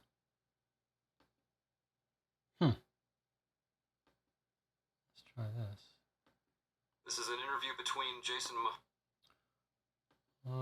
Oh, I see. Okay, let's try it let's try it differently again. Let's try. No, doesn't want to do that. Okay, so I'm not sure why it didn't want to let us listen to it, so we have to do it the old way again. All right, it's okay. There are worse things. There are worse things. Thought it was solved, but we'll have to do it the old-fashioned way and play it over the speaker, and you'll have to hear it. This is an interview between Jason Mahoney and Mary Pierce. The time is 12:14 p.m. Miss Pierce, you organize the county fair every year, and you were present the whole evening of the event. Can you tell me where you were when Max Glover collapsed in the town square? I was just on my way back to the drink stall because we were running short of some of the drinks. I got some things from the store behind the square. I didn't actually see Max collapsing, but I heard people screaming when I came back, and by then he was already lying on the ground. Were you working at the drink stall that night? Well, I didn't really work there. It wasn't a real vendor, just a few tables that we had set up. A lot of volunteers were helping out and working different shifts. A lot of what we sell we get donated from the local brewery every year. Plus Pop donated from some local restaurants, so that we can give away free. And people just help themselves to that and at the water station. That part kind of runs itself. But this year, we were launching our Green New Haven initiative, so everyone had reusable cups they could put their names on and use them over and over. So I just wanted to help out a little and... Yes, I understand. But that's not relevant for us today. Did you notice anything particular that day? Or notice any person in particular? That's a difficult question. I would have expected Mr. Walker to show a little more empathy. Well, because of his work, I mean. He was surprisingly quiet, although he's usually so talkative. But when something so terrible happens, that's probably not surprising. Do you know where Max was shortly before his death? Yes, of course, we all know that. I mean, he won the hot dog eating competition that day. He did his victory lap through town at 11:45 p.m. sharp, and then came back to the square. Yes, and then he gave his winner's speech and gave a toast to everyone. And right after that is when he collapsed, I think. Do you know who... Mahoney? Oh, okay. Yeah, I got it. Yeah, I'll reschedule and come right over. Thanks a lot. Miss Pierce, unfortunately, we have to continue this interview some other time. I'll get back to you. Okay. So it's saying he won the hot dog competition, then he did a victory lap, then he came back and made a toast with the drinks, which is what she was telling us about. So it sounded like he didn't die from the peanut oil in the hot dog, but rather in a drink. So let's listen to that again now that we know we should be paying attention to who had access to the drinks. This is an interview between Jason Mahoney and Mary Pierce. The time is 12:14 p.m. Miss Pierce, you organize the county fair every year, and you were present the whole evening of the event. Can you tell me where you were when Max Glover collapsed in the town square? I was just on my way back to the drink stall because we were running short of some of the drinks. I got some things from the store behind the square. I didn't actually see Max collapsing, but I heard people screaming when I came back, and by then he was already lying on the ground. Were you working at the drink stall that night? Well, I didn't really work there. It wasn't a real vendor, just a few tables that we had set up. A lot of volunteers were helping out and working different shifts. A lot of what we sell we get donated from the local brewery every year. Plus Pop donated from some local restaurants, so that we can give away free. And people just help themselves to that and at the water station. That part kind of runs itself. But this year, we were launching our Green New Haven initiative, so everyone had reusable cups they could put their names on and use them over and over. So I just wanted to help out a little and... Yes, I understand. But that's not relevant for us today. Did you notice anything particular that day? Or notice any person in particular? That's a difficult question. I would have expected Mr. Walker to show a little more empathy. Well, because of his work, I mean. He was surprisingly quiet, although he's usually so talkative. But when something so terrible happens, that's probably not surprising. Do you you know where Max was shortly before his death? Yes, of course, we all know that. I mean, he won the hot dog eating competition that day. He did his victory lap through town at 11:45 p.m. sharp, and then came back to the square. Yes, and then he gave his winner's speech and gave a toast to everyone. And right after that is when he collapsed, I think. Do you know who... Mahoney? Okay, then he gets a call. So Anna Maria sums up, which is, I agree, anyone could have done it who was there, right? He's got his name written on his cup because they're doing this recycling thing. So anyone who was just around there, he goes for his lap, he leaves his cup alone. Anyone who was there could have done it. Okay, let's listen to our second interrogation. This is an interview between Richard Donnelly and Jason Mahoney. The time is 2:27 p.m. First of all, let me express my condolences on the recent death of your wife. Thank you for taking the time to come to this interrogation today. I didn't have much choice, did I? But yes, you're welcome. Mr. Donnelly, in fact, I don't want to talk to you about the April 26th, which was the day Max Glover died, but about February 22nd. There's a regular weekly meeting in your bar, and as I understand, that meeting was held that day. I have also heard that Ian Brown attracted some attention. Please describe the evening to me. Yes, the usual crowd was there that day like every Friday. There's not a lot to tell. Ian was definitely there, I remember that. Apart from him, there was Stephen Bridges, Robert Walker, and Carl Walsh, I think. But you know Carl anyway. He's on the force and he works here in town if I'm not mistaken. Tell me what they talked about. Describe their conversation to me. Oh, Ian came into the pub that day in a bad mood. I've never seen him like that. He always dresses really formal. He's a quiet guy, a reserved guy, and he listens way more than he talks. But that night, it sounded like he needed to talk. He'd had a conversation with his boss a few days before. He's been working for this insurance company, Care for You, or something like that, for as long as I can remember. And the boss had told him he wasn't going to promote him like he expected. Instead, he said Max would be getting the senior position. If you ask me, I have no idea why Max got the job. He hadn't even been with the company that long.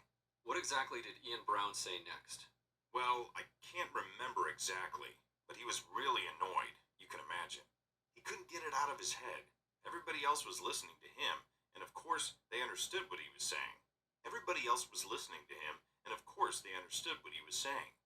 Especially Robert agreed that he had every reason to be angry at Max. I think it's kind of strange that he sits in with these regulars at their meetup every week. He's a pastor, right? But as long as he's buying beer, I guess it doesn't matter. Anyway, Robert told him that he shouldn't put up with it, and that Max only got the job because he sucked up to the boss. And how did Mr. Brown respond to that? Well, he got himself all worked up. And in the end, I'm absolutely sure of this. He said, Max won't get away with this. He will regret it. And then they went on to talk about something else. Did the other two, Carl Walsh and Stephen Bridges, have any opinion? Well, they understood how he felt. Stephen Bridges didn't seem to really want to get involved when they were talking about Max. He went very quiet. But he is a doctor after all. He can't behave in a way that would make people lose respect for him. And Carl stayed out of it too. He just tried to calm Ian down and said that he was bound to get his chance at a promotion one day, and that he'd do a good job when he finally did, and on and on and on. Thank you very much for your time. That will be all for now. Okay, so just to refresh our memories here, he said that they were meeting at the bar that this guy runs, who we got in the newspaper. He's saying Robert was saying bad things about him, but we know Robert doesn't like him because he's opposing the church, but his church was approved, so he doesn't really have a motive. He's saying the doctor went silent, might mean something. So, here's the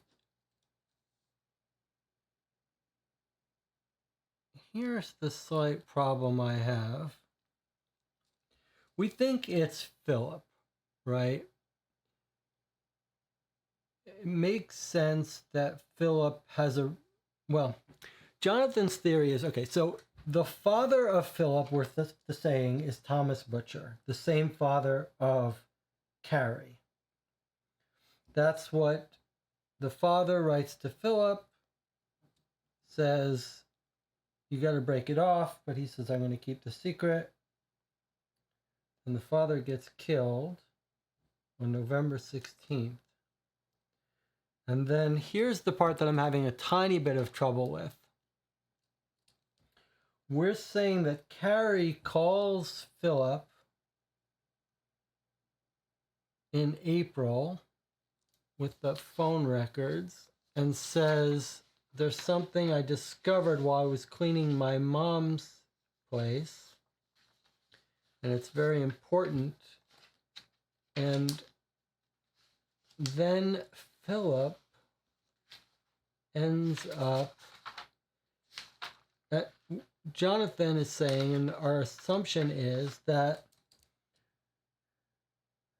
she tells Philip that Max Glover is the person responsible for Thomas's death.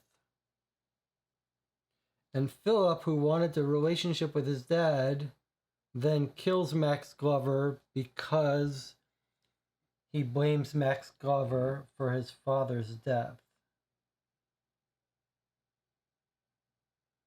He has access to he's not in town because someone borrowed his car, we think. And he has access to the records when he was cleaning the hospital. That's a possibility. That's a really good possibility, and it makes sense. The only thing is that then we're saying that Philip is killing Max Glover. There's two problems with that theory, as I see it. Two soft problems. One is that Philip's motive is that this person killed the father he never knew and didn't have a real relationship with. And it's a very iffy blame thing. It's not like Max Glover stuck a knife in his father. It's Max Glover's was suspected by some people to be responsible indirectly because he didn't check the fire equipment. That seems very wishy-washy. The second part that's a little weird about that theory is Carrie on the phone telling Philip very late in the game that she just discovered something important and she wanted to tell Philip with, and we're thinking that that thing is that, this is Jonathan's theory, that Carrie is just discovered this while cleaning, which is what says that Max Glover is to blame. I just don't understand why Carrie would not be in the loop about that. What would be the possible reason that her mother wouldn't be talking about that constantly? Imagine your father gets killed in November, burned down in a house fire. Isn't the mother going to be constantly saying Max Glover's to blame, he was the fire person? If this whole fire blame thing came out in November of 2018, what possible reason how could Carrie not know about it? Okay, so there's that. And then the second piece, Anna Maria says, who did she say was unusually quiet? No, she said the doctor was unusually quiet. And that's the second piece of this puzzle I want to talk to you about, because the doctor, if he knew about the affair, has everything's much cleaner for the doctor. He's got the records right there. He knew about the allergy, so he had it. And killing someone for having an affair with the wife is a much cleaner motive than this convoluted stuff. So it seems to me we're going to have to rule out one of them.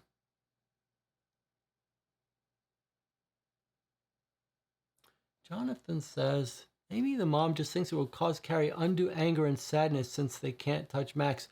I don't see it. First of all, in November, right after he dies, when Max is being blamed, they don't know they can't touch Max. Why would they think they can't touch Max? Why wouldn't they think that they are going to get Max in jail? But if it's not, if John, the thing is, I don't believe it. It doesn't seem plausible that Carrie wouldn't know. But on the other hand, all of this convoluted stuff makes no sense if we don't agree with that. Like, we have no other evidence about what the daughter found other than that envelope. And the whole convoluted plot with Philip is only relevant if he's involved in it.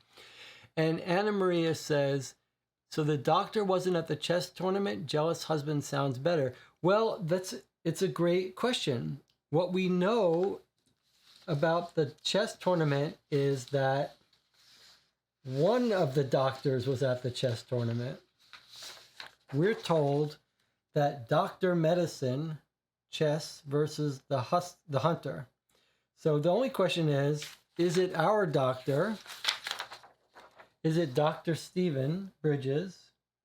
Or is it Samantha Bridges, who's also a doctor, or some other doctor? I feel like we need to rule out the doc. Once we can rule out the doc, if we could rule out the doctor, I think we're left with Philip. If we can rule out Philip, we're left with the doctor.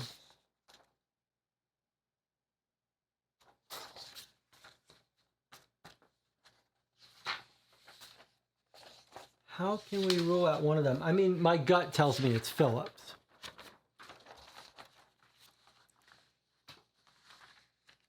First of all, we have no evidence that he knew about the affair.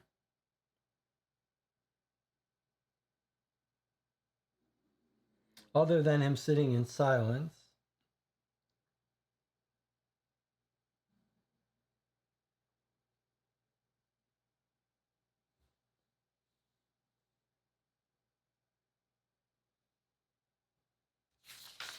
Is there some online thing we haven't seen yet? Dr. Bridges is looking for new help. Weather. Dance school.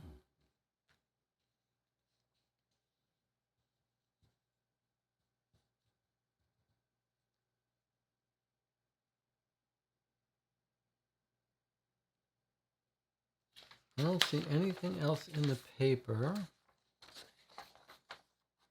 I think we should walk through our evidence again. Let's look at our list of things to follow up on.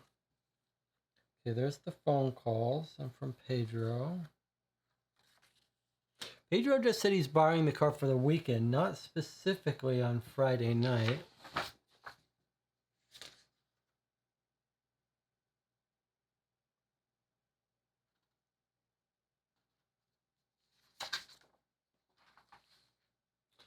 Let's see what else we got.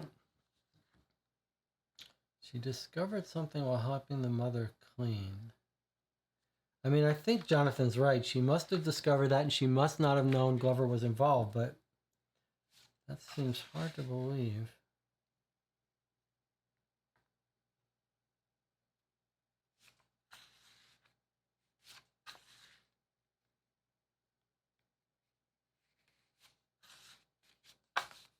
Well, we've followed up all the things in my follow-up list, so we don't have to do anything there.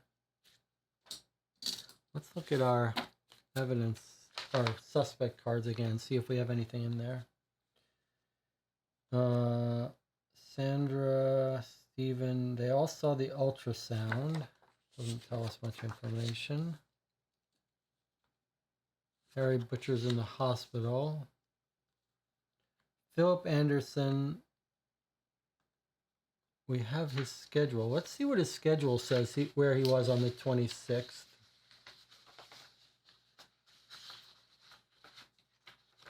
Maybe there's something that tells us he was dealing with the... On the 26th, it says 12 highway. 12 Highway. Do we know anything about Highway Street? What that means? It's not on our map.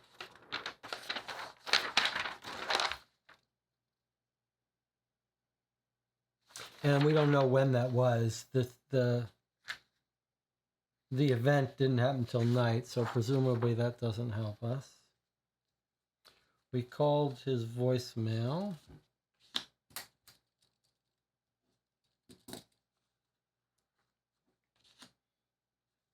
That Richard Donnelly's insurance got approved.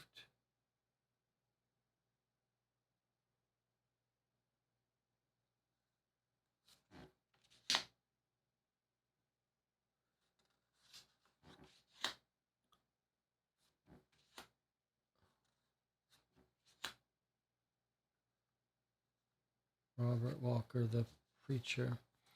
Let's see. What does the chat say? Maybe Carl did not tell the mother until his arrest failed. I don't know why he did that, though.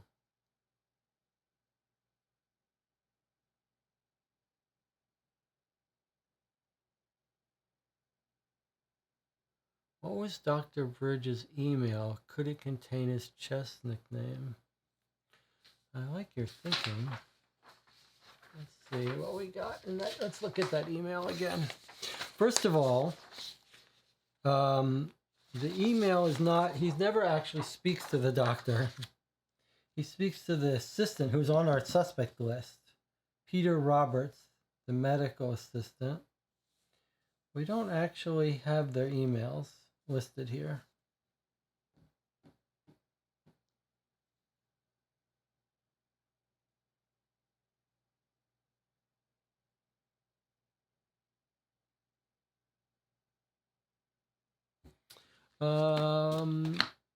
On August 1st, Bridges accepts the offer for Philip to come work for them.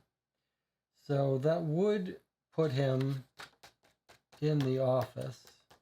I mean, it would give him time to get those reports. So Philip did work in the office in time to see them. Let's go through all our evidence again.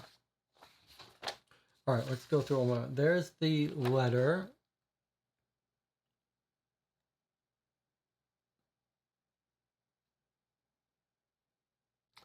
Anna Maria says, we heard in the interrogation now that the doctor was there.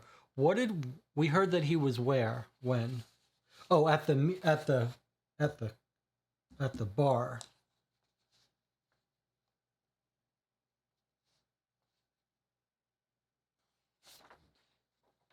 Just going through the evidence again here. All right, that was the allergy report. We found he was allergic to peanuts, so someone knew that. This is the daughter in the hospital. Here's the Reverend being told that his thing was approved, his church expansion, so he has no good motive. We've got our newspaper, not very useful. We've got our phone calls, which we think we understand now. Let's look at them now with our new understanding. So Phillips, the wash-away guy, says, "Happy Valentine's Day." She says, "You're using Speechless again. Check out my Facebook," which we went and looked at. He finds it. Then she writes, "Give me a call. I can't get hold of you. I've been carrying around something around." Well, look at what she says. Hold on. This is interesting. Look at this. She says, sorry, or this way will work. No, this is better.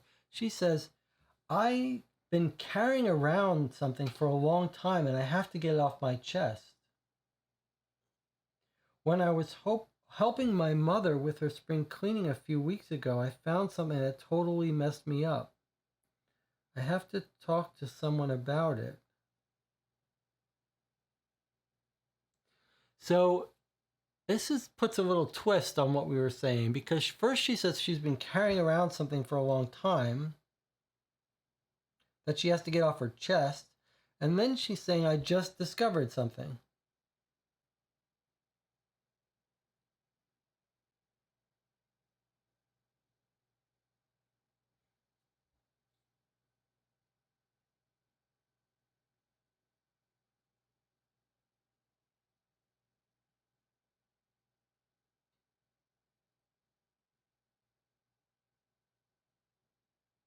So there's two different things. One she's been carrying around a long time, and the other one is she's just discovered.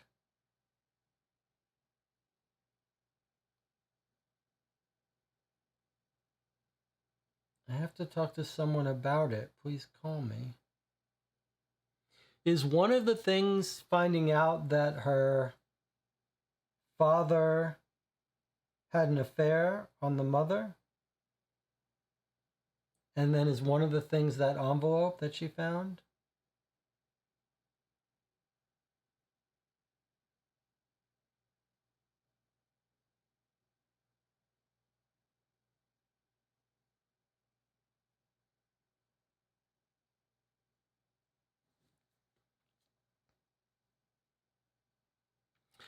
Jonathan is saying something that I think is true as well. I mean, this is a meta thing. Jonathan says it has to be Philip, or this is the most elaborate red herring. I mean, I agree with you. The logic of understanding these games means it has to be Philip. With all the information we've gotten, Philip, the phone call about Pedro borrowing his car, it has to be Philip. Yes.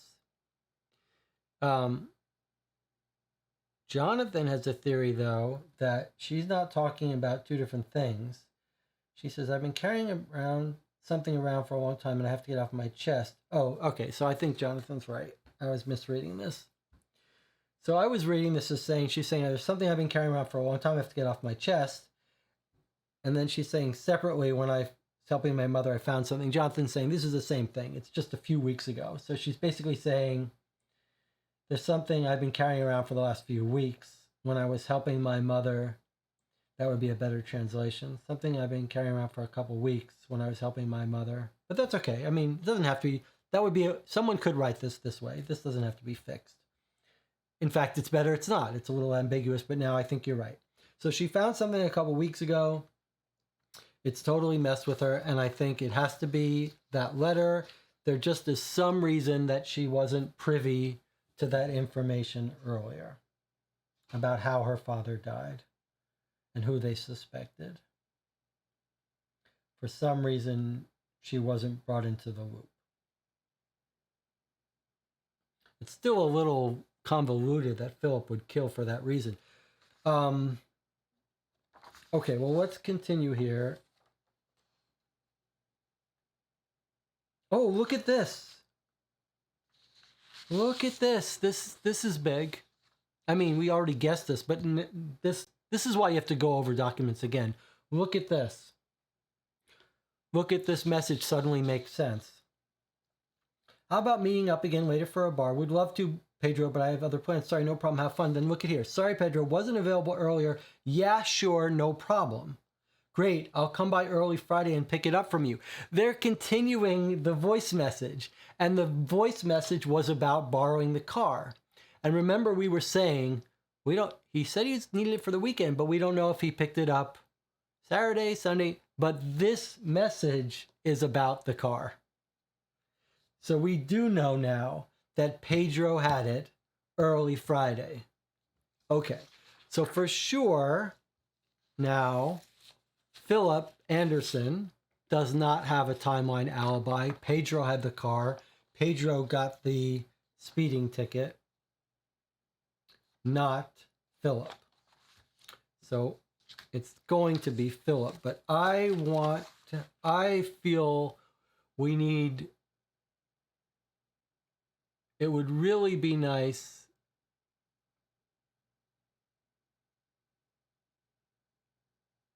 to definitively give an alibi to the doctor. And Jonathan said, here's the question I still have. Is Philip's motive just that he wanted a relationship with his father, or does it have something to do with him not realizing about the incest? If Butcher lived, it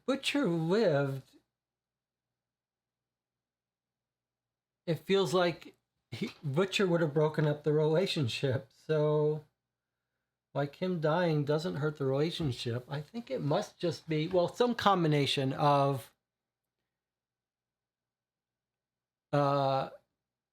he killed his Glover's responsible for his lost father's death, who he's not going to have a relationship with anymore.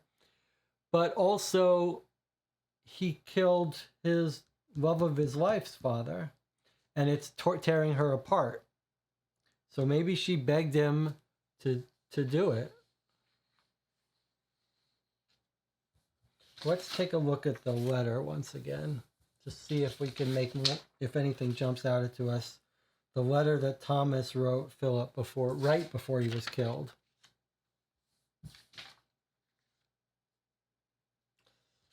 Nothing on the back of these, right? Okay. All right, let's see. Thomas is writing to Philip. He says,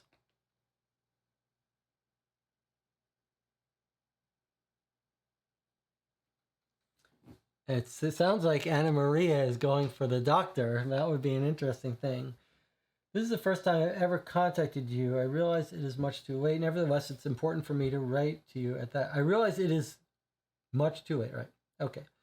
You must have been wondering for a long time why your father left, or left long ago, and why you never met him. At the time, there was nothing I could have done, your mother and me, while I was married. So he was married to Sarah Butcher, and Philip is from a different mother. I was ashamed. I can't undo what happened. You, our child, had to remain a secret. Now that you know the hopeless situation is, and you know about the circumstances, I hope you understand why I had to contact you. Your relationship is not good for you, and it won't be good for your future children either. Please reconsider and split up. It's too awkward for me to sign this letter with my name, just in case it falls in the wrong hands, but I think you know who I am. I wonder why he knows who he is. Maybe we will get to know each other one day. Well, one day, and not just superficially, as we do now. How does he know him superficially? He knows the doctor superficially.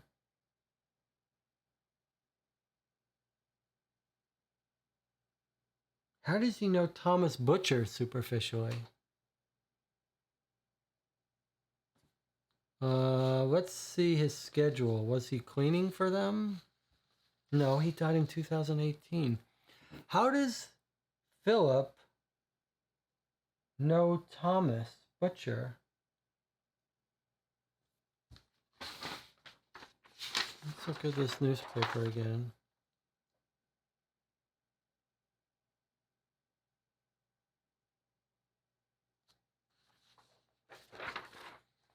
Is it possible?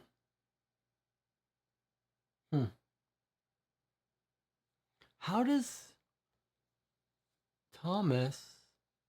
Philip Anderson know Thomas Butcher superficially? Maybe he doesn't. Maybe I'm misreading that.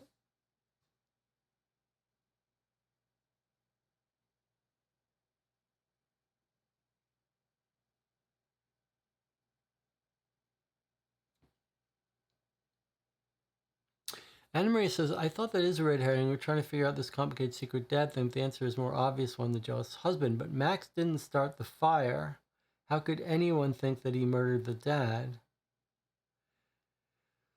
Part of the flaw with that is that this chess tournament, Dr. Medicine, that would have to be a trick misleading us, and it's not our doctor.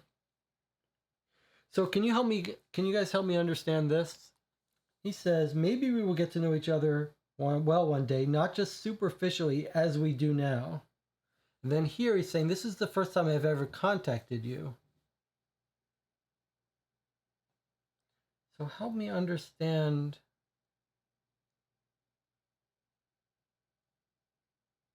what's happening here.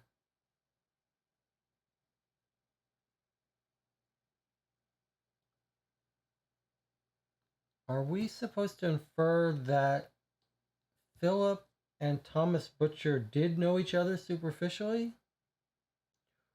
Or is this telling us this is the first time they've been in touch?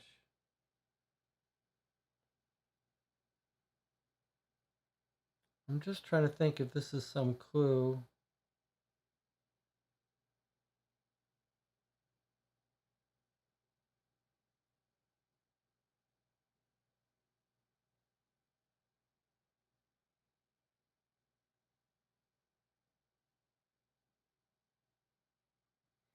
Well, surely this is the father. I guess we don't have too much debate about that.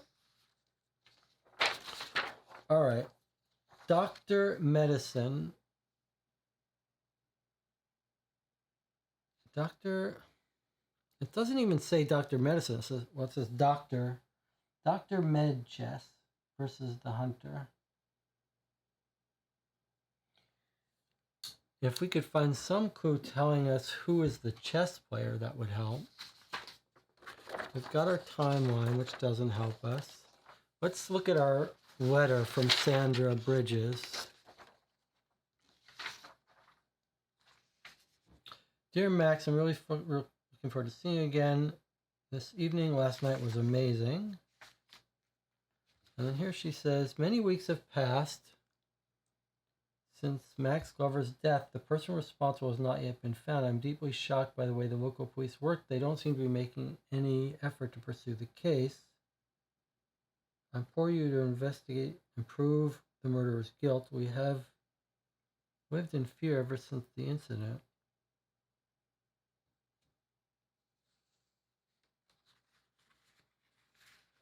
We don't have any evidence that the husband knew about the affair, right?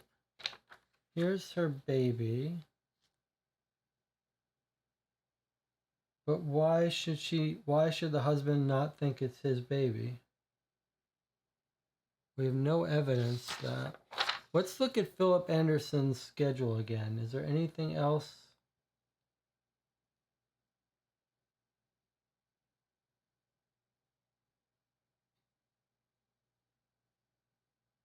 One thing we are told where the doctor's office is at Greenway. He would have had to stole, yeah, okay, so Green Row. So on the 14th he was at Green Row, and on the 4th he was at Green Row. So that would be compatible with him stealing the records. The records were stolen. I was in your office today. They told me they had misplaced the results. On 4/15, he went in to get his results. They were missing. So that is compatible with Philip having two opportunities to steal them on the 4th and the 14th. Because that's where the doctor's office is. And can we confirm from the newspaper, did he do cleaning for Aunt Emmy's? Where are they? Main Street. Any sign he worked at Main Street? No, but I guess he knows the daughter, so maybe that doesn't matter. Call mom. I wonder who his mom is.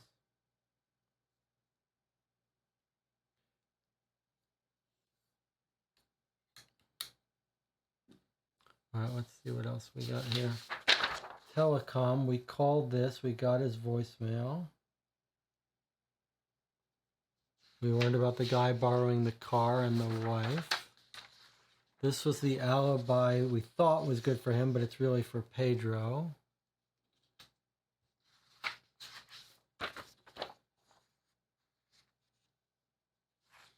This is the insurance claim being approved. Anna Marie says the evidence that the doctor knew about in the fair in the pub, he was very quiet. Yeah, that is not good evidence. Like, I agree with you. It makes me a little fishy, but he has no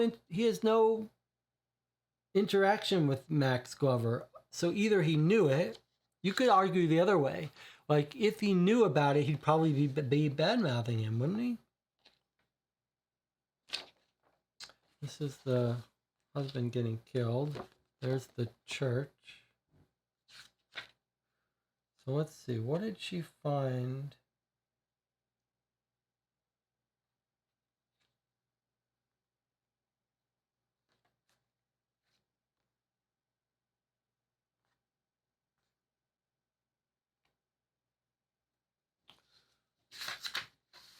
Let's look at the rest of this. Okay, so here's the letter that Philip, let's look at this more carefully. Here's the letter Philip was writing to his father that never got sent. I tore up your letter right away. I was so disappointed in you and so upset. I've needed you all my life, and now you show up and send me such an impersonal and meaningless letter. I've been mad so long that I'm not even mad anymore. I'm just curious more than anything, and I do want to get to know you as my father. I want to forgive you and start over. I hope that you want that too. If I have to remain a secret, I understand that. Even today, there are still good reasons for that. But I do still want to build a relationship with you. I understand that my relationship is not good for me. Still, I can't give it up. I'm sorry. You have kept the secret for so many years, and now I'll keep one too. I hope tomorrow I still have the courage to send this letter. Then his father got killed.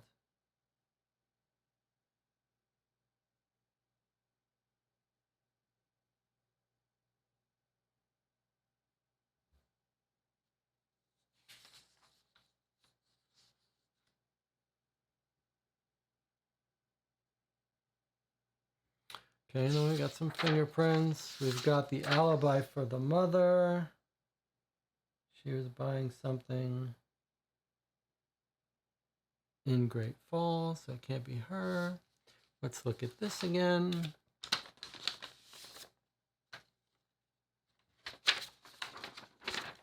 So what we've got here that we think the daughter may have just discovered.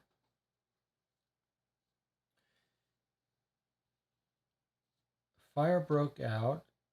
Detectives believe it was most likely caused by faulty wiring. Tragically, father and husband Thomas Butcher perished in the flames. Daughter were not at home. They could not extinguish the fire right away due to a faulty fire hose. Local policeman Carl Walsh and his team are investigating the case.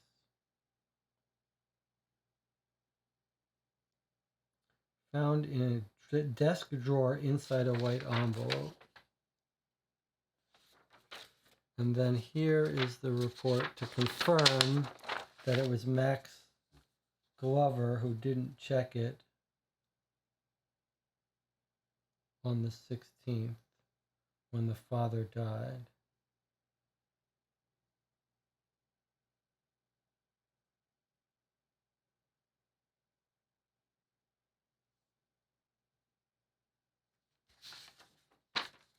Okay, I think that makes all of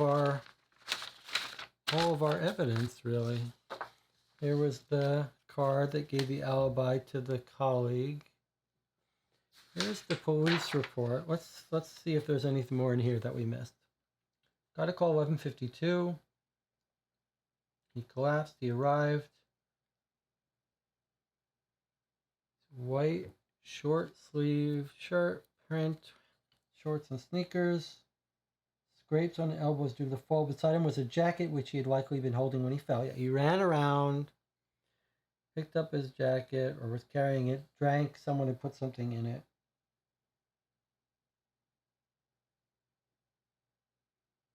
Could have been anyone. Okay.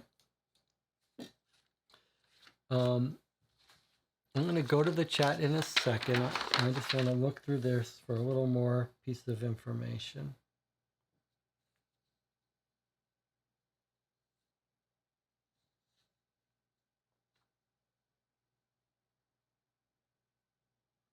Queen New Haven deal. That's the recycling.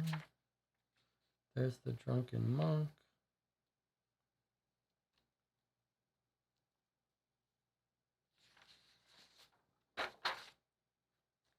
Wash away service calendar. He's very busy.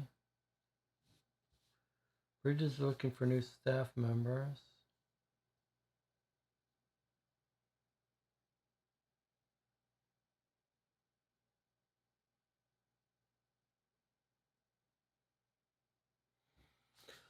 All of these ads are irrelevant, huh?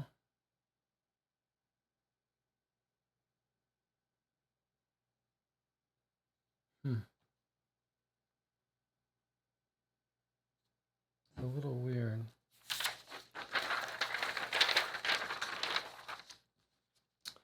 No sign that the doctor is a chess player. That feels weird.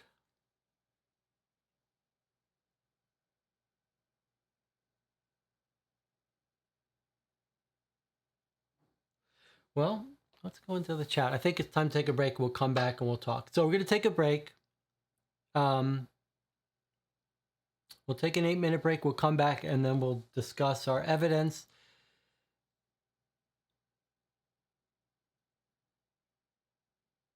We'll take a break for 8 minutes. We'll come back and we'll discuss our evidence and try to solve the case.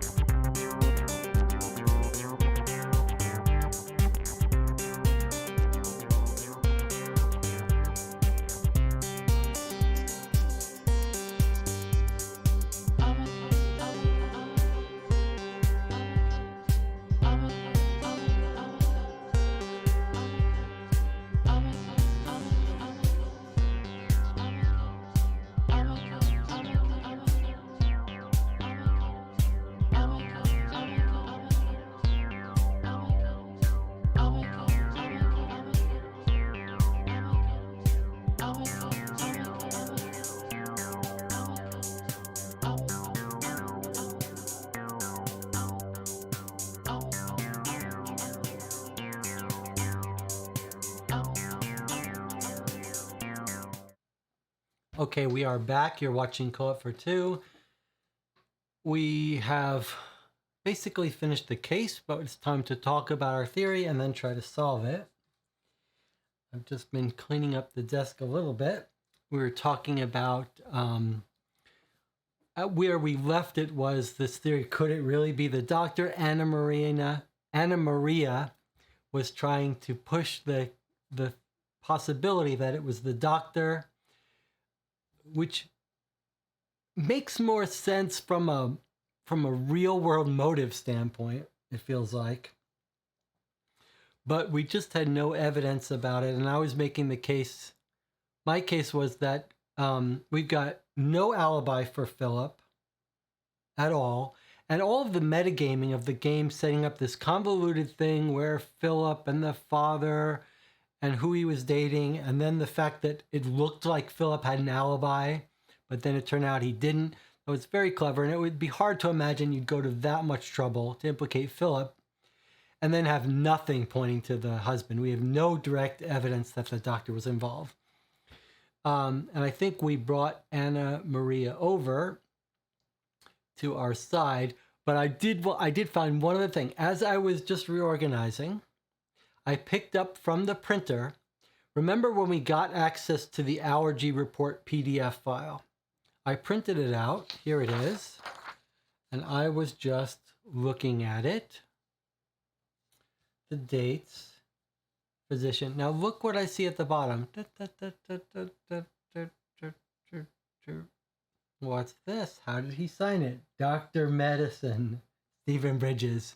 Dr. Med, Stephen Bridges. So now we know officially Stephen Bridges goes by Dr. Med.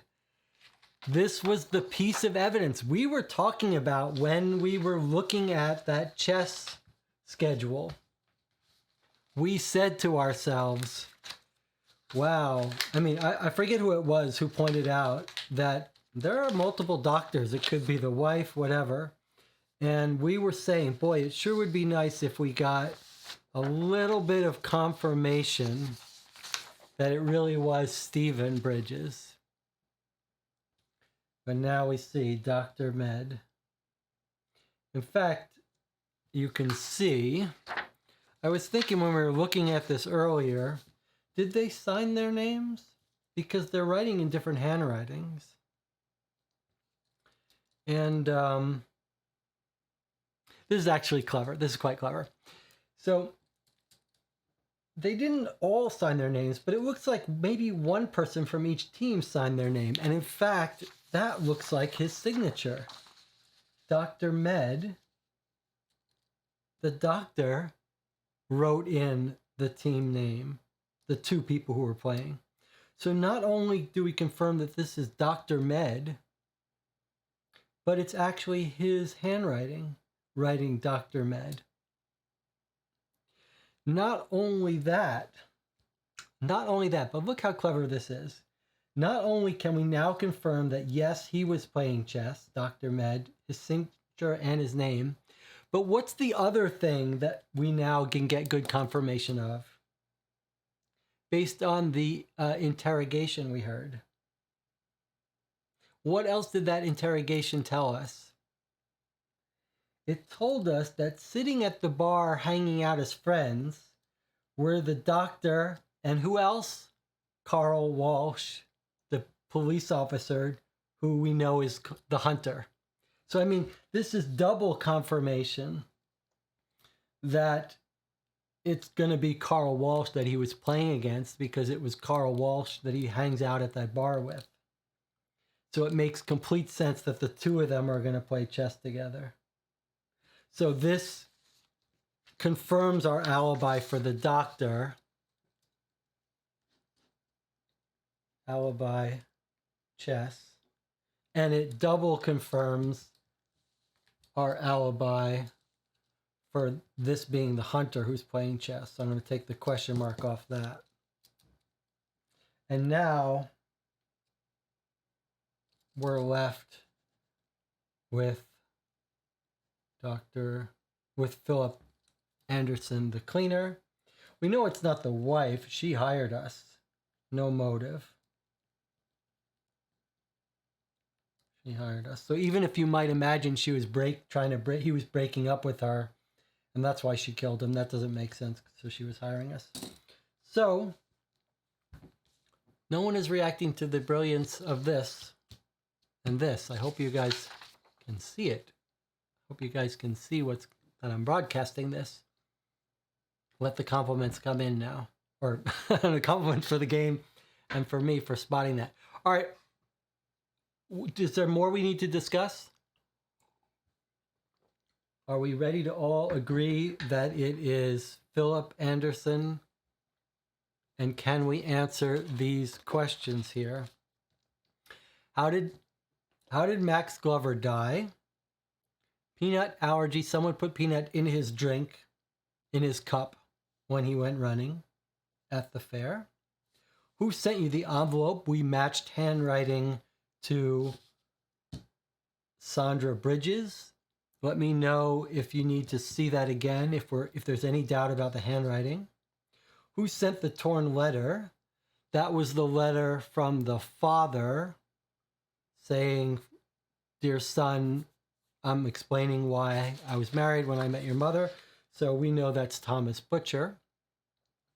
Who committed the crime? That's our Philip Anderson. I think we got it. Jonathan says, I'm ready to lock in Philip. Anna Maria, are you ready to lock in Philip, or you still want to hold out hope that it's the doctor? Some of us have it's like bad experiences with cops. Some people have bad experiences with doctors. The motive, like a jealous husband, makes more sense in some way. Especially, you imagine he's got a big practice. Oh, she's a doctor of her own. She's got her own practice. But I think we can talk about afterwards about motive issue. Yeah,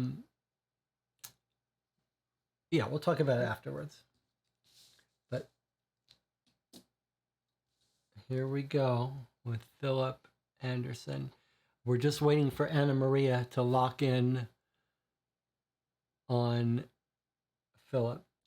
Anna Maria says, I wish Max really killed Thomas and the whole murderer charge would have been more convincing.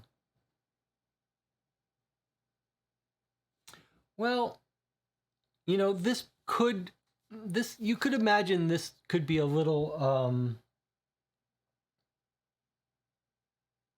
this could be a little bit of a translation subtlety.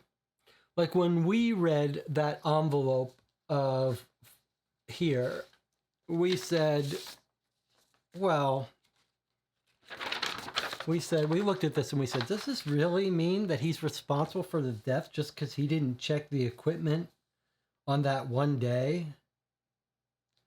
And the police paper says that the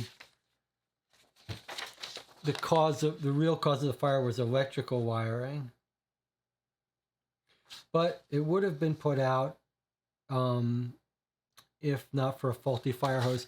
Maybe we shouldn't jump to such a conclusion that it wasn't Max's fault. Like maybe we should read that as not just that he didn't check the equipment, but that like he didn't pack it up. He didn't organize it well. He didn't straighten out the fire hose. So maybe he really is to blame for it. And he just got off on a technicality. But that would be an interesting thing. But then on the other hand, if it was obvious that Max Glover was responsible for the death, then maybe it would be too obvious who killed it. So we shouldn't be complaining. All right, Anna Maria is locking in Philip. Okay, here we go. Let's go to the website with my new fancy futuristic thing. And let's go to the solution here.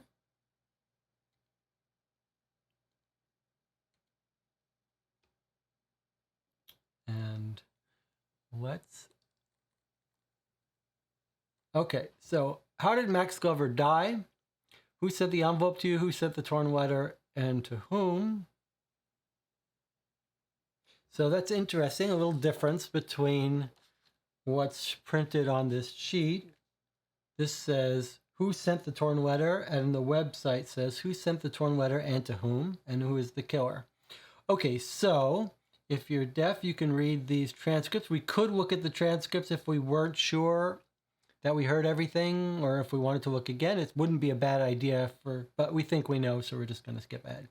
All right, so now, I guess we're going to skip over these hints. We'll come back to them later. Okay, here we go. How did Max Glover die? So this looks like it's framed identical to the case we played. And our guess, what we're saying is peanut oil or something in his cup. As you probably already suspect, Max died because he had an allergic reaction to eating peanuts. Someone knew about his peanut allergy, which was confirmed by the allergy test you found on the police server. Since Max was extremely allergic to peanuts, as Stephen Bridges wrote on the test, he suffered from anaphylactic shock that eventually killed him. As Mary Pierce confirms during the interview, all of the cups at the country fair had labels on them where people could write their names. The Green New Haven Initiative had the idea of everyone keeping their own cups as a way to avoid litter.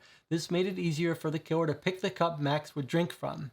Obviously, the killer put the peanut extract into the cup while Max was parading through town, which Pierce had mentioned to the police. Yes. Okay. Who sent the envelope? This is going to be Sandra Bridges. If you took a close look at the police stamp on the letter with the documents you received, you probably also examined the handwriting. You might have noticed that it matches the handwriting in the letter that was found on Max's kitchen table. Both letters were written by Sandra Bridges, Stephen Bridges' wife, who was apparently having an affair with Max. That means Sandra was the one who contacted you and asked you to solve the mystery of Max Glover's death, probably because she loved him and he is the father of her unborn child. She wants the killer caught. So far, so good. Okay.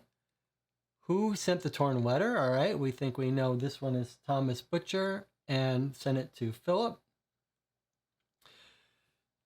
This is probably one of the most difficult puzzles to solve. The sender of the torn letter is definitely a man, as he reveals himself to be the father of an unknown person. You are bound to have realized that the letter was written on a computer, but apparently never sent. That the letter that was written on the computer never sent was the reply to this letter. The spell check issue provides an important clue. You probably noticed that the writer's spelling mistake, speechless, the same spelling mistake turns up again in the WhatsApp chat, which makes it pretty obvious that it is Carrie and Philip writing to each other and that they are lovers. Carrie's Facebook profile told you the same thing, as did the voicemail message Carrie left for Philip. It seems that Philip's made this same spelling mistake a lot, which proves that it was Philip who wrote the reply on the computer. But who sent the torn letter to Philip? In the letter, the father warns his son against continuing his relationship, as it is not good for him and would not be good for any future children either. That makes the relationship sound like it is something almost forbidden, which is exactly what it is. Because the sender of the torn letter is Thomas Butcher, Carrie's father, who died in the fire. He sent the letter to Philip, who is his illegitimate son. Philip and Carrie are in a relationship, even though they are half-siblings. They were unaware of this until Thomas sent his son the letter. That explains why Thomas asked his son to end the relationship. Okay, so far we're 3 for 3. Those were the ones we were very sure about. Now here's the one we're a little less sure about, but now that we know that the doctor's alibi is solid, we know it's got to be the killer is Philip Anderson. Here we go. Last chance to object before I click this button.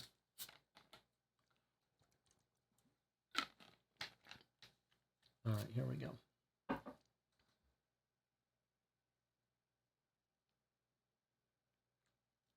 Philip Anderson owns the cleaning company, as you probably read in the paper. The company is a one-man operation. Initially, it looks as if Philip has no relationship whatsoever with Max, although there do seem to be some links through a few other people. According to Carrie Butcher's WhatsApp profile, it looks like Philip is in a relationship with Carrie. Their chats also show that not long before the country fair, Carrie told him about the envelope she found in her mother's desk. That means he knows Max is responsible for the death of Carrie's father, Thomas, in the fire in 2018. It was Max's job to check the VFD hose, but he didn't do it.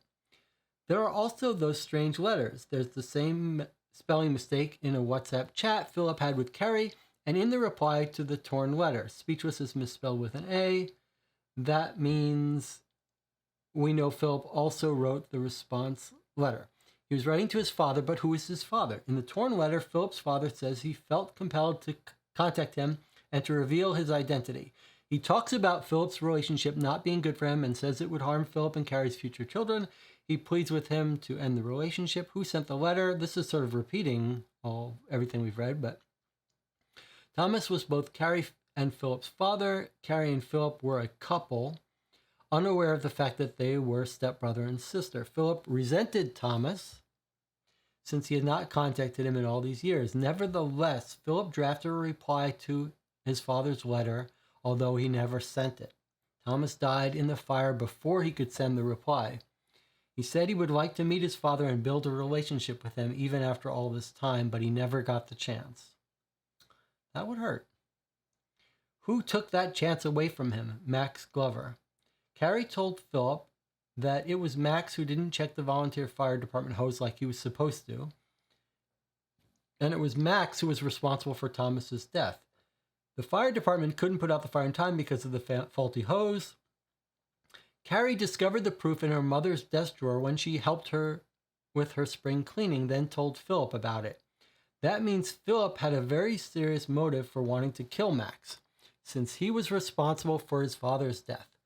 But could he have known about Max's peanut allergy? This is where Philip Anderson's company, Washaway Cleaning Services, comes into play. The voicemail from Peter Robert gave the doctor's office address, 36 Green Row. Philip Anderson cleans at this address, as you can see from the monthly schedule for his cleaning service. He happened to be cleaning there the day the allergy test results disappeared.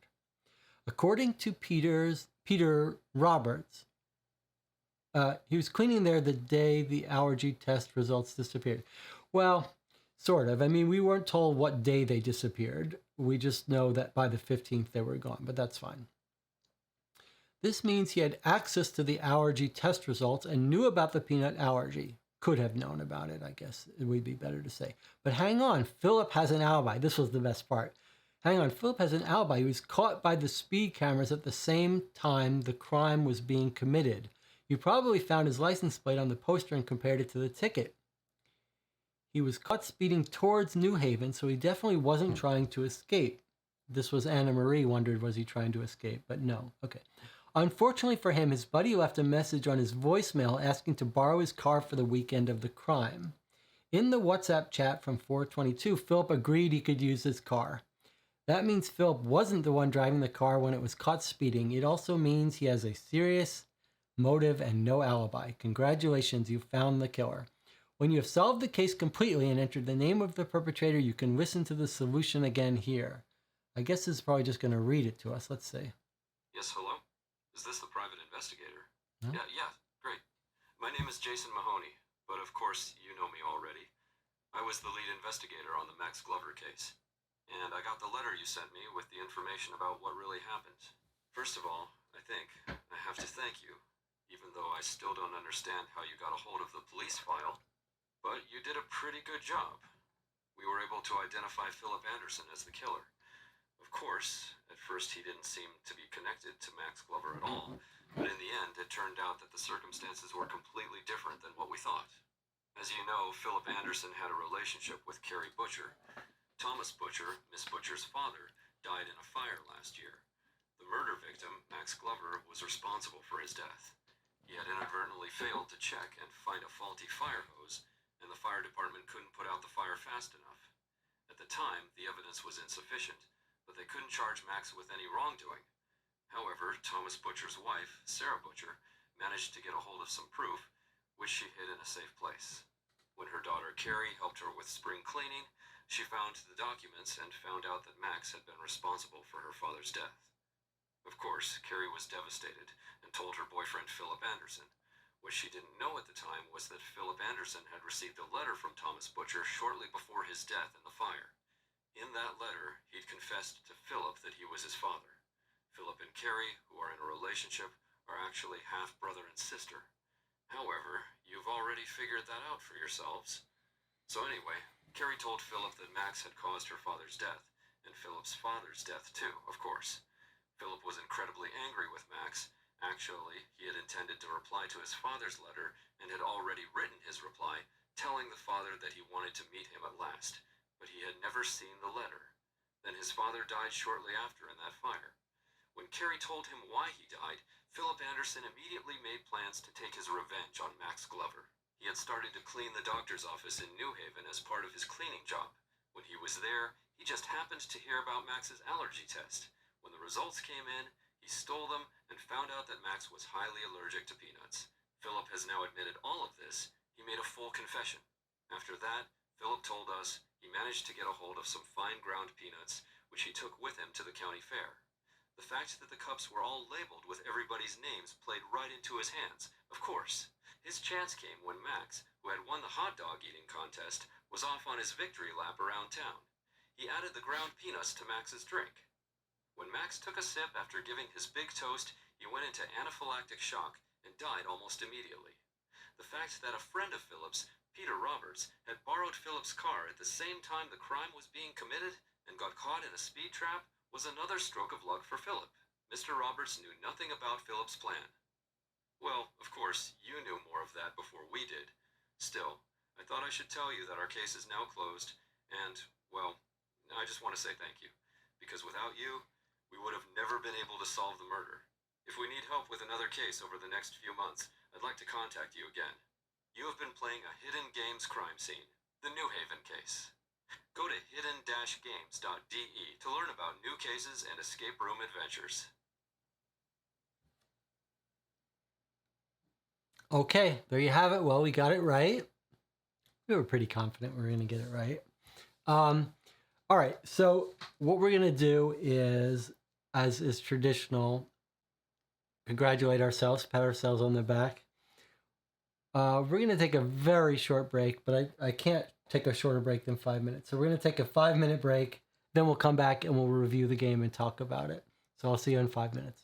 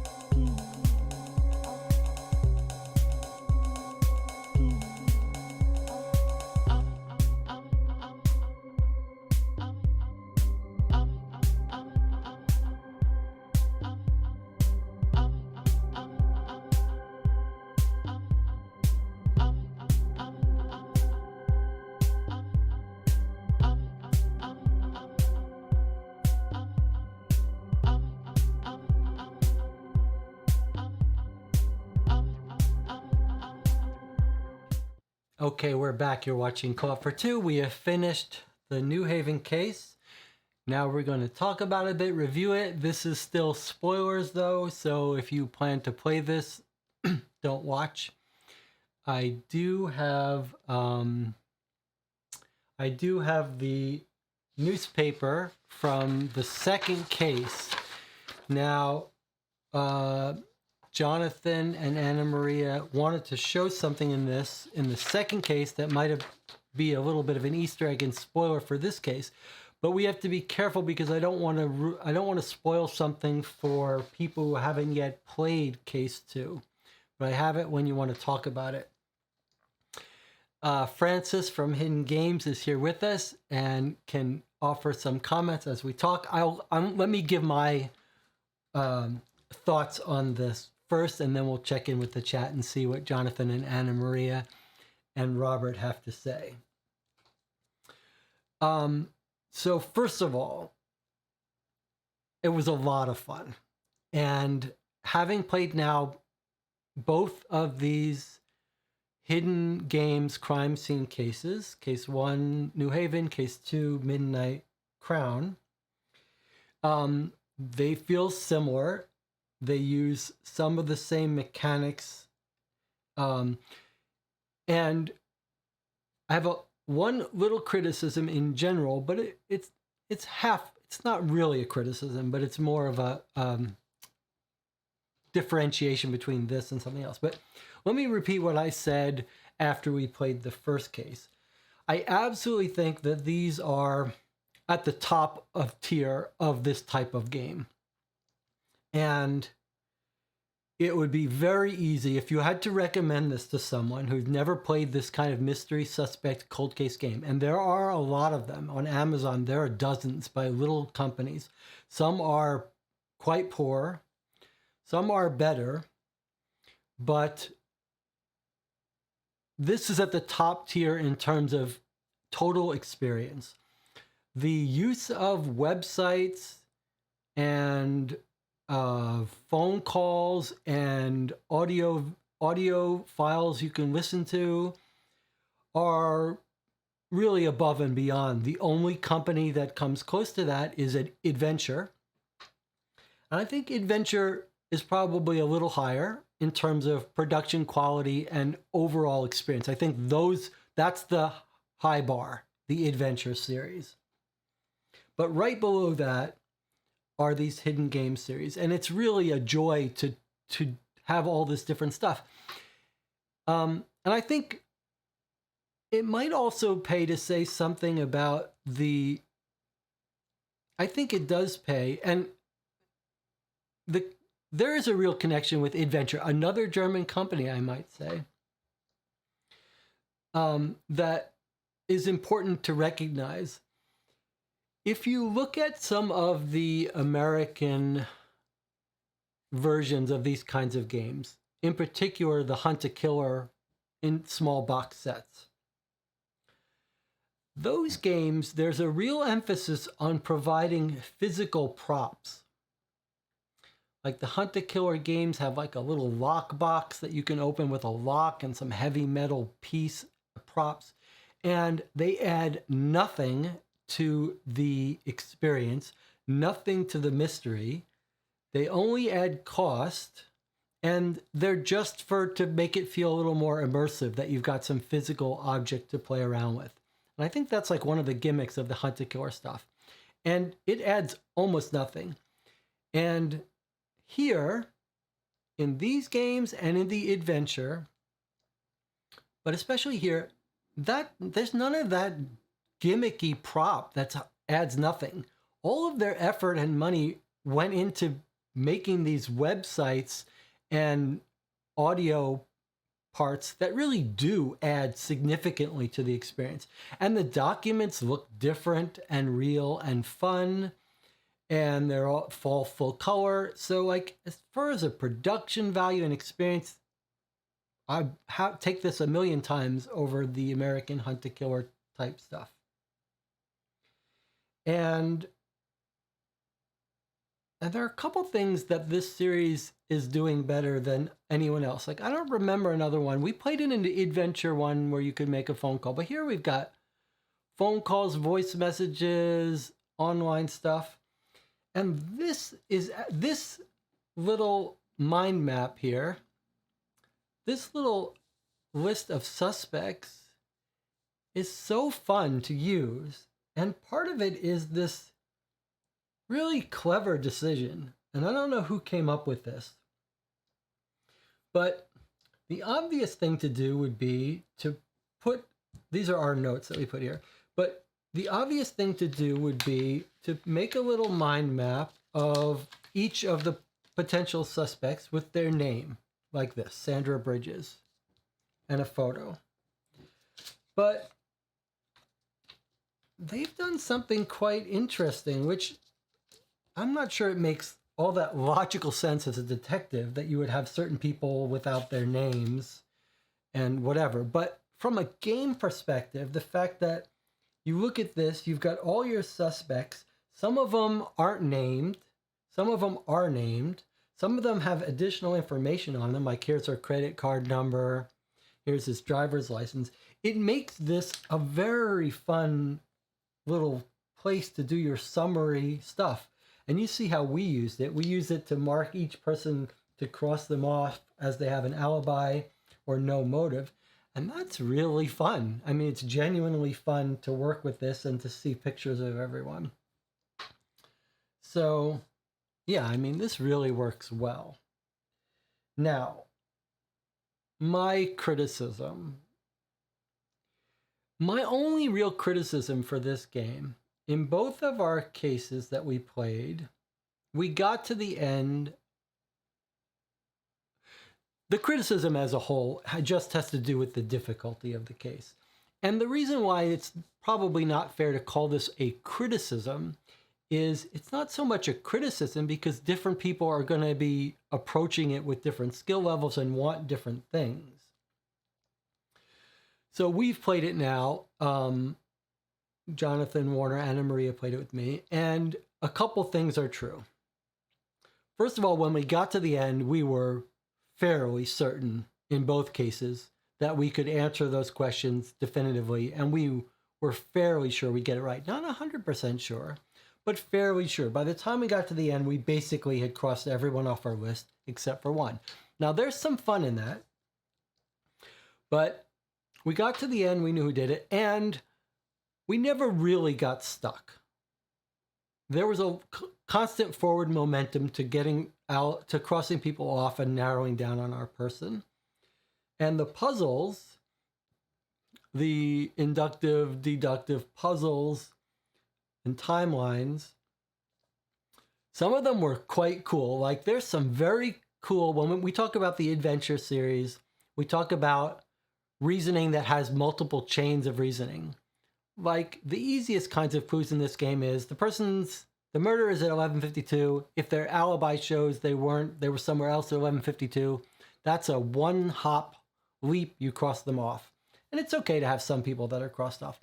But there are some very clever things that require a couple of hops. And in both games, all right, let me talk about the other one we played, but in some of the other games that we've played, there's this very fun experience of suspecting someone or thinking that they're cleared, and then it turns out that their alibi doesn't quite hold up. And that is fun. And we had in this game some clever occurrences of that, where we first look at this and we say, okay, there's his license plate. We use some reasoning to come up and convince ourselves that that's his alibi. But then it turns out, well, it's not quite his alibi, it doesn't quite work. That is fun. And there are several places in this game where we had suspicions, and that once you figure it out, other things lock into place and make sense. So that I love in these games, and this has it. So there's that. I do wish there were quite a few clues in here that I would call overdetermined, in that, for example, when we matched handwriting, the handwriting looked like it used the identical font. It was written in the same color at the same size. And there were a bunch of clues like that. A bunch of clues where it gave you multiple ways to confirm that you knew that it was trying to give you this important piece of information, right? Like Glover was responsible for the death. Well, it said it in the newspaper article that he was responsible for it, and in the sheet showing that he was supposed to inspect it. And a lot of clues were like that. And that's not a flaw in the game. It's just a difficulty setting of the game. And I think in general, both of the hidden games crime scene cases we've played have been on the easy side. I don't know if they would be on the easy side. I don't know why I'm not front camera. I don't know if they'd be on the easy side for everyone who would play it. And so that's a big caveat. I do think, though, that it does point to these games as being the perfect first games of this kind to recommend to someone. So if you were speaking to someone who's interested in this, you might say, play the hidden games crime scene first. Maybe start with New Haven, then go to Midnight Crown. And if you find those easy or doable, if you succeed, then maybe check out the Adventure series. But this would be the set that I would recommend to someone as their first experience. It's got the wow factor of all the technology, and it's got some very fun, clever deduction stuff. I would love to see harder cases from hidden games. And I think, I'd like to hear what the chat thinks about how they would rank the two. Maybe we'll talk about it in a second. But my last thing would, I think it would be useful to rate on these games and on the boxes a difficulty level, or at least a relative difficulty level. So you could see hidden games was like from 1 to 5 was a 2, and then Midnight Crown was a level 3. And then when you put out other cases, and they do have 4 or so more cases, we could see which ones were harder and maybe aim for those. I think it would be nice to have some kind of difficulty scale on these games. Let me go to the chat before stuff scrolls completely off view. Jonathan says, I think my feelings are fairly similar to the first game, meaning case 2. Good logic chains, good difficulty, good use of mixed media. Main criticism might just be a bit more emotional investment in characters. Yes, that's a good point, Jonathan. John says, it's a common issue with most of these cold case games. And we are coming from more story-driven dossiers. Yeah, I do think that's sort of a deeper suggestion / criticism, is that in general this genre does not suck you in completely emotionally to the people. It did have this extra mystery of who wrote us, which was fun, and the handwriting. I wish that was a little hard to identify, but again, if you were new to this kind of game, some of the things that we're used to and we find, you might not. Duke of Zil says, hope it was fun. Can I ask Hidden Games what the differences are with the US versus UK versus Australian versions of this game? I haven't watched this stream because I have the Australian version of this case. Are the differences the locations and local numbers? And Hidden Games is responding, says the only differences are the match the games to cultural aspects of each country, change names and locations. Yep, that makes sense. That's kind of what we got. What else? Where would you rank Anna Maria and Jonathan? Where would you rank case 2 and case 1 in terms of overall enjoyment and then in terms of difficulty? Any thoughts about that?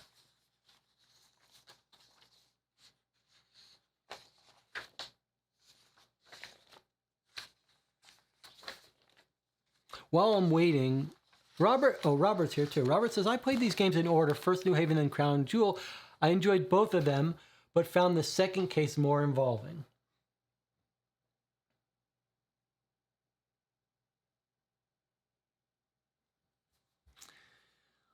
I don't know. I had quite a bit of fun with both of these, and there's something fun about having always this forward momentum for these games. That was quite enjoyable. But again, I mean, if you gave me a choice, I'd rather play a harder one and have it take us longer. But it wasn't so easy that we got to the end and we're so sure. And we did dither a little bit about the motive, because the motive was a little harder for us to believe that Philip did it, and the motive was seemed much simpler and more realistic for the doctor. But that's not a criticism.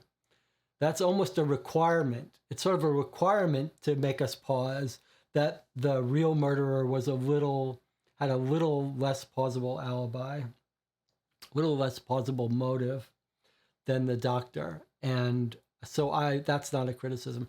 Jonathan says, I would rank case 2 over case 1 in enjoyment, but maybe because it had mystery other than murder. In terms of difficulty, I think they're close, except that case 1 had this issue with the motive believability. Yeah. Anna Maria says, I didn't really play the other one, just watched you play, so I like this one better. Okay.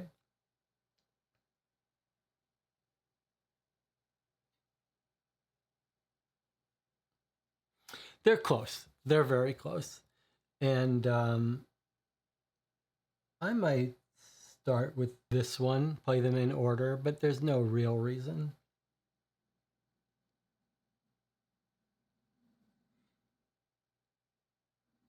I did like some of the timeline stuff I like, there's an element in this one that I can't remember seeing in the other ones that have to do with date timelines, not just time. Like in some of the other mystery suspect games, I remember like someone can't be at the scene of the crime at a certain time. And that's fairly common. There was a little bit of that here, but there were also dates ranges that were cool. And I really do like that. And we saw that in both games. This idea that this person was in the hospital for this range, or this information came at this day, so it did have time to percolate. Like there were some elements of that are very cool here. Like the church got approved a week before, so we know that's not a good motive. The insurance cleared a week before. So that thing that's working with not just a timeline alibi for the actual event, but a timeline alibi for information. And I'd like to see even more of that, because it's easy to overlook that and say, oh, I thought they would have this information, but they really didn't get this information till a week after the murder. I'd like to see more clever use of that stuff, of tricks that trick you because you didn't pay attention to the dates. Hidden Game says, did you check the handwriting on the chess tournament to find out which doctor was playing? We did at the very end. We did figure out, while we were debating about what doctor was playing, we realized that on the allergy sheet here, this is what Hidden Games Francis is talking about. On the allergy report of the doctor, we noticed, signed Dr. Med Stephen Bridges, and we did use that to confirm for sure that made sense. It's Dr. Med, and that he was the one who wrote this out. And so that signature matches this Dr. Med matches this Dr. Med. So yes, that was Stephen Bridges. And we also, this is another little subtle thing that I really liked, is not only did we know Dr. Med, we realized then that the hunter was even more confirmed to be Carl Walsh, that hunter cop, because he was seen at the bar talking to Carl, sitting with Carl Walsh. So it completely made sense that they were friends and they were in the chess tournament together. Loved it. Loved the subtle nature of it. Though I will point out, that's another case where it was quite overdetermined, right? It's like, not only is it using his nickname, the way he signs things, but it's actually he was actually signing it, and it's the exact same handwriting. But again, that's not a complaint. It just means this is a slightly easier case than we would love the most. I love to see Hidden Games make harder cases. Jonathan says, I would recommend case 2 if you've played some of these before, but if one of the very first could start with case 1. I would start with both cases. I do have a little bit of concern that at some point those phone numbers you dial or the websites won't be available anymore. It's hard to keep these things going forever. So play them sooner rather than later. Robert says, sort of repeating the same misdirection from case 1 and case 2. I do think there are some misdirections, like the alibi that is valid and doesn't valid. There's a little bit of similarity between the cases. I would agree with that. I did like the puzzles. Both games. I should stop mentioning the other game because I don't want to spoil it. But the puzzles here, there was a puzzle with a password reminder puzzle. That was a little bit of a logic puzzle. The other game had a navigational puzzle, but they were both of the flavor that was clever. It required some thinking. It was smart, but we did solve it quickly. But that was a fun puzzle about how many legs. Like we saw one cleverness but missed the other cleverness, and it took us a while to get it. But I really did enjoy it. It's fun. If you're a family and have younger people, that might take you a little longer, but it was fun.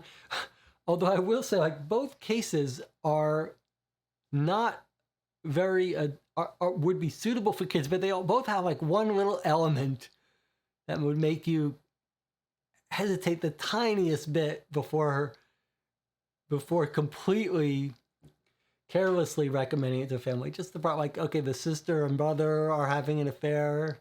It's like 99.9% completely family friendly, and then one little piece of it that you'd have to pause a little bit. But yes, I mean, I still would recommend this to a family.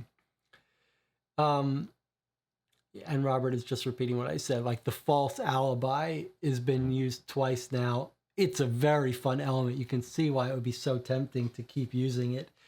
In fact, it's really is a very enjoyable moment. That we see in the best of these games, where you come to one conclusion and then the game pulls the rug out from under you if you're clever enough and figure out how to you would reinterpret it. Anna Maria says, I wouldn't play these murder cases with kids. Okay, John says, about the Easter egg in case 2. In the paper in case 2, there is a filler article. So look away if you don't want to be spoiled about case 2, even though Jonathan says this isn't a spoiler. In the paper in case 2, there's a filler article with a picture of a butt. I think this might be about Carrie Butcher. Oh, you're right.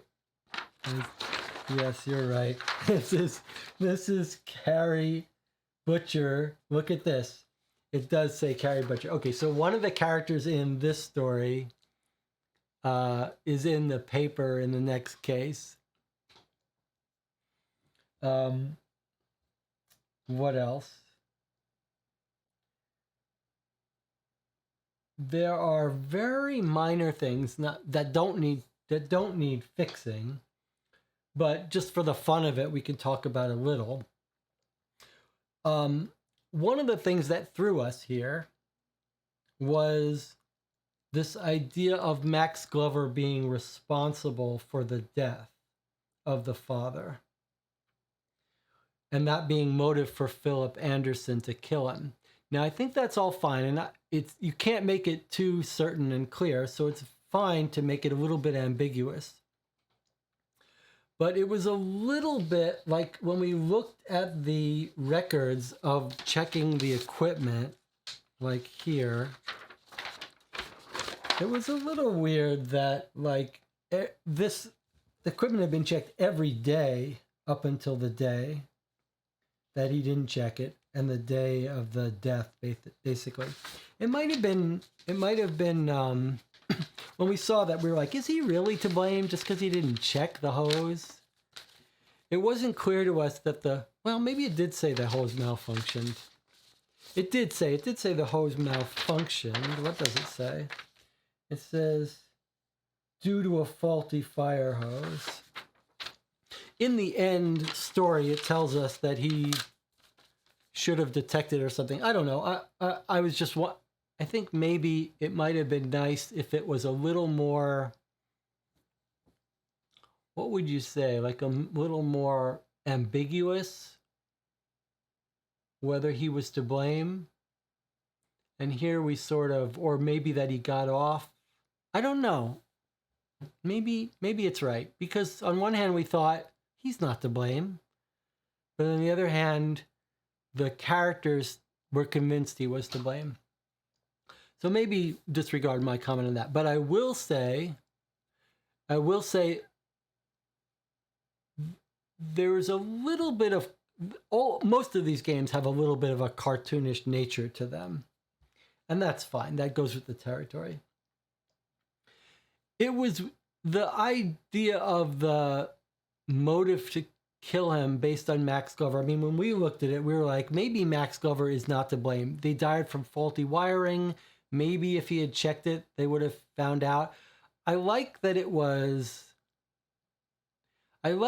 it's good that it was ambiguous whether he really was to blame. But then it kind of felt like Philip might need something should have had to anger him more, make him more blame Max Glover. Like something, it felt like if we were in Philip's position, we would not be so sure that Max Glover was responsible. And somehow, and then the fact that Carrie Butcher didn't find out about it till the end. Luckily, it was the only thing that made sense. But to my eyes, I was like, surely she knows they suspect him. Surely her mother would have told her. So it was a little bit weird that Carrie Butcher was just discovering in this envelope that Max Glover was suspected. And that felt a little weird to me. Like, why would that be? And maybe if you could somehow figure out the evidence against Max Glover being a little more underground, a little more like it popped up late, and that's why she had just discovered it. I don't know. But minor. Hidden Game says there are more Easter eggs in Case 2 from Case 1. Okay, well, that's probably as good a reason as any to start with Case 1. These are both great cases. We were saying maybe you start with Case 1, maybe you start with Case 2, but now we see you should start with Case 1 and then go to Case 2 so that their Easter eggs can be properly spread. Robert says, I can tell a lot of love and testing was done in creating both cases. I've played other companies' games that felt thrown together just to sell something because mysteries are popular. Yeah, I couldn't agree more with Robert. There's some real love and care that went into these games from Hidden Games.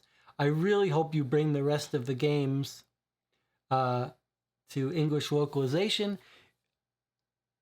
If it's of any help, I think it's great that all the trouble has gone into localizing these for American cities and other cities, but I really don't think, from my perspective at least, that that's important. If these games were just translated into English, but you left all the places in Germany, that would be completely fine. That wouldn't affect in any way the enjoyment of the case. Anna Maria says, Max should have been an electrician and working drunk or something, so he really could have been the cause of the electrical fire. That's interesting. Although, again, we do have to point out that, like, you know, if it's too obvious that he's responsible, then we're going to know exactly who did it. So the fact that these things feel ambiguous to us are part of what makes it still work. So you could imagine, this is one of these counterfactuals, you can imagine if the game came out and it was more obvious that he did it, or more obvious why when she discovered it, and then it would be too easy. So John says, the second case also had a bit more sense of place, some spatial puzzles, some mapping the player could perform. Yes, I think that's true. In-game says, thank you. We put a lot of effort into it. The development of the first case took a year, and we continue with improving the games. Yeah, you could see some of these games just get thrown out, and this one you can tell some real time and effort went into these. Francis, do you have any insight into whether the other games will be localized and released? If you need more playtesters, we might be open to doing private playtests of the others once they're translated and ready to go, or giving feedback. Any insight into the other games, whether and when they'd be coming out, and any insight into difficulty levels for future games?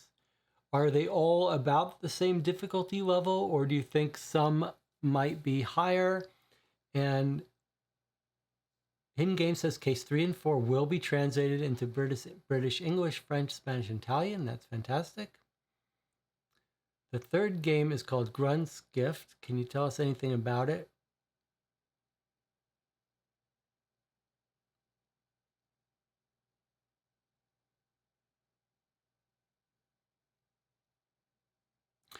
I guess I was going to say the problem with countries outside Europe are the high shipping costs. Yes, shipping costs are insane nowadays. I was going to say it doesn't matter to us whether it's translated, as long as it's translated into English. It doesn't have to be localized into America. But with all of the phone calls and stuff, you can see how every time they want to move it into America, they have to set up the phone calls in America. I think, look, the phone calls are fantastic, but it's really that the company has, this is another mark. Robert was talking about the care and love that went into this game. The fact that all of the documents, all of the audio can also be listened to. So in the hints, if you can't make the phone call, you can listen to it, whatever. That's fantastic. It would be completely okay with me if you localized it and said, look, the phone calls aren't available. You go to the website and play the phone call. That's completely fine.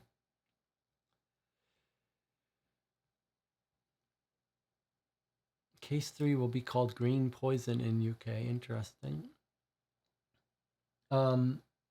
If you watched our first review, we had our first playthrough last week of Case 2. We had some criticism about the end solution and hints website.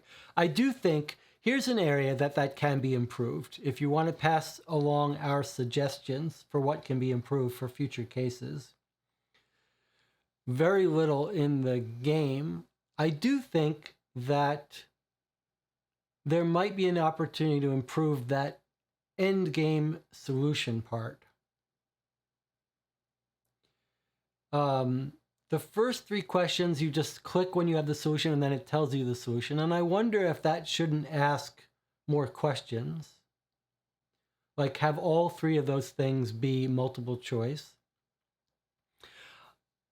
I'll tell you something that one of the mystery suspect game companies did that I thought was very clever. I'm not sure exactly how you would do it. But one of the games has you answering questions at the end, but it's not just who did it. It's who did it and what piece of evidence convinces you that they did it. Something like that. Or how do you know this person didn't do it, and what piece of evidence proves that they didn't do it? And one of the reasons why that's so useful is that, especially in a game like this, with all these suspects that can be ruled out because no motive, no alibi, sometimes we have quite a good intuitive feeling that it's this person. And especially in this game, when some of the clues are redundant, you might have a very good feeling that this person's not involved, or this person who didn't do it or did do it, but you might have missed the little detail that gave you that information. Like, we were ready to solve this case and guess that it was the doctor who played chess. And it was only at the very end that we were able to match up the signature and the nickname at the bottom of the allergy form to prove to us that he was in the chess game. And if the question asked, how do you know that it was that doctor at the chess game, that would have added some fun extra difficulty to the end question without changing anything of the case. And I do think there's some room. The final solution that we reread repeated a bunch of stuff that was in the first 3 question solutions that we would have had to read didn't need to be there, but that was okay. But I do think you might be able to make those end questions more challenging instead of just click to read. Now, if you get the right answer, which we did, it doesn't really matter because you already knew that stuff. But it might be fun to have to prove what evidence. The way they did it in the other game, just for your information, is for this sheet that says here's the materials, they label them like A, B, C, D, E, F, G, H, I, J, K. So when it asked you what piece of evidence proves this, you would just click evidence H did it. And then that would be how it would know if you figured it out. Just an idea.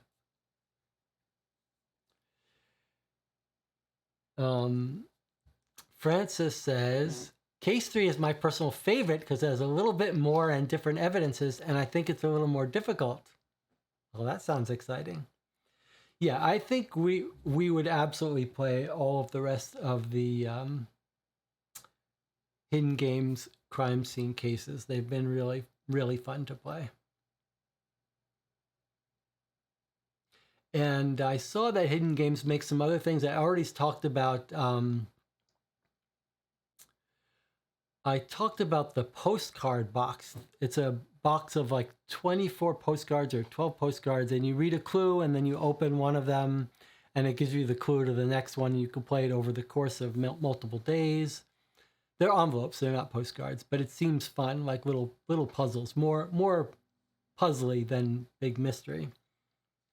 But I will say, for anyone thinking the same thing as I was thinking I'd get this and then I could send them like once a week, send it to a friend as a mystery, but it doesn't work that way because the whole mechanic is when you read one puzzle, you have to figure out amongst all the other envelopes which one to open next. So you can't send them piecewise to someone, but it does look like a very fun, high production thing. I'd love to see a second set of the envelope game where you could deliver the envelope to someone once a week and it would unfold a mystery over time that wouldn't require them to have all the envelopes out, but that's a different game. Now, Francis, you said case 3 and 4 are going to be localized. Does that mean you just don't know about the other cases? There are a couple more cases, I believe. Or does it mean you just don't know, or have they already decided that they're not going to localize the others? I hope it's just that they haven't decided yet or haven't gotten around to it yet. And now Francis is talking about that postcard one, Charles' Journey Around the World. It's not a crime, murder, mystery game. It's a puzzle game playable for the whole family. Yeah, it looks pretty cool. I have it somewhere here. Let's see, where do I have it? I'll just get it out to show it.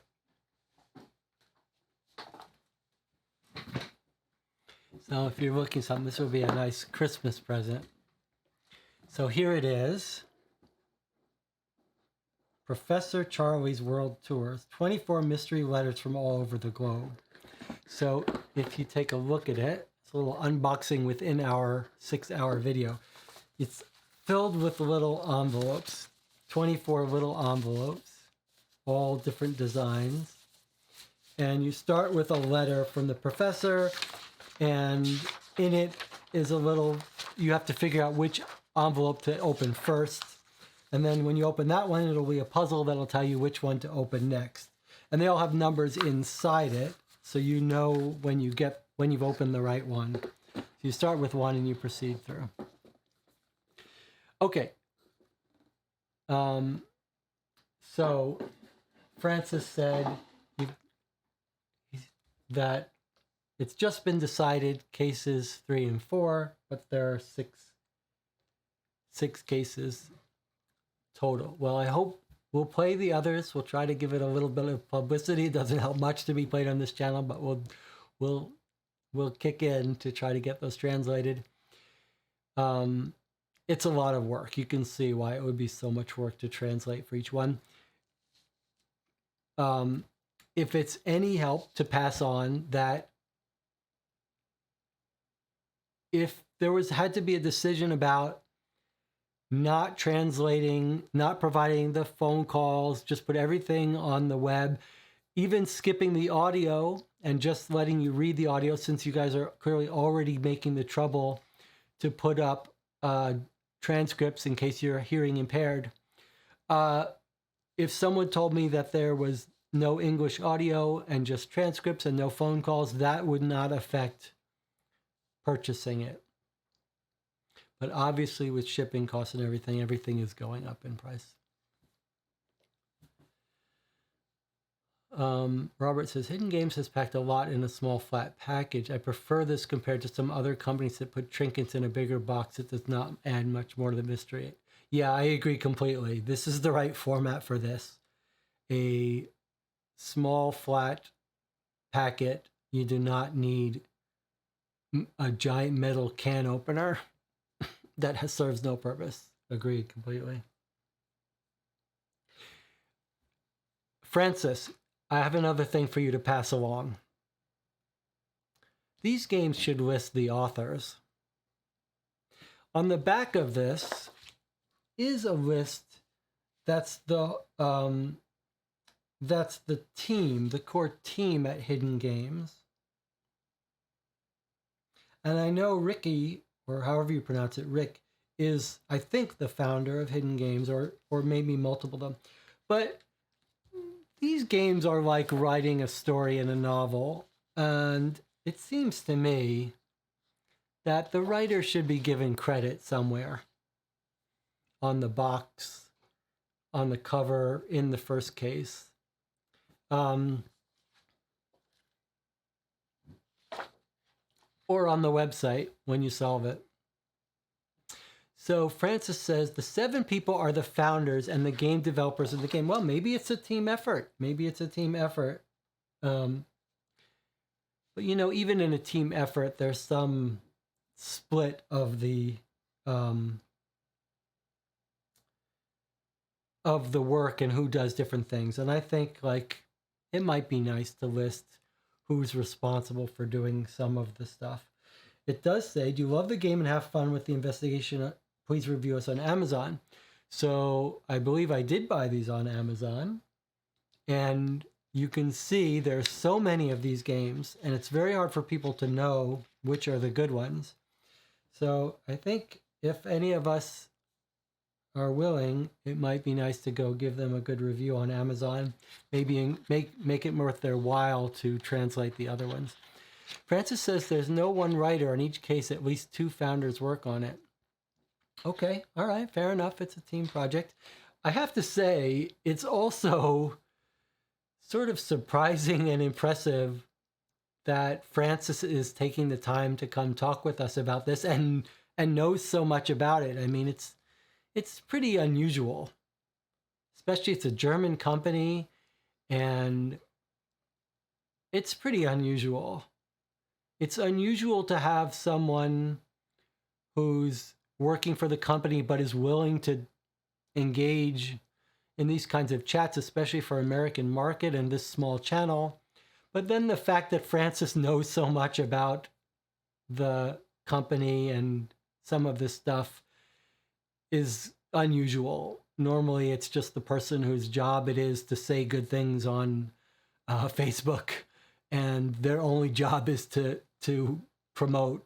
And it's refreshing. I mean, it's lucky that we like the game, because it would be awkward if we didn't. Francis says, I'm not only the social media manager, also responsible for international products. Okay, well, there you go. All right. Well, I appreciate, Francis, you taking your time. Any other thoughts from the audience? And while we're doing that, I will prepare my chocolate taste testing here. So what I'm going to eat today, it's not really a chocolate taste test because I eat this quite a bit. But I did want to talk about, let me bring the laptop over here to show something. Francis is saying, I have to admit that I really, really love my job and the team. I think there may be some interviews. I think I did see some interviews with Hidden Games people. it looks like a really nice group of people and company, but they're in German, so I can't understand them. Okay, so this is the candy we're eating today is Cadbury Dairy Milk, fruit and nut. I don't know if any of you have had this. Milk chocolate with raisins and almonds. This is one of my go-to movie candies. Maybe you can say what you can we can talk about what's your favorite movie candies. This is one of my favorites.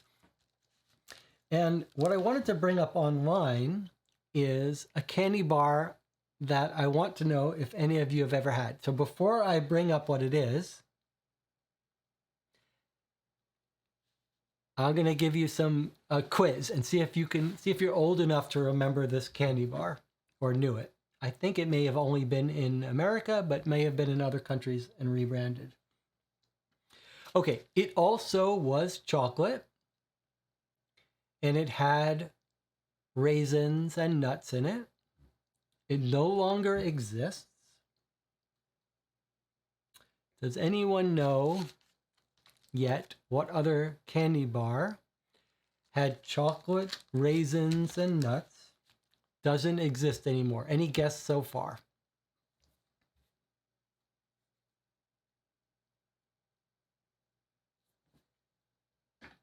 And if you don't know, I'm going to give you some more clues. If you're playing at home, you can guess now too. Francis is saying, if you have our, I don't see it on the screen for some reason. It looks like it might have not fetched it, but it says, if you have a look on our Instagram account, Francis says, at Hidden Games International, you can find a little interview from Ricardo and me in English. Oh, that's fantastic. We'll add it as a comment to this video so people can check it out. Jonathan Warner says, did it start with a G, the candy bar? No, it did not. Robert is saying goodbye. Got to get some sleep before I go to work. Okay, Robert, see ya. It did not start with a G. Okay, it started with a C, the letter C. That's your second clue.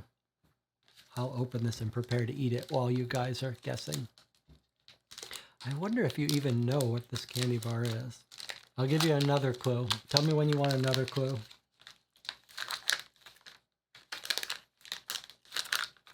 Francis, feel free to depart at this point. You put in your you put in overtime anyway.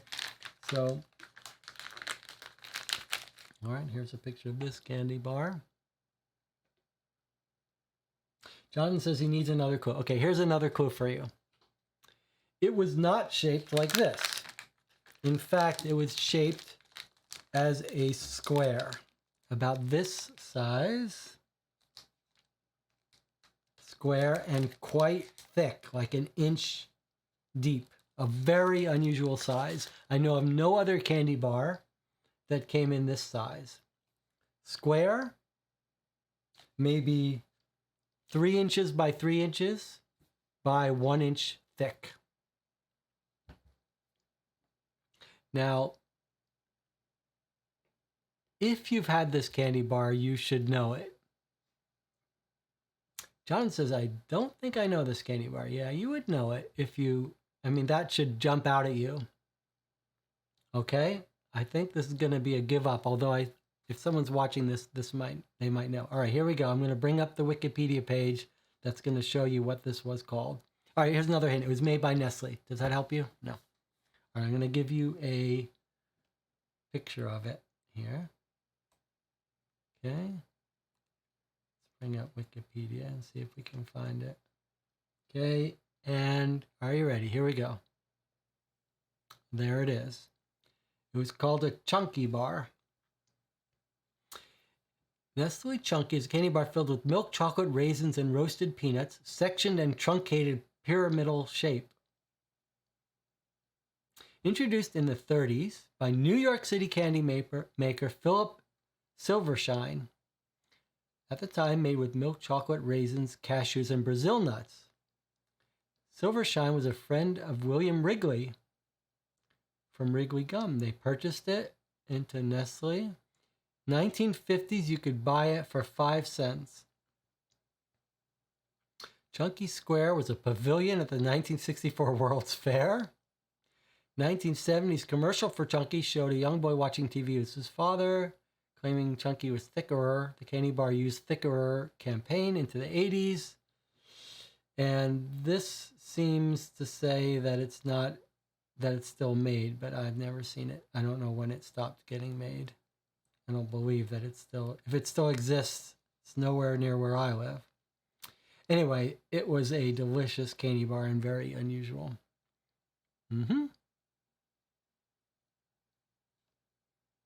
Looks like you could still buy it. Holy cow, that makes me want to buy it. I wonder why I have never seen it in many years. Maybe it's just not a Midwest thing. It was always a New York City thing. New York East Coast thing. Anyway, I'm now going to have a bite of this Cadbury, which is very similar, but a little bit easier to eat.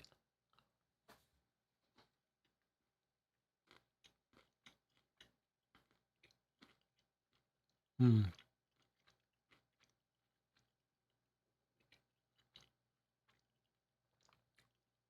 was really good. Jonathan, that arm works well. That's going to be a keeper. Jonathan, what's your favorite movie candy, or do you not eat movie at the theater? For me, there's no going to the movies without popcorn, soda, and candy. Like, that's not seeing the movies. That's half the reason I'm going. In fact, when I go to the movie theater, I bring the earplugs. If I don't like the movie, I just put in the earplugs. You need the earplugs for like scary movies that are too loud.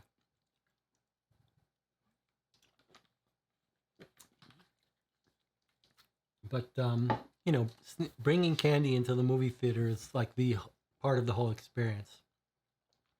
Jonathan, Anna Maria, do you guys have favorite candies? Okay, Jonathan says, I like the cookie dough bites. Some might find that candy disturbing. I don't know. Yeah, I find it a little bit disturbing. The concept of it. I have seen them selling it at the movie theaters, though. We have an AMC movie theater here, which is it feels so deluxe when we go to that theater. We always think how wonderful it is that we have it. And we went and saw 2 movies. We've been seeing double features.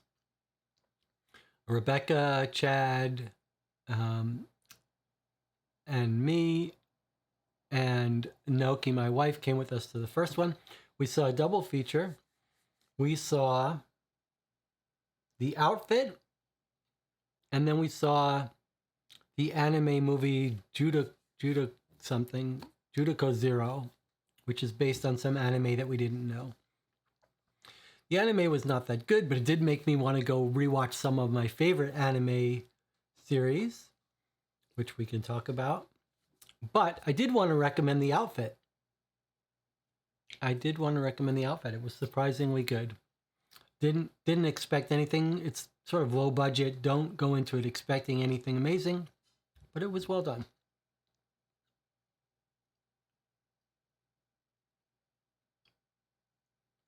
Jonathan says I only get candy occasionally at the movies. I don't know how anyone goes to the movie without candy and popcorn.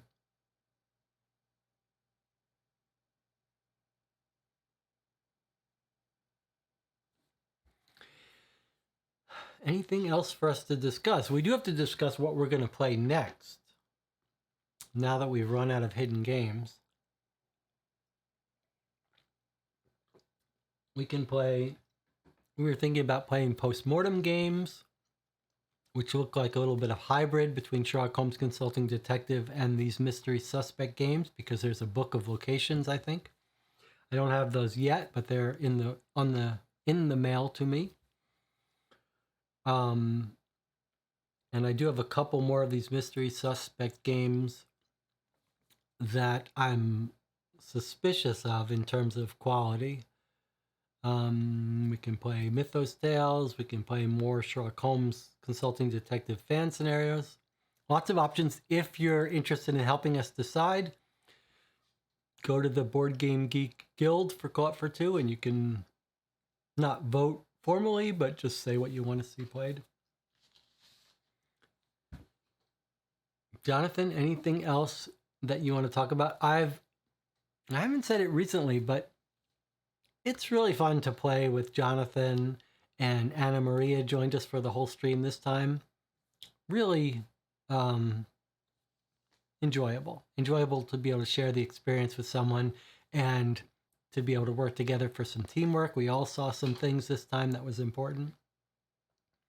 Very fun. One of our shorter streams today at 6 hours. Final comments, Jonathan.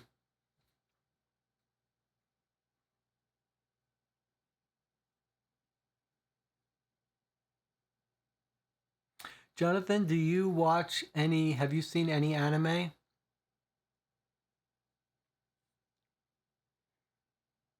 Because it does occur to me, I don't remember if we've, yeah, that's what I was just going to say. Jonathan says, ever felt like seeing a good mystery anime? Yeah.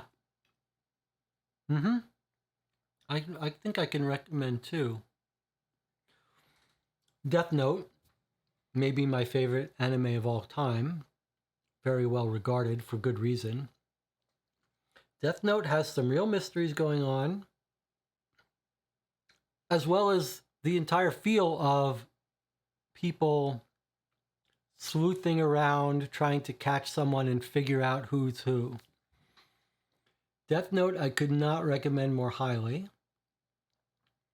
There's some live Death Note movies that are reasonable too. At least two of them are reasonably good. But to get the full experience, you want to watch the anime with English subtitles in the original Japanese.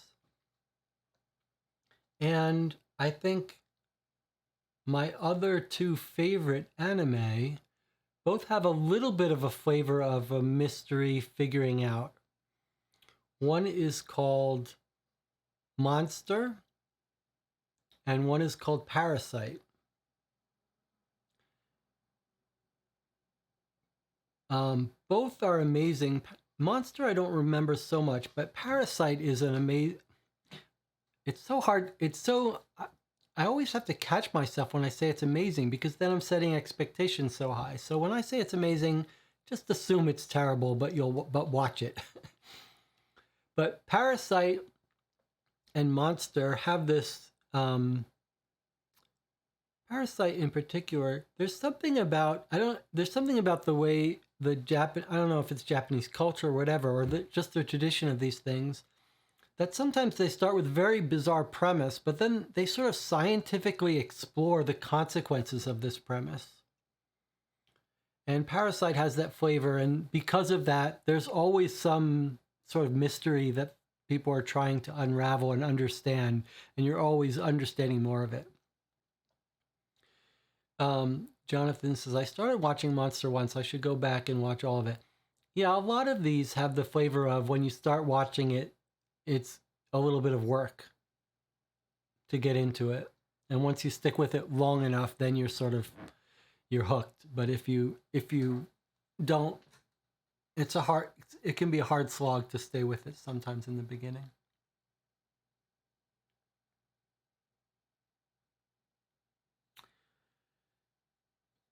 Jonathan, what about you? Do you have any? I started looking for reviews of anime that are similar to Death Note and Parasite, and I saw some. There are a couple more that have come up and been recommended. There's one on a high school about gambling. Jonathan says, I really like all the Ghost in the Shell series. I need to watch those. I've never gotten into them. I've never watched them.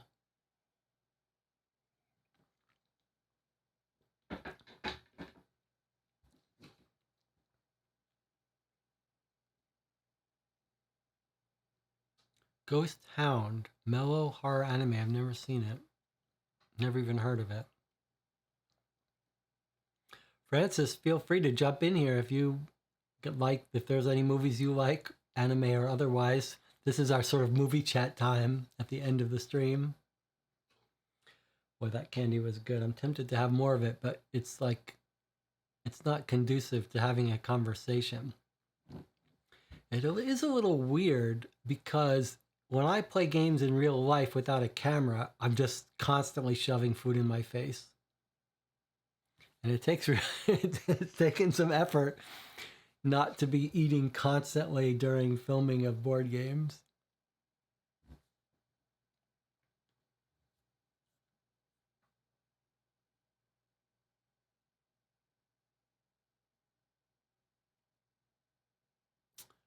Ghost Town. I know what I forgot to talk about. So a couple days ago, I was curious and I set up all my coffee equipment in here at the desk. And I asked Zachary Brown to join me in a live stream so I could show him how I make a cup of espresso and just talk about it. And I didn't intend to put it on the channel for real. I was just testing out what it would look like, if it would be fun, how much trouble it would be to set it up here, and to talk about this other channel that I watch sometimes, Hoon's Coffee, which is just some guy live streaming twice a day of him making coffee and talking nonsense. So I set it up at 5 a.m. just on a whim. I said, let me get out all the coffee. I need a cup of coffee anyway. Set everything up. And I filmed it. And Zachary Brown has been one of my oldest and dearest friends. He's been very helpful in sort of talking about the channel as it's from its start to now, just joking around about it and thinking about trying to think of it from positive perspective. And he was we were talking about like how many unsubscriptions will it get if I put up this coffee video? And we were sort of joking. And then we said, what's the harm? Like, well, who am I trying to impress? Who am I worrying about subscribers or whatever? I said, let's do it. Let's just put it on the channel and see what happens. So on the channel is a 1-hour live stream of me making an espresso drink and drinking it. If you want to watch that, you can watch that live coffee stream. And I make a drink I've invented. I haven't invented it. I've given it a name called a Brevicano, which is an Americano with half and half. Apparently Breve is the name for when you make espresso and you put some half and half in it. So anyway, coffee live stream, check that out. If somehow you're at the end of this stream. If I do that again, I will really stream it live publicly. Don't know why I would do it again, but if I do. John says, with Ghost in the Shell, didn't start with the newest Netflix series. Most fans don't like it. I think it's fine, but I think I'm a pretty big fan with the mix of procedural, conspiracy, and cyberpunk. It'd have to be pretty bad Ghost in the Shell for me to dislike it, I see. Most would say start with films or the first 2 seasons of Standalone Complex. Perfect Blue is a really good mystery thriller anime movie. Perfect Blue. I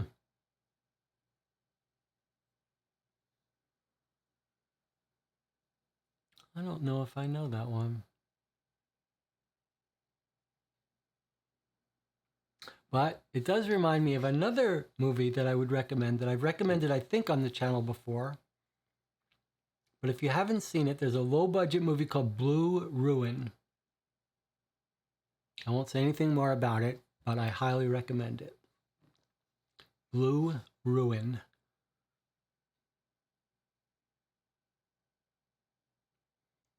There needs to be like a little counter. Like after we mention 10 movies, we've got to stop. Otherwise, we'll waste all of our good movie recommendations in one video. All right, let's wrap it up. John says, I haven't seen Blue Ruin yet. Well, there you go. I've got a couple movies to watch from that you've recommended. You've got, as always, a couple more from me. All right, let's sign off. Another great case. Very fun. Highly recommend this Hidden Games series. Looking forward to trying the new games as they come out. If you want us to play test them early, send me an email. I'm not sure what's next, but something along this vein. I'll see you next time.